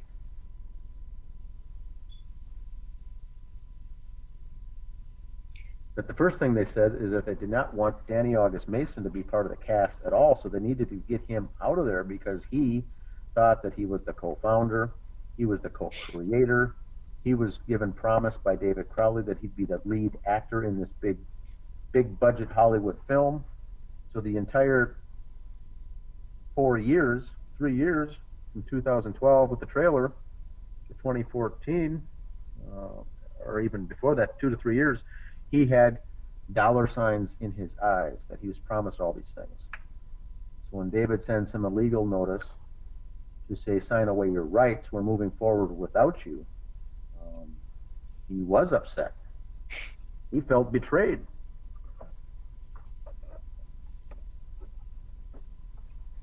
Sean Wright spending all his blood, sweat, and tears putting together this documentary that he said his own words, that this is 90% my documentary, thinking finally I'm going to get out of my financial problems, my financial stress, I'm going to have some cash. David says on December 9th, I'm going to give it away for free. Give it away for free. Sean Wright's probably sitting thinking, excuse me, who decided all this? Weren't you going to contact me, have a sit-down discussion about giving something away for free? Even if those DVDs would have been, I've used the example, $19, in a bin at Best Buy or at a movie, at a shopping, store, on the shelves, even for $20. Imagine how many of those sales would have been, they would have generated. But David Crowley says, I'm going to give it away for free because I abhor the Alex Jones AJ way of doing things by selling. It was more important to him to get the message out. Sean Wright was not interested in the message. He was interested in the dollar signs. So at the end of December, both Danny Mason, Sean Wright, wanted, for a use of a lack of a better word, wanted David Crowley dead. They were incensed by late December. So there's your means, motive, and opportunity. Not saying they did it, but they would be your first people to be brought in as suspects to begin ruling them out. You'd have to bring in the people with the means, motive, and opportunity. But when you get people lying to authorities, like Danny August Mason did in his police report, He told authorities he was nothing more than an actor in the film. They asked him if he had any business connections, any partnerships. Did he have a title in the company? Nope, nope, nope. I have nothing. I was merely working as an actor. When he was the co-creator, co-founder. And if he really was in real life, why isn't his name on the paperwork for the guild and the copyright? I think it was an ego thing. I think it was all that was in his head because he was the one who started the business or the company. He started David Crowley down this path and basically opened his eyes to some of these things as far as being, he thought of himself as red pilling David Crowley to wake up to what's going on in the real world. And then when he got that letter in the mail saying, please sign away your rights, that did not go over too well. And this was late August, early September. So the brewing, all this was brewing the entire month of September. The first half of October, because we know the middle of October, $50,000 was withdrawn, which may have had nothing to do with anything at all. But if it did, it shows pre-planning, premeditation. And then oh, sorry. And then I'll just wrap it up quickly. In November, there was still stress back and forth with these emails flying around. Please sign off your rights. Please sign up your rights.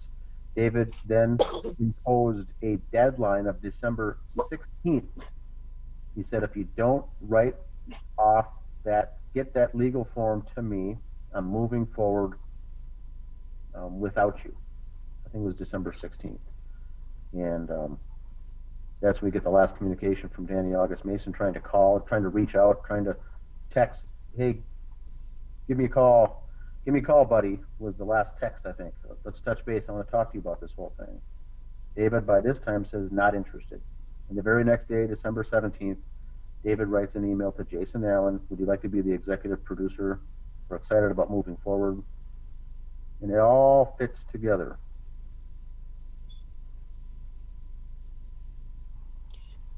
And then when they were doing their interviews and with Ben Swan, he immediately mentions the Gray State Universe, and then files later, a few months later, I believe, was it May that he filed? It was May, yes. The Gray State Universe. So he had to have been planning this for quite a while. Yes, correct. I'm just wondering if he was planning on stealing it from David before David had ended up dead, because for him to come up with it immediately seems very convenient.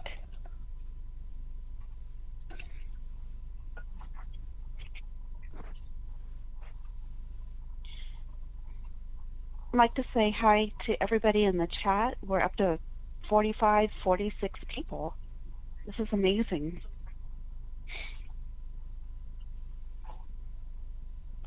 Wow, awesome. We even have Catherine in the chat. Hey! Hey, Catherine. We miss you so much. We love you.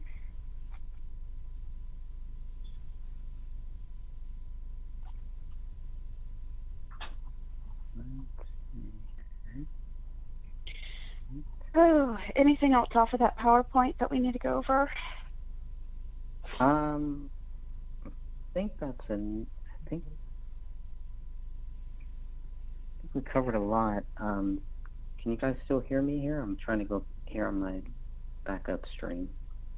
Okay. Well, I'm not listening to the YouTube version, but I can hear you through this. You can hear me here. Okay. All right. Yeah, I just want to make sure people can hear me there.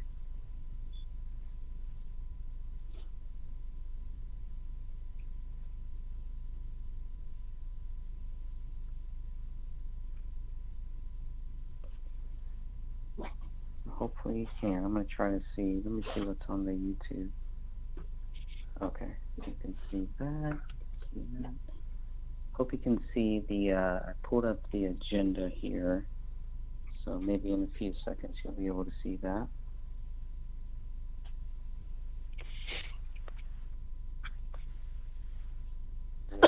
Pulled up.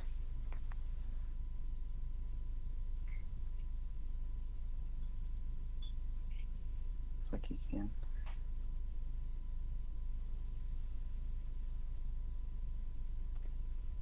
So if you're on YouTube, let me know if you can see the agenda I have here. I'm just going to plug Catherine's goodbye video because she covered so much wonderful information in it. So anybody listening who hasn't heard her video, please go to Catherine Michelle's YouTube channel and listen to them because it was pretty good. I actually cried. So it was great. It was great. And we will gladly welcome her back when she's ready to dig in again.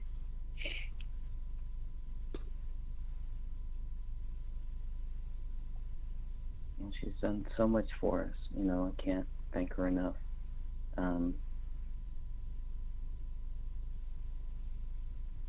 You know, if you want to find somebody to bounce some ideas off of, to get a good, honest view, you know, Dan, Sophia, Catherine, a couple other people. I mean, and that's what you have to do. You have to be willing to just say, you know what, this is what I think now.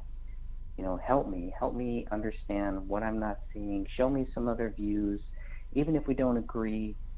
You know, those are the best people to bounce ideas off of. I totally stay away from people that are trying to convince me that this is what happened, this is it.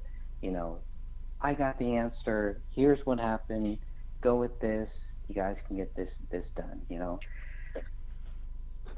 Everybody needs to come to their own view. They need to look at this, and she's just been a great asset.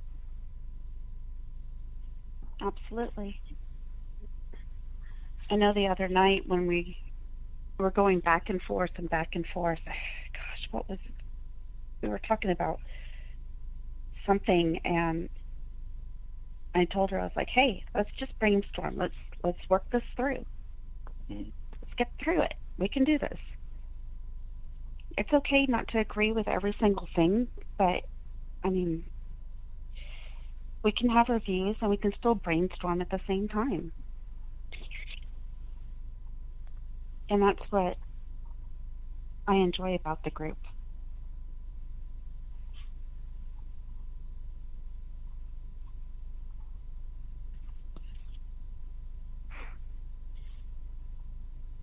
And if you don't know already, we have a bunch of files in the group at the top of it. Dan and Greg both have blogs, and in those blogs you can also see photos of the crime scene, but not the bodies. And there's all the records and everything that we've received by FOIAs. And feel free to look at those and start brainstorming and researching off of those.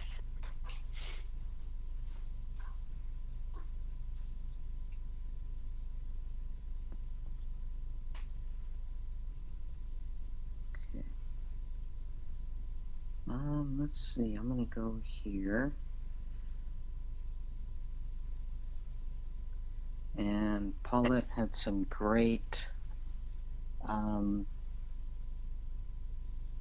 things that we should bring up about the rabbit holes, the repetitive actions of things previously discussed, how, why, when, where the case will go beyond where we are at now. I know Paulette also asked Dan Hennon and myself, you know, where do you see yourself 5 years from now? Which is kind of like I feel like I'm like at a job interview or something like that. Like, but obviously, I don't think we want to be here 5 years from now. But I do try to look at where I think we should be at 5 years from now. I think we should be at a court case. You know, we should be back in court. We should be where at least we have the video, some of the more documents. You know, I want everything. There is a lot that we got, but there is a lot that we did not get. So at least 5 years from now, I think we should have that. But what do you guys think?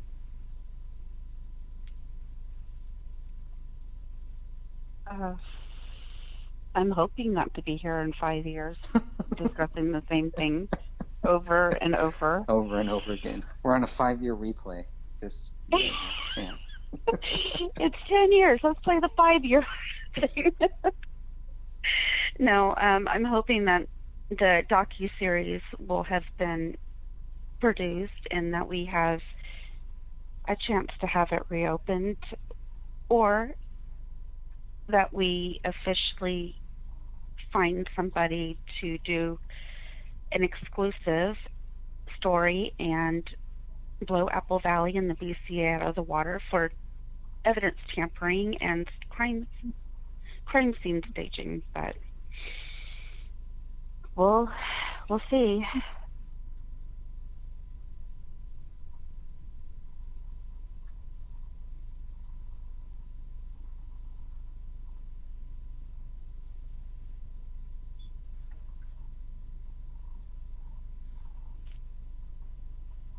Okay, I'm gonna unmute myself here. So, just trying to think of anything else that we have here that we have not covered. Got here. Okay, so this is. Oh, so the notepad. Okay, we have the notepad. Yeah. I think we're finally here. This kind of bothered me because what I was looking at was, okay, the visual rich detail of blood was found on these pages. And it was just like, okay, page 30, 31, front and back, 32, 33, 34, and 58. Those are the pages that visual ridge detail of the blood was found. It's not found on any of these other pages. So here is, go ahead. And the ridge detailed was found on the page behind the Submit to Allah. Yeah, that was the weirdest thing. So you would think it would be on page 30, right? You would think that one of these here, any of this stuff here, would be conclusive to David, but it's not. Nothing on page 30, where this writing is, there's nothing conclusive that ties it to David. Now on the next page, yes, one of these things is the ridge detail that they do tie to David Crowley for his left middle finger. Just a whole nother thing, but that's it. So I thought that it was on page 30, but no, it's on page 31.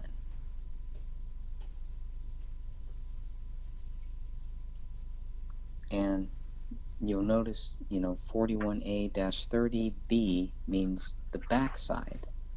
So this was written on the back side. This wasn't written on the front side.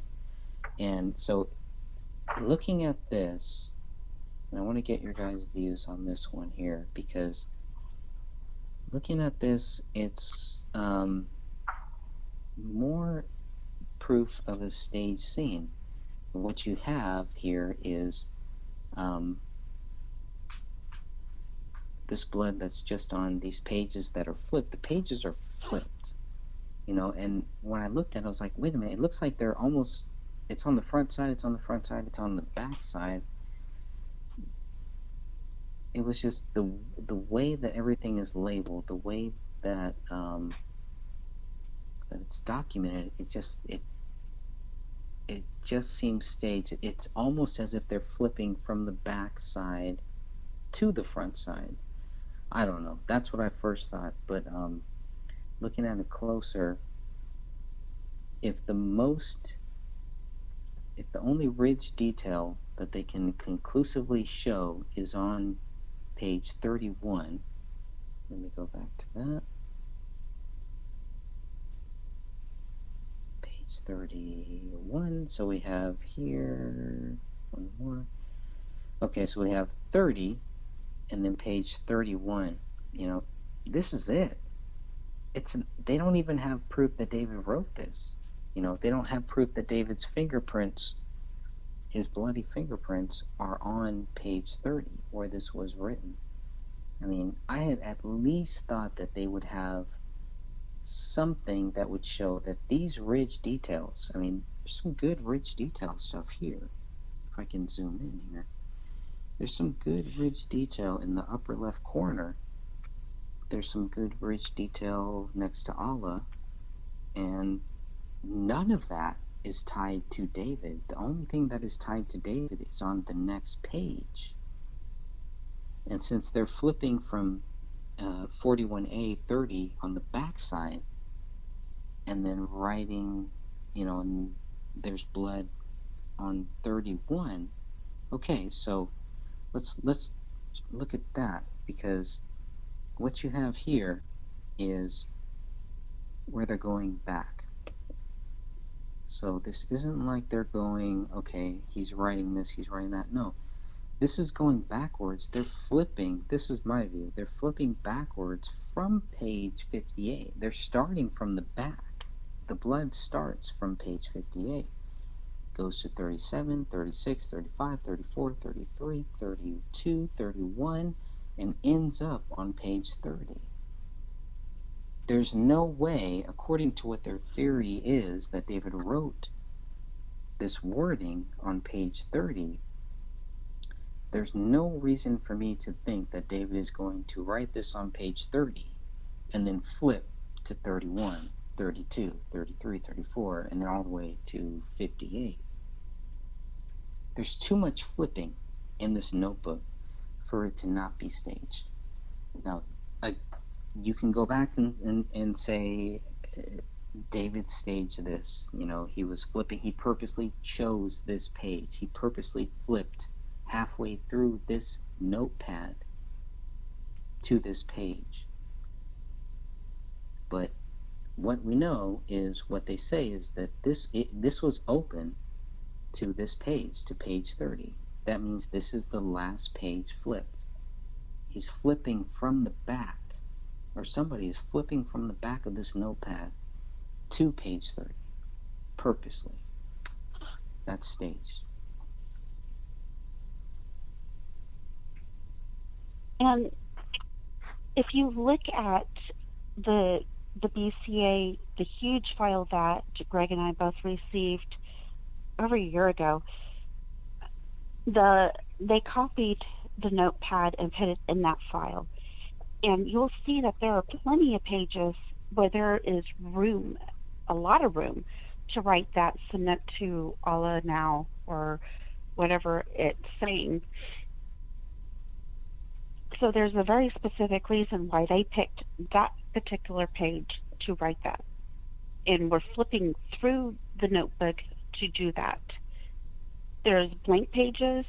There's pages with only like a couple lines with several words filled in, and that's it, with lots of space and everything. But they picked that particular page to write it. And it's extremely odd.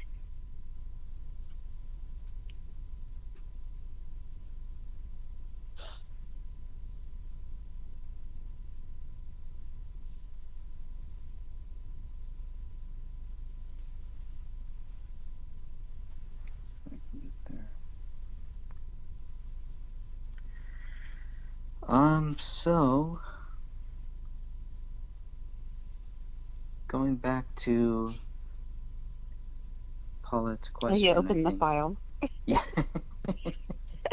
Yeah, and you will be able to show everybody exactly what I'm talking about, because it's very hard to describe. But there were plenty of options to write that note, but they picked that particular page.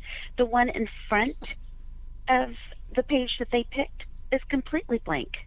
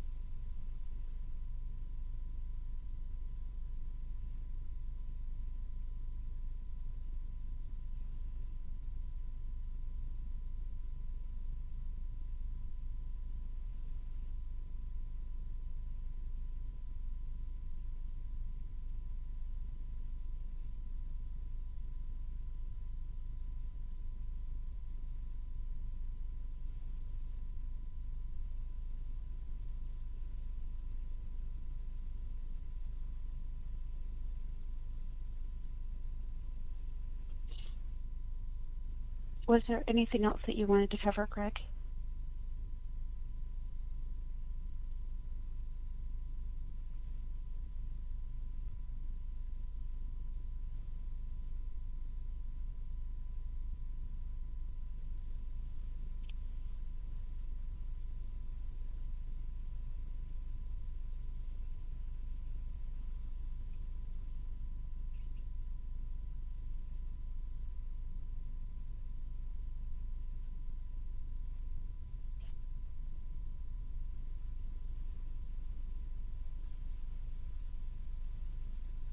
Okay, sorry. Can you guys hear me now? Yeah. I was like, what are we dead air right now, or? Yeah, I got cut off here. I don't know how much of my rant you guys heard or not, but I'm going to try to log back in here.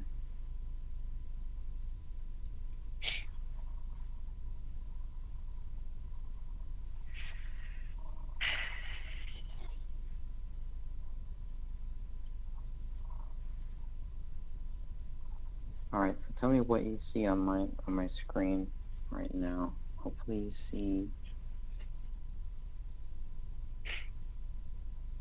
I can't quite tell. Okay. I see a bunch of boxes. Are you looking at YouTube, or? Yeah, I'm trying to look at YouTube. Okay. Well, got to go to my third backup here. Okay. We'll get there. All right. Okay, I see the note that you're looking at the BCA file. You're trying to get to the notepad? Yeah, I was trying to get to the notepad there, and then I also want to try to get to the stream if I can. If it will let me.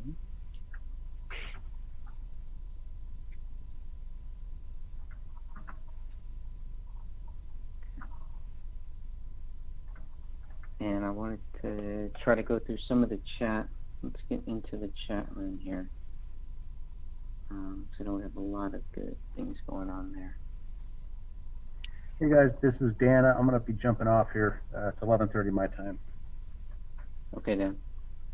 Any final No, words you want to say? Final words, but thanks for everyone in the chat room. It was awesome. Good job, Greg. Good job, Sophia. And Thank you. I'm going to jump off. Thanks again. It was good. Good overview, I think. Awesome. All right. All right. We'll see you soon. All right. See you. Bye-bye. All right, I'm gonna try to pull up this. Yeah, I don't care what games YouTube is trying to play. We're gonna try to beat their game here. They're not gonna stop us. Where's the chat? There it is. Okay, let's go through some of these chat things here. Try to go back as far as I can.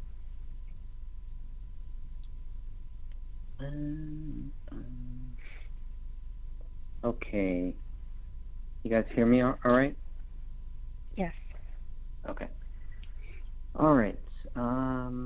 Outlaw Bob Barker. Why did you choose David's story to follow so extensively? You know, I didn't really want to follow this case extensively. I pretty much thought that that there would be a lot of other alternative media sources that would cover this, that would look at this, that would say, yes, this is everything we've been talking about. Everything we've been talking about since 2004, since 2005, all leading up to David's trailer in 2012, ending with his death in 2014, 2015, whichever date you want to go with. I expected that there would be a lot more alternative news media that would be involved with this. I expected We Are Change to take head, you know, to be on the front line of this. I expected InfoWars to be on the front line. I expected Adam Kokesh to be on the front line of this. This is everything that these guys have been talking about. And then something real happens and they all pussy out. That was my biggest problem. That bothered me. All of these guys who were tough guys, keyboard warriors, real keyboard warriors, all of a sudden things get real. We Are Change, Luke Rudowski, Alex Jones, all of these guys, Ben Swan, all of these guys who had David on their show, they all just chickened out. And that bothered me because I was already kind of suspect about a lot of these guys. And it was like everything that I was hoping was not true turned out to be true. That when the chips were down and when something serious really happened, where were these guys? Where were all of these guys who were sitting there for years telling me what I should do, telling me how I should handle September 11th, telling me what I should do about the coming police state. And here you have a clear-cut case of somebody who is obviously a victim of the police state, and these guys all chicken out. They showed me their true colors, and that bothered me because I had followed them. You know, I had given them, you know, I wanted to believe that they were really going to stand up when things got rough. Let me tell you, if they can't stand up for something as simple as David Crowley, those people will never stand up for when something real happens, for when the real coming police state, whatever you want to think is going to happen. These people are not going to stand up for you. They're going to sell out. They sold David Crowley out. They sold him down a river. And they were right there with them. So, let's see. We had one of the members ask us if somebody was still maintaining David's cell phone account. And the answer was back in May, I think it was May, I had gone to AT&T to ask about certain codes, and they pulled up his account. Now, mind you, we weren't in his account. They just pulled it up, and they told me that it was still active. Now, it had been put on hold, but for non-payment, and it had been on hold for almost 30 days. The account was enough to have two lines on it, and it was under Crowley LLC, David Crowley LLC, and we looked that up and we didn't find anything. But the next day, I went to a different AT&T and asked the same exact questions about the codes because I still hadn't gotten my answer in regards to that. They looked the account up, and I said, yes, I know. When he pulled it up, that it would be on hold. And he said, no, it's not on hold anymore. It was paid.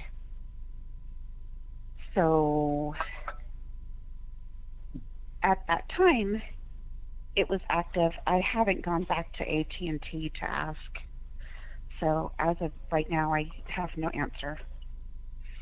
But as of May 2019, it had been active. The number was recycled, but his AT&T account was still active. So I guess I really should go back and ask.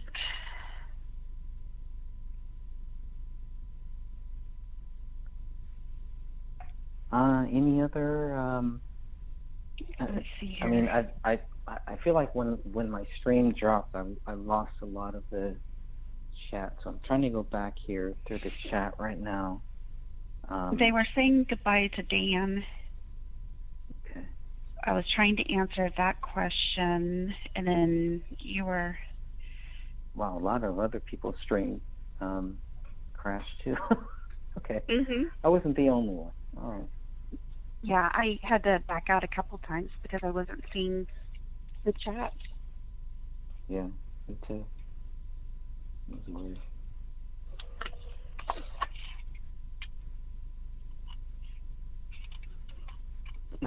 So I know Paulette. Paulette, let us know if we got your question wrong or anything like that. But she had brought up some really good points about, how do we basically, and this is my interpretation of what Paulette had sent me, so she can correct me in the chat room if I'm wrong here. But it kind of seems like, how do we deal with the repetitive things and all of the new things? We have so many new people that are coming into the group asking the same questions. Obviously, we don't want to deter them from asking those same questions, and maybe Paulette kind of help us. Let me see if I still have that here. So, yeah, the rabbit holes and the repetitive actions. So I think those are two of the big things that still keep coming back up, because there are many rabbit holes that you can go down. There are some rabbit holes that people want you to go down that we don't need to go down. So how do you avoid that? How do you deal with that? How do you deal with being hit from so many angles, and there's just so much going on? My only answer and my only thing is just, keep it simple. Keep it as simple as possible. Focus on the facts. Focus on the research documents. Focus on the photos that we have. Start there. Once you feel comfortable that you've understood all of that, then I really think that will help you deal with a lot of the other things that are speculation, that might sound true but might not be true. It kind of helps you deal with all of that. I think if you start with the government did this, that's not a good way to start. I also think that if you start with this was foul play, that's also not a good way to start. So somewhere in the middle is where I think you need to just start with these documents and just go with that. The problem is we have so many people that have started with the documentary or have started with what the alternative media said. So, I mean, that already knocks you a couple steps back.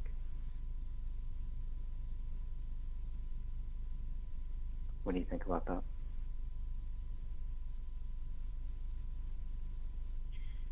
We had another question about the music that was playing and where they could find the list. And the list has been loaded to the group files.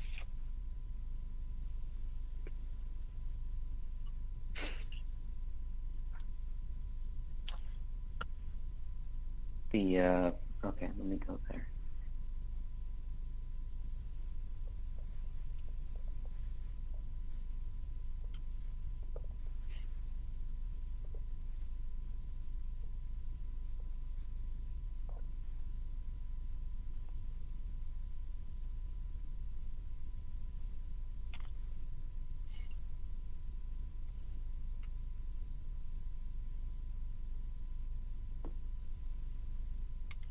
Let's go into the file section. Okay, so in the file section,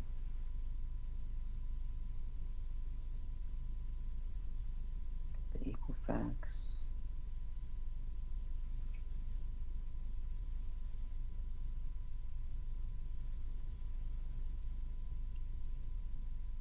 Okay, so which document were they looking for? The music list that was playing, this should be in the file section.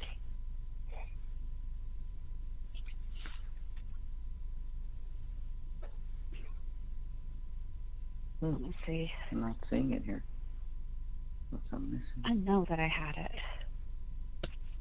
Maybe it was just photographs. I know that I posted it.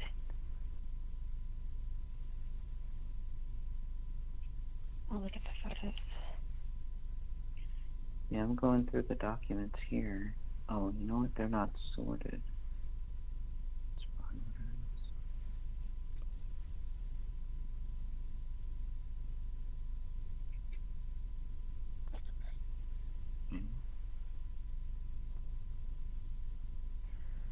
And regarding that, it seems like there were. I mean, wasn't it weird that one of the songs that was playing in the Sloppymentary was also one of the songs that was on David Crowley's, that was on his playlist? There were a lot of things like that. I mean, even including David Crowley into the credits and all that was really weird. But Oh, yeah. to include the songs that were on a playlist that they say he killed his family with, to include that into the documentary, on a Netflix documentary on A&E, it's just weird. It's just, what are you guys doing? They're staging all of this stuff. It's really odd. It's very odd behavior.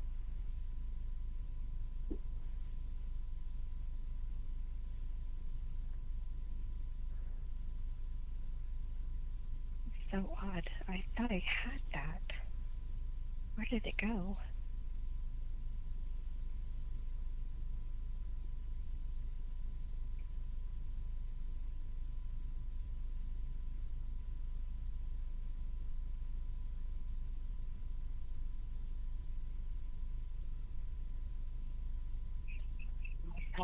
I'll get it again. Okay, so Paulette says, I think my main concept is if this was a cover-up at the highest level, why do you believe that this case will ever be reopened or solved? And then Jesse says, now we die by Machine Head. Okay, so that's who it is. Why do you believe this case will ever be reopened or solved? You know, there's something spiritually that tells me that this case will be reopened. And I also believe that the case is solved. The case is solved in a sense that this is not a double murder suicide. All we have to do is to not let this case die. Do not let this case become a double murder suicide. That's on us now. That is our biggest challenge. how do you keep this case going? How do you say, you know what, I'm going to spend 5 more years. I'm going to spend 10 more years, whatever it takes. That's a big effort. It's easy to say. It's hard to really follow through with. And I think that's why a lot of people have not said it, because they're not sure if they can follow through with it. Because it's a big deal. But I do think that as long as we keep this case relevant, as long as we keep talking about it, that will lead to reopening this case and to eventually solving this case. But, you know, I don't think it's going to be I don't think it's going to be like a Perry Mason TV show. You know, I don't think there's going to be this guy that we catch saying the wrong thing and they finally say, okay, I did it, blah, blah, blah. I don't think we're going to get that. So it's going to be it's a letdown for people that are like, hey man, we've been looking at this for 5 years and we haven't solved this case yet. You know, we've been looking at this for a very long time. We have all of this stuff here. How do we get some progress? And I don't know how to give those people hope.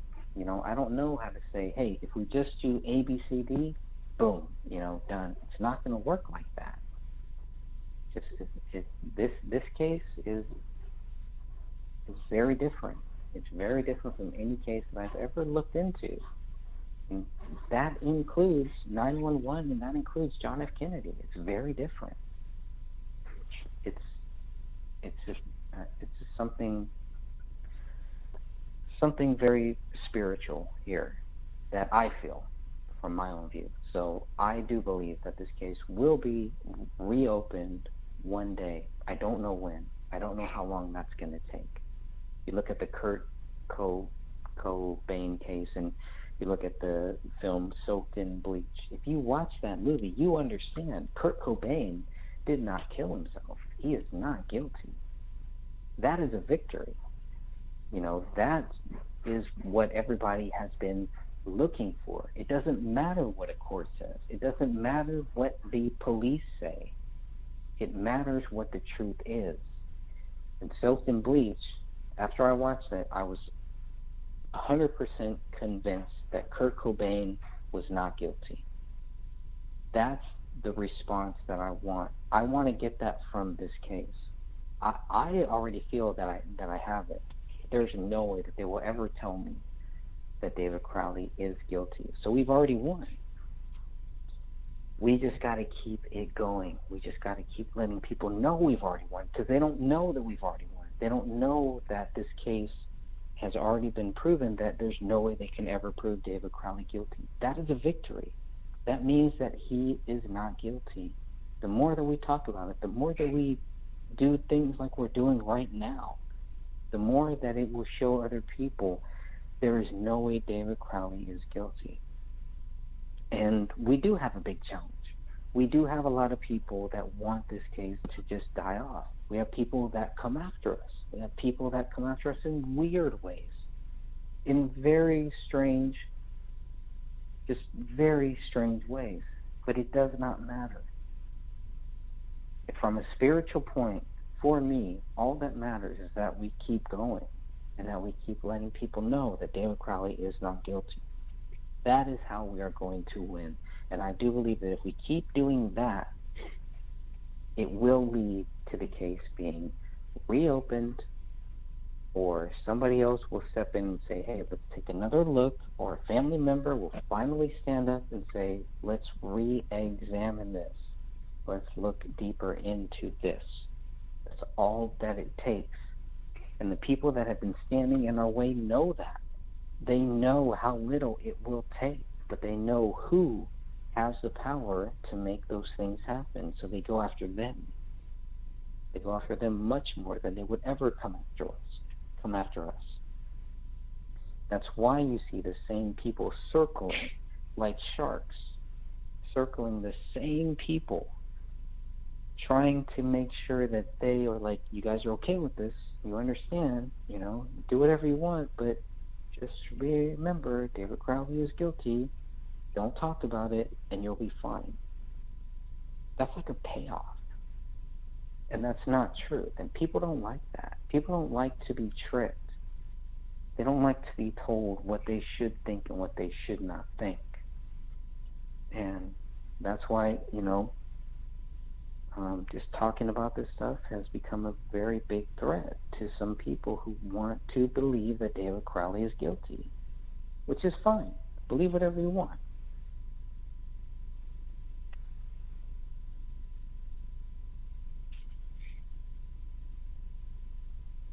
Thank you so much, Greg. Yeah, I'm ranting. It's okay. We all get this way, especially from time to time, and I know that I've gotten on rants.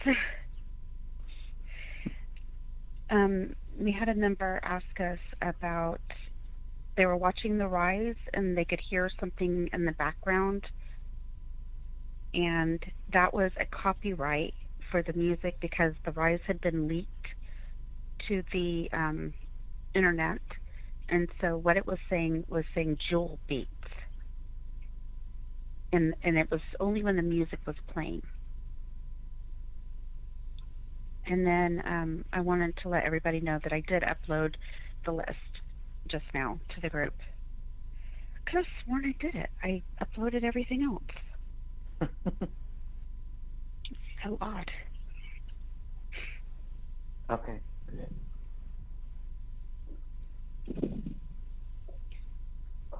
All right. Well, anything else? I think we've gone here about 4 hours, unless anybody else has any final points here.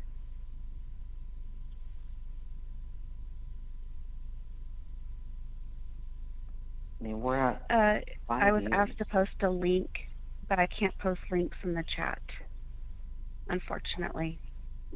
I believe that Paulette can because she has adminship or moderatorship or whatever, but I don't have that. She's got a little... Why don't you have that? Why don't you have it? You never gave it to me, Greg. You don't trust me. I don't know if I ever gave it to anybody, but okay. I'm just not special enough. I understand. Well, then it's on Paulette. She has to post everything.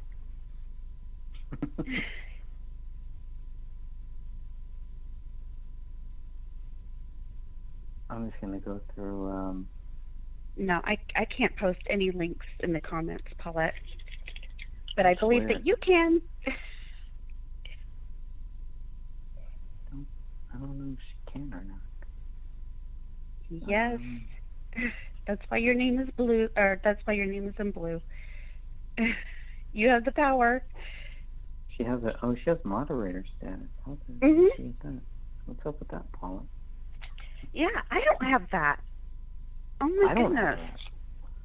I don't have You own you own the channel. I can't even moderate my own channel apparently. All right. Well, it's all on you, Paulette. Hope so.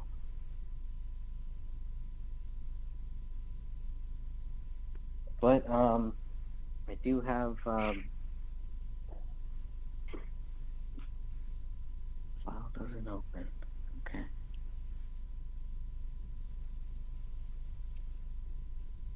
Let's see if I have anything else here. So how do we get beyond? Okay, how, why, when, where will this case get beyond where we are now? I'm going to check the file, Paulette. She says the file gives her an error, that she can't open it, which is weird because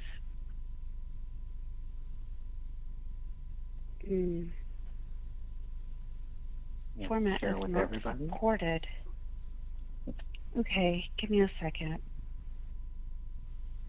I'm going to delete it and see if I can open it from my Dropbox, because I just tested it before I posted it.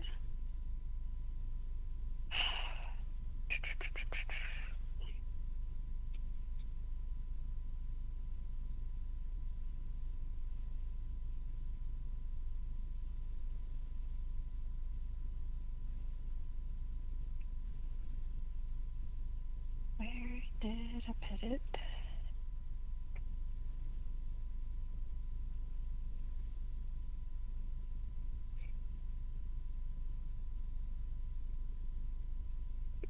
Download again. Okay, that opens.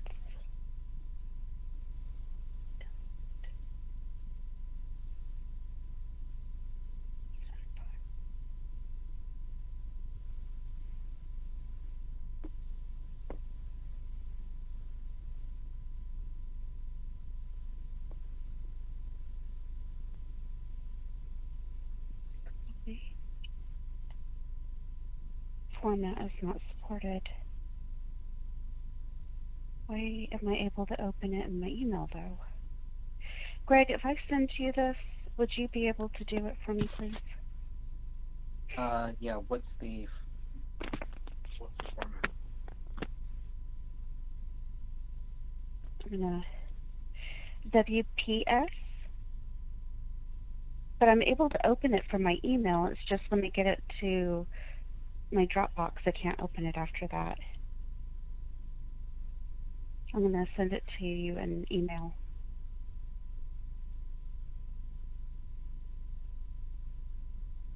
Which is extremely odd.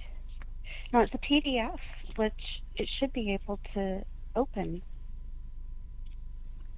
Let me just take screenshots of it. Let's see, what type of format?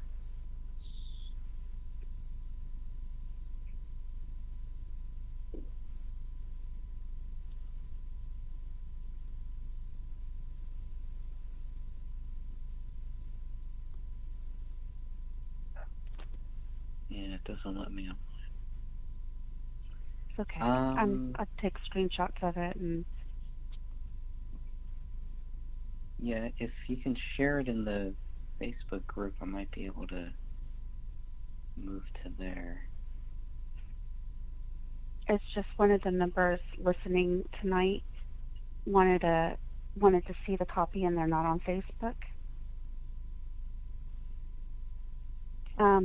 Is there any way that they might be able to PM one of us, or not PM us, but email one of us? Yeah. I don't think so. And we can hand them the list that way? Aw, 2 dislikes. Gee, I wonder who that could be. Only 2? Right? I was expecting more. Patty says Paulette. Wait, no, where's Patty? Patty says, oh, Johanna says, have you watched Escaping Exodus yet? No, I have not.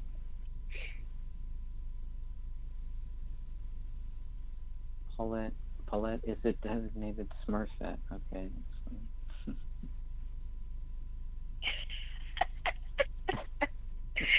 I love it. I'm still laughing over the dislikes because how petty of them. Okay. You haven't even heard what we had to say. You just give us a dislike. You're so mature, people. I mean, that's, that's fine. I mean, we can't expect everybody to like this, but some people don't. Some people don't want to hear about this. They don't want to hear about it so much that they want to make sure that we don't talk about it. Oh, I know exactly what they could do with their opinions. What's that? Tell me. Oh, no, I think Catherine told them plenty of times in her video. I'm trying to keep it PG here. Yeah. Oh, I didn't know she had it in her. God bless her heart.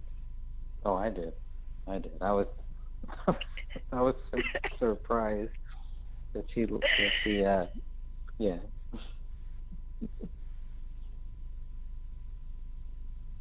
Okay, well, I went ahead and did screenshots of the playlist and added it to the group, and if you are able to put it in the PDF, that would be great.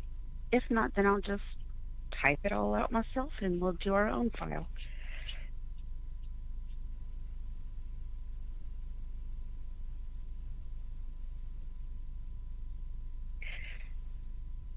Is there anything else that you want to cover? Just going through my notes here. I don't think there's anything that we haven't covered here. So we'll hang on here for a few more minutes, but I think otherwise, we've gone over 4 hours now. So, oh my goodness. no, it's still, the bodies were still found on January 17th, 2015. That's where this all started. And there were many people like Mike Paxesny who wondered why nobody was reaching out to David, why nobody had talked to him or had tried to communicate with him in 3 weeks.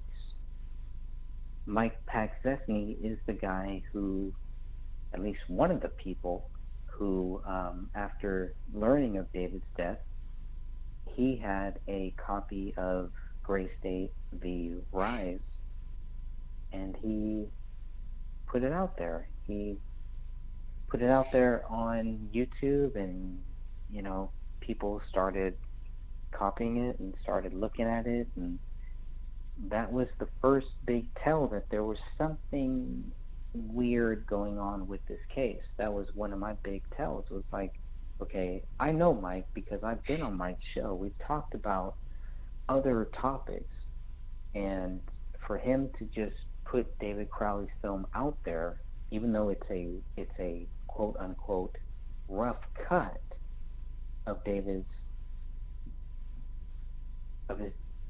I guess it's his documentary companion to whatever fictional film he was working on. Mike puts this film out there, people see it, and all of a sudden Mike says, at the request of the family, I'm going to take it down. So Mike has a lot of pressure. Guess who is putting pressure on Mike to take that film down? I'll give you one guess. And it starts with MFer.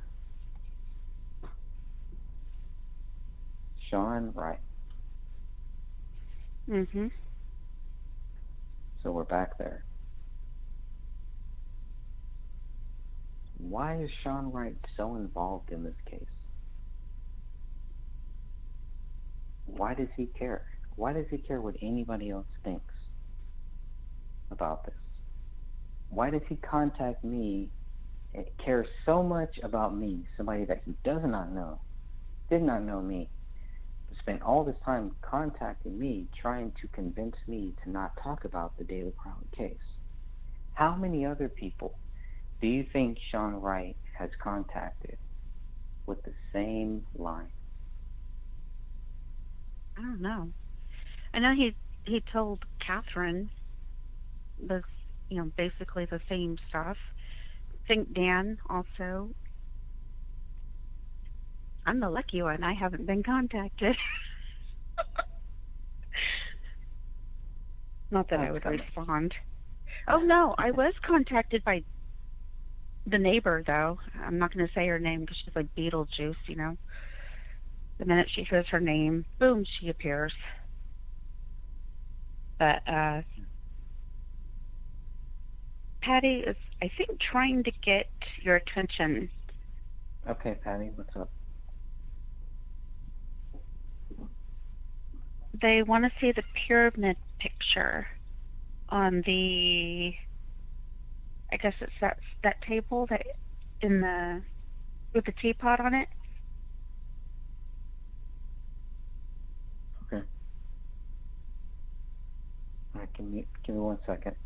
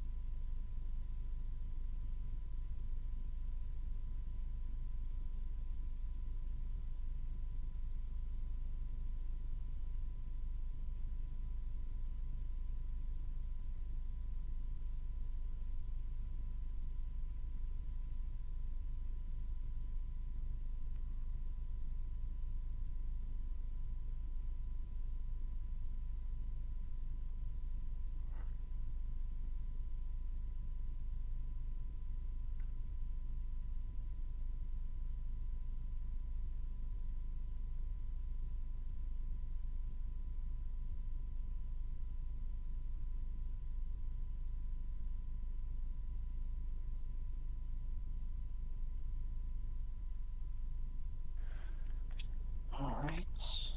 Just fixing my battery here. And we'll take a look at that. Okay,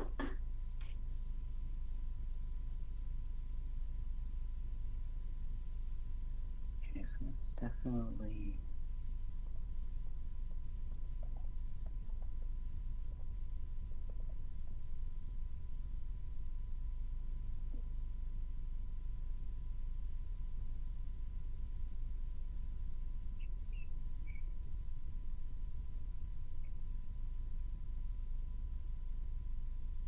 alright.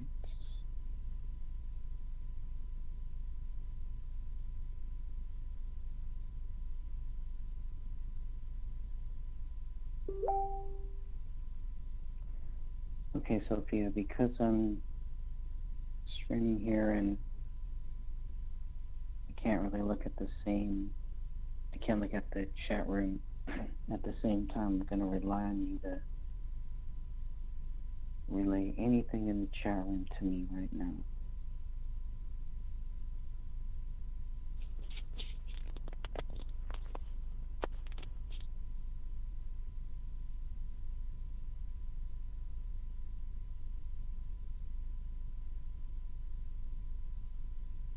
Alright.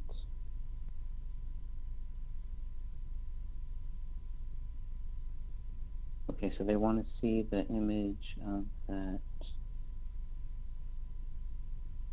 I think we can closer.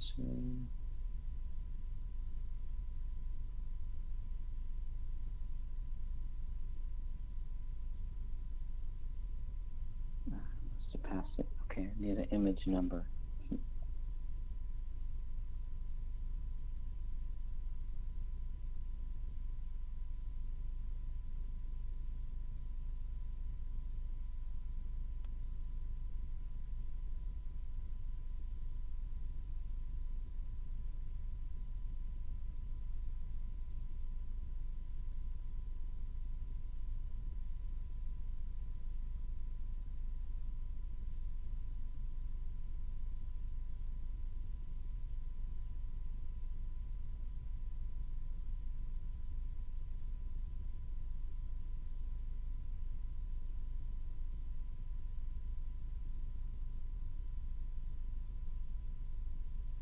Back to the living room.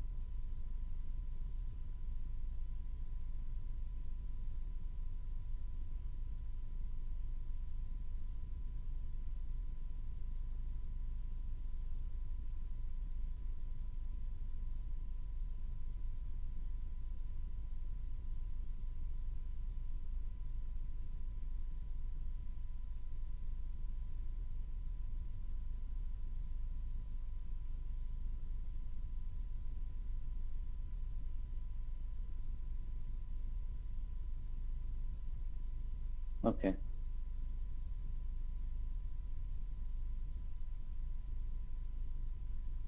think this is the one they're talking about, right?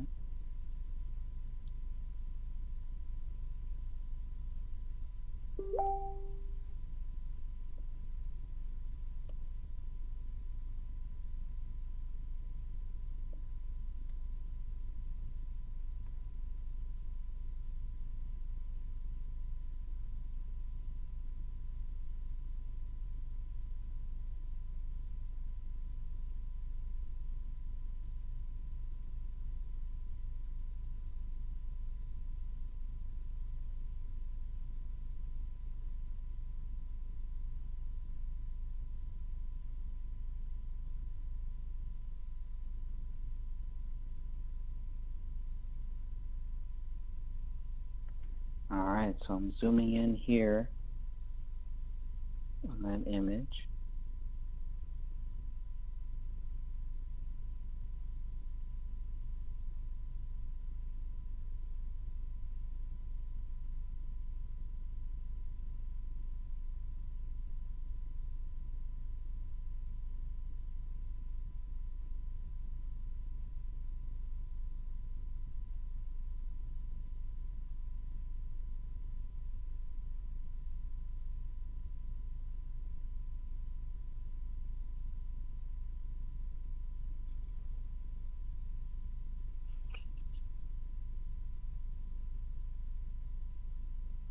Okay, so I got the image up here. Sorry, my phone dropped the call.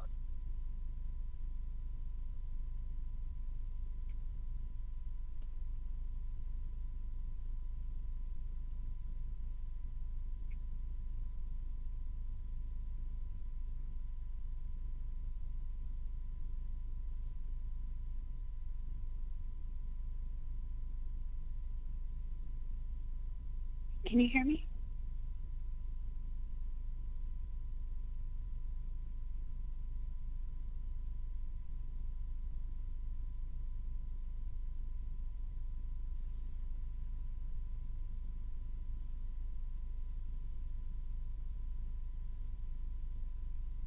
All right, so I don't know if Sophia is still with us or not. Can you hear me? I do. Yep, I can hear you. Okay, thank you. The call had dropped. Yes. I don't even know. A couple times. Okay. That's all right. We're not going to be stopped. Remember that. No matter what they do here. All right, so I'm going to zoom in here on that. On the pyramid.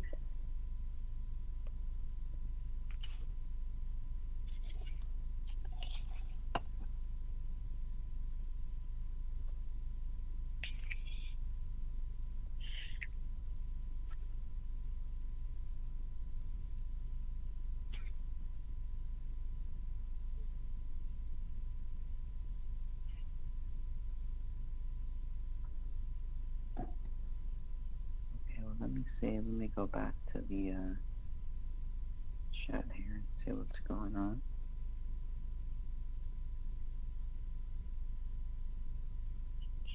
Okay, Patty asked, she got that as a gift, stuffed animal, right? I don't know if she got it as a gift, but I do know that there's definitely 2 stuffed animals. There's one that's in some of the crime scene photos.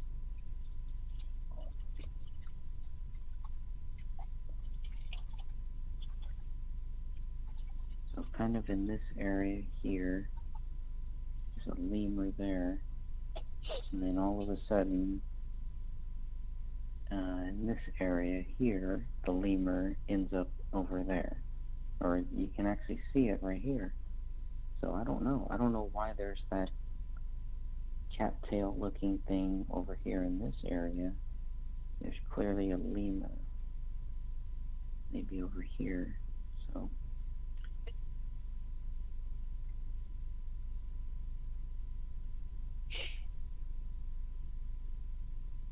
I mean, for me, I the whole hand is really the, that's. I mean, I look at this and I'm just like, okay.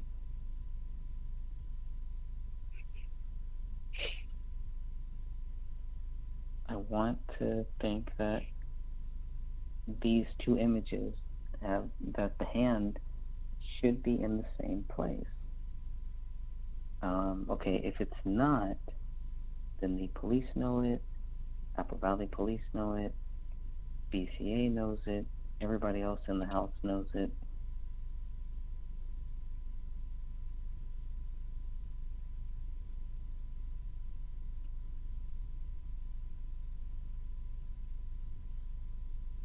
Go back.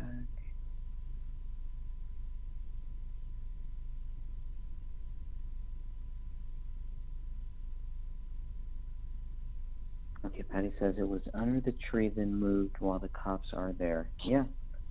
I mean, it's hard to argue with that because of where you see it.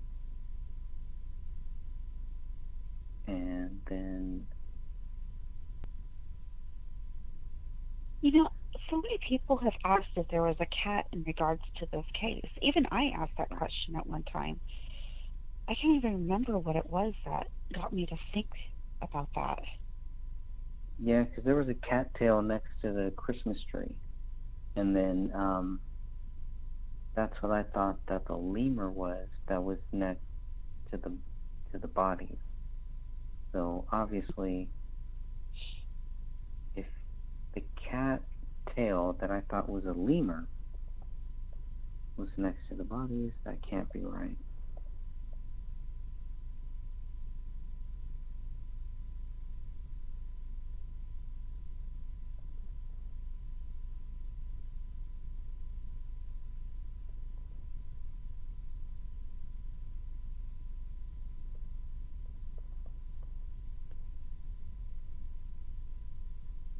So,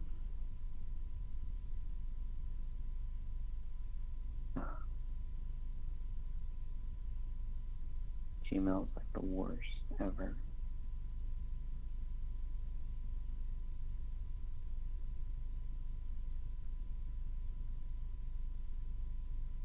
So you notice, okay, there's something here, right, in this corner, and then and maybe Patty can help us find what the image is that shows that lemur next to the Christmas tree. Maybe it's not the same thing. The lemur next to the Christmas tree. Okay. Maybe we're looking at two different things here.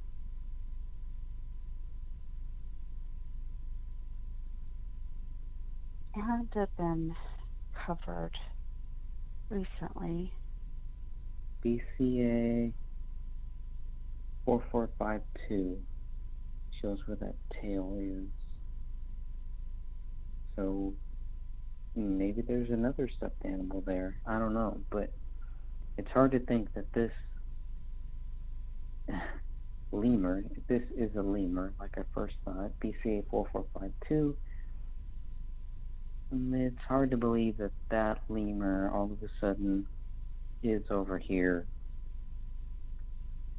where the bodies were. So maybe there's two. I don't know. Is it the black one? Because there's one laying by the couch. No, it's like right next to where David is, right next to his leg, to his left leg. There's something there. There's like a stuffed animal thing there. Okay. Something there. I don't know what it is. Photo. And let me go to that photo. Yeah, I don't know what that is. But yeah, there's it's hard to believe that there's two. So maybe there's two stuffed animals, you know. I don't know.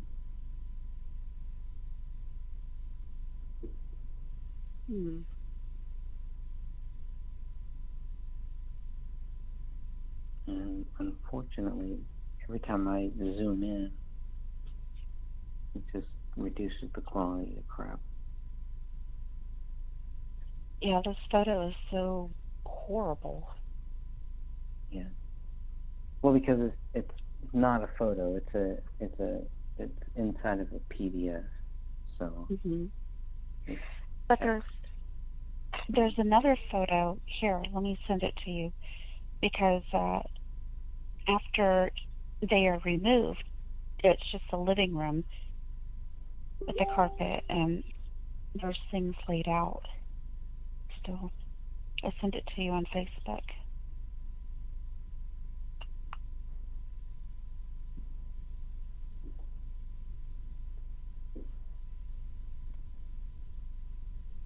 And that has to be like another stuffed animal type thing. It's all black. It does kind of look like a cat.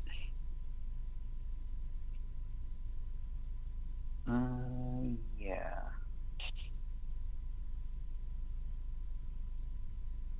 A scarf. Okay, And what's the image number? What's that image number? I want to pull up the raw one, because that's a very important one right there.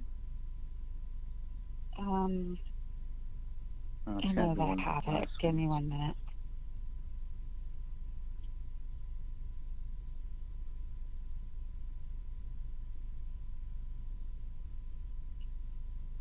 Now let's look at this one. Let's look at BCA 5125. Here we can see the lemur. there's no tail there. So this lemur that was next to David is not the same stuffed animal, whatever it is, that's in the other, that's in BCA 4452. These are two separate things. Two completely separate things.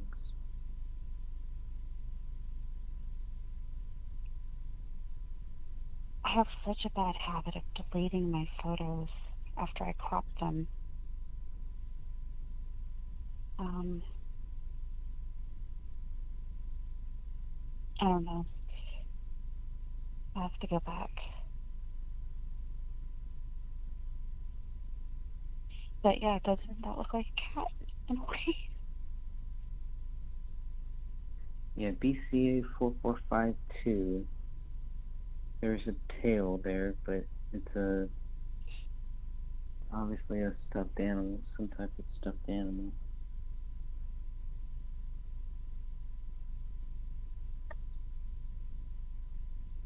That's a lot of hair. I mean, if you look at BCA 4452, there's just a ton of hair. And it's not just there. If you look at BCA 5125, even after they, moved everything, the bodies are gone, they've marked everything, everything is check marked, got the red tags. Look at all of that hair there. I mean, it's crazy how much hair is there. And how do they say what all of this hair is for? This is all supposed to be Camille's hair? That is a lot of hair. I mean, that looks like multiple people's hair. I don't know. It just reminds me of when you go to the salon and you get a haircut, and when you walk in and you see everybody getting their haircut and the hair is all over the floor. I mean, it looks like multiple people.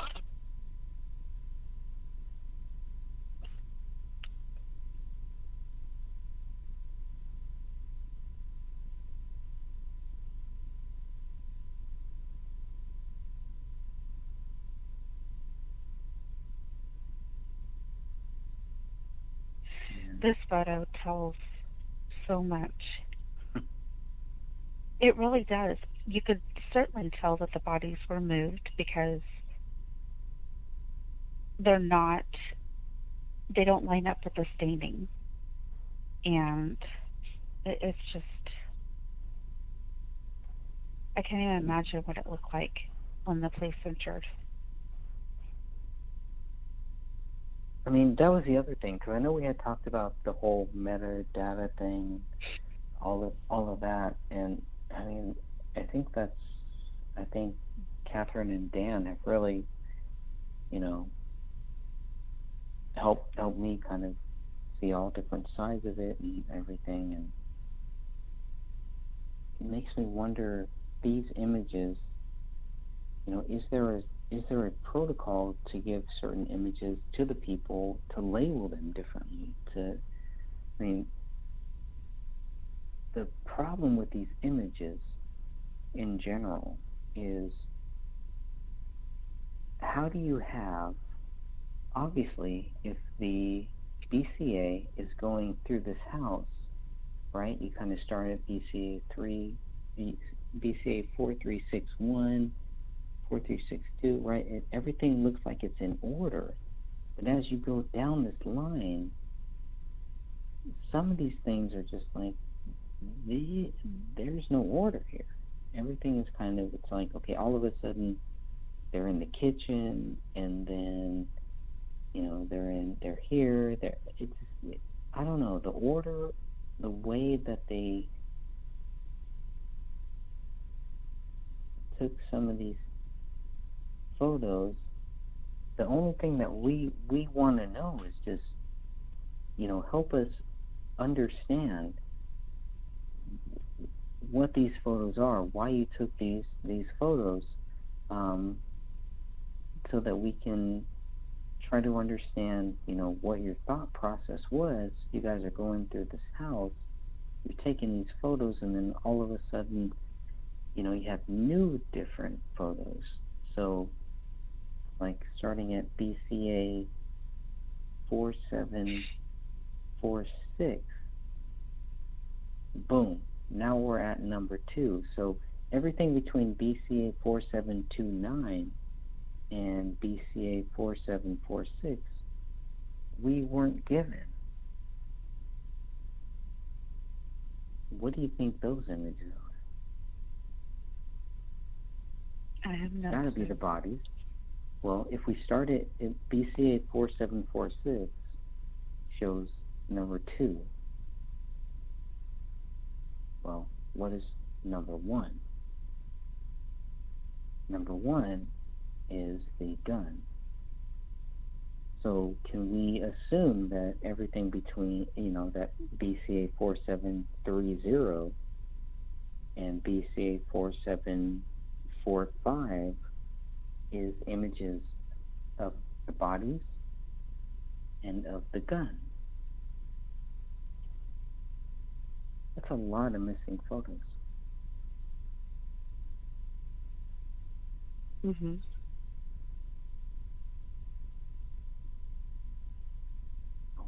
And it goes on and on and on, and we're like, okay, now you ended in the basement. All of a sudden, we're back in the living room, which is where the real crime scene is. You know, that's where the crime scene is. All 3 bodies are found in the living room. The whole focus should be on the living room. So there's a lot of things that are missing. The BCA photos, I think, are a lot more, I think they're done better than a lot of the other ones. But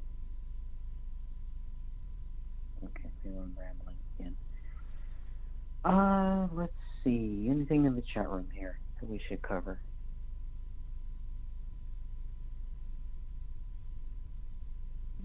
Near number 42 is that gun show or a button on the floor. I guess if you could go back to the living room again. Okay. Before the markers, I'm sure. Or no? Maybe Just keep in mind that those markers are all jumbled now in that photo because we're about to, the bodies had already been removed and. Yeah, and if you're looking at the, you know, if you look at the documents that we were given, what you're seeing is it's in order of what we were given. So, okay, so somebody said item 42. Let's look at that. It says item 42 is here.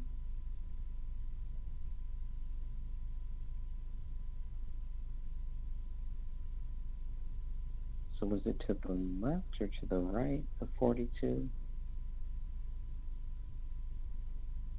There's 42 right there.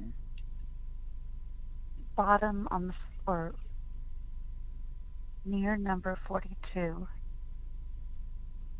It was, and I think it was in the living room photo that you were showing with the carpet. It's like a yellow and white cone-shaped thing. Is that what? I'm not seeing it. How odd. Oh, there we go. No, that is a bullet connected to Camille. She has 42, 43, and 44 were connected to Camille. Mm-hmm. All the ones that were found on the carpet. So that's a hollow point bullet that you're seeing right there.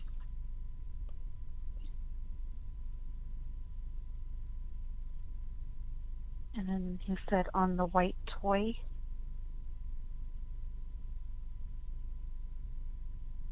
I think what they're talking about is the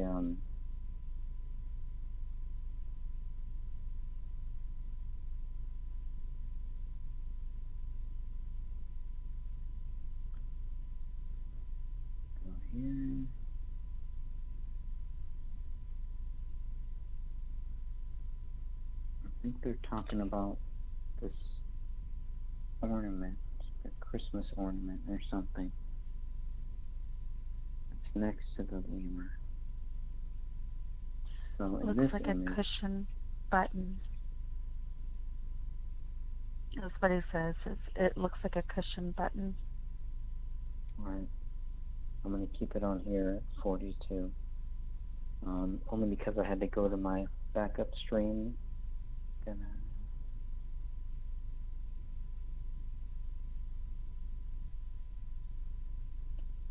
Is it that? There, number 42, is that a gun show or a bullet or a button? What is that? Is that the lemur? That is the lemur, which means it is not the same thing that was next to the Christmas tree. So we have two stuffed animals. And really this lemur,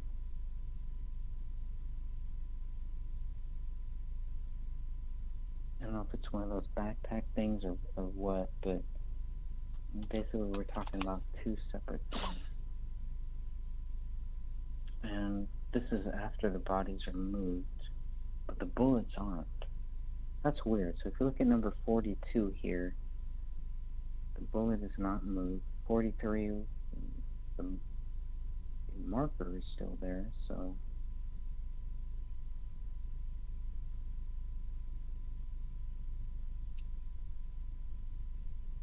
and the things that they're moving and they're not moving.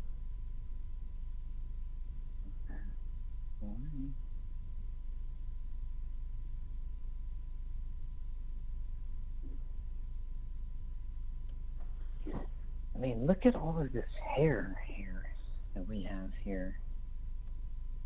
And this is BCA 5108 that we're looking at now.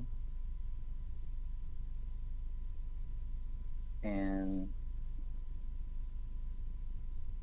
all of those blankets are now moved up to the couch, which, you know, for people who do this type of thing, is that normal? Why are these blankets up there? I mean, and here's the crazy thing. This is all before, I mean, here's my question. Is this all before the medical examiners are in there? No, the medical examiners had to have been in there. They came and left already. There, right? This is. They moved the blankets after she got there. Okay. The bodies have already been. So you know that photo where they were placed in different areas? Like. Yeah. Okay, I think this was taken around that same time. Okay. Where they're already in the body bags. All right. I'm thinking not, they should have taken those blankets. Yeah. And that's weird because those aren't a part of the BCA. Mm-hmm. They're only a part of the Apple Valley that we have.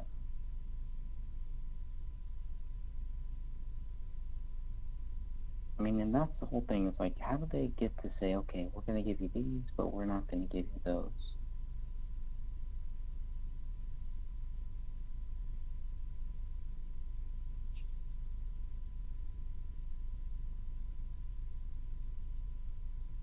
I mean, is that a big, I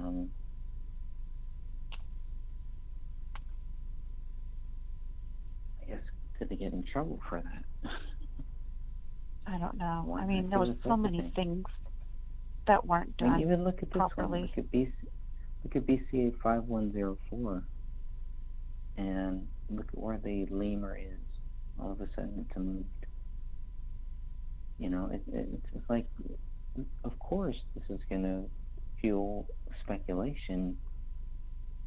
Are they just randomly deciding It almost feels like it's so calculated what images they're going to give us and what images they're not. I don't know. Where is the TV? I don't think they had a TV, so I don't see any TV in that house.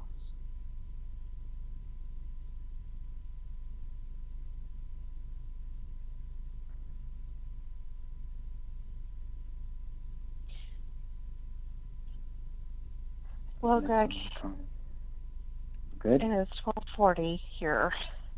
All right. 12:40 in the morning. Yeah, we can go on forever, but okay, let's shut this down. I want to thank everybody for joining us, and we are going to come back hopefully next week, if not sooner. And yeah, I hope to have a few more.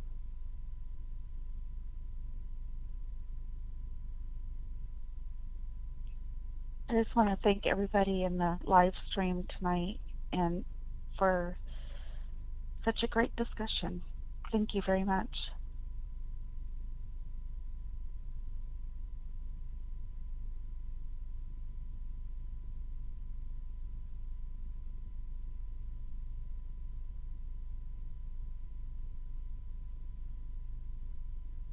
Have a good night, everybody. If you're still with us, hopefully you are.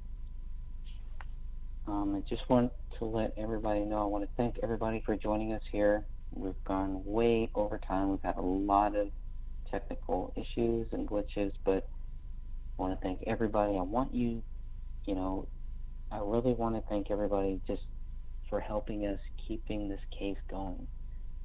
Everything that you do, every question that you ask, everything leads us closer to the truth. And it's very important for us to all to understand that we have the case solved. The case is solved if you look at the fact that nobody can prove David Crowley guilty. Let's start there. Let's end there. I think that is what is going to help us keep the case reopened. Thank you all. Sorry for all of the technical difficulties that we've had tonight, but I appreciate all of you joining us and staying with us, and God bless you all, and until we meet again.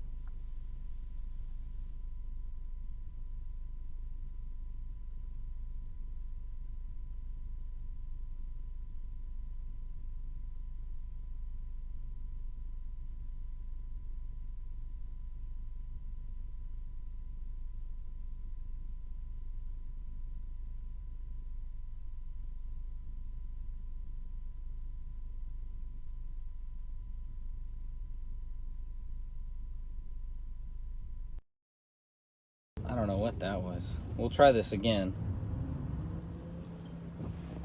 As I was saying, tomorrow, January 9th, 2020, at 6 p.m. Pacific time, we will have another conference call on the David Crowley questions. That will be right here on this same YouTube channel that you're looking at right now. So, I just wanted to remind everybody of that, kind of an open forum style. So whatever topics anybody wants to bring up, please bring them up. Obviously the chat room will be open. And if you would like to be a part of the call, let me know, and I will try to make that happen as well. I'll send you the call-in number. You can pick up your phone, call in. You can go online. You can call in there. You can join us however you would like to. We'd like to have another conference call, and Sophia will be joining me, and probably a couple other people will also be joining me too. We will see. I'm also going to give you a quick look at the back of the book cover, so you'll get a quick glance at that. Not that much really to see there, but I think you'll kind of see where the book is going. So we'll have that as well. and maybe a couple other things. One of the things that I would like to really talk about again is Eric Nelson's sloppymentary. I'd like to talk about it maybe one more time and then never think about it ever again. What I was saying in the other stream before I got dropped off is that we've been, I was thinking that movie came out in 2017 and it just seems like a lot longer. The time seems a lot longer, but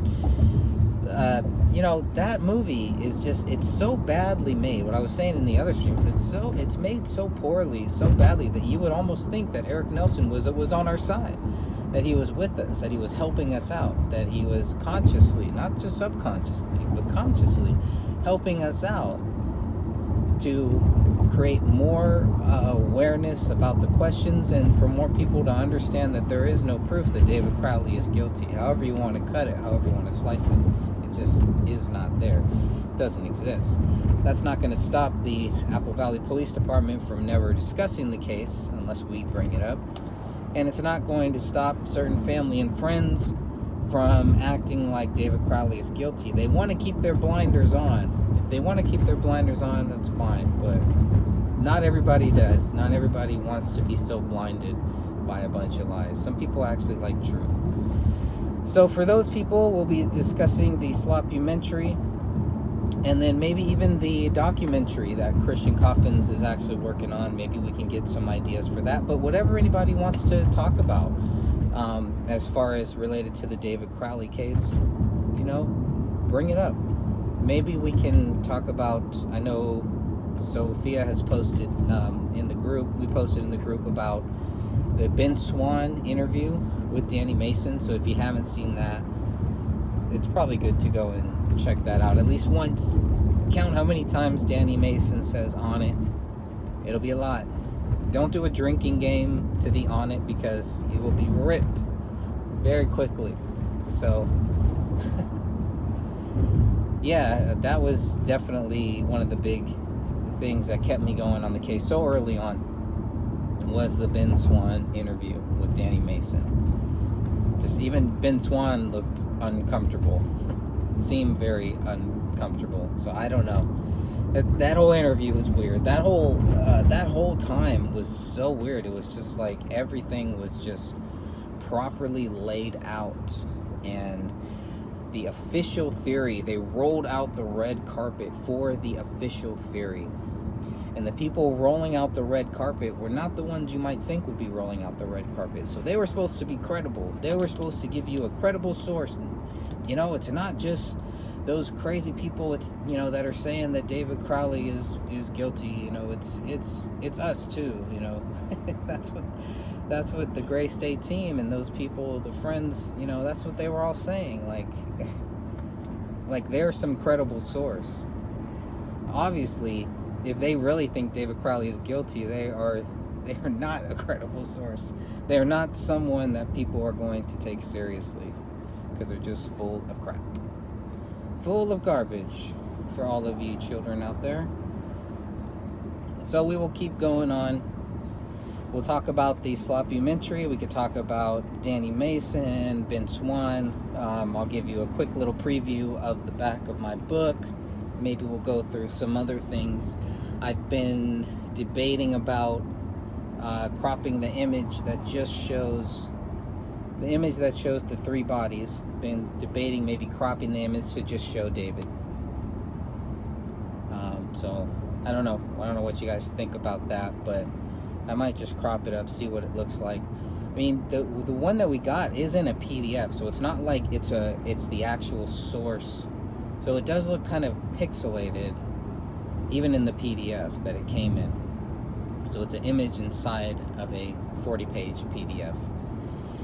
And so it looks pixelated a little bit, but you can make out, you can pretty much see where David's eye sockets are and the back of the skull, and you can see that there's still, he's got the beard pretty much on half of the face that's left. The whole left side of this area is all just gone. It's just blown away, So that's where the exit was, on the left-hand side. No entrance wound, so it's got to be, you know, through the mouth. Most likely, it's one of the only things that would really make sense. Unless he shot himself on left-sided curve. No, just not gonna even go there.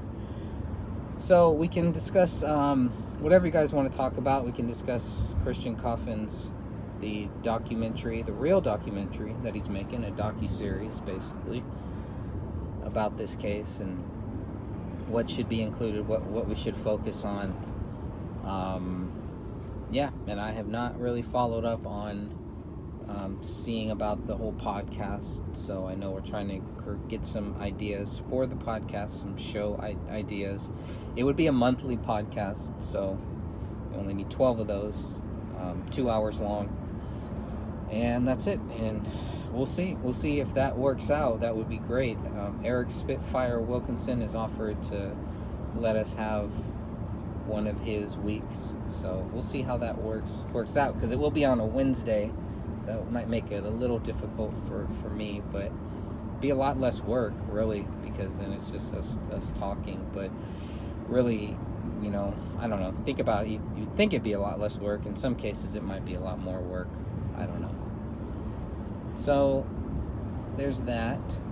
And then, you know, open forum, whatever anybody wants to talk about, we'll talk about it all. Just wanted to give you that brief update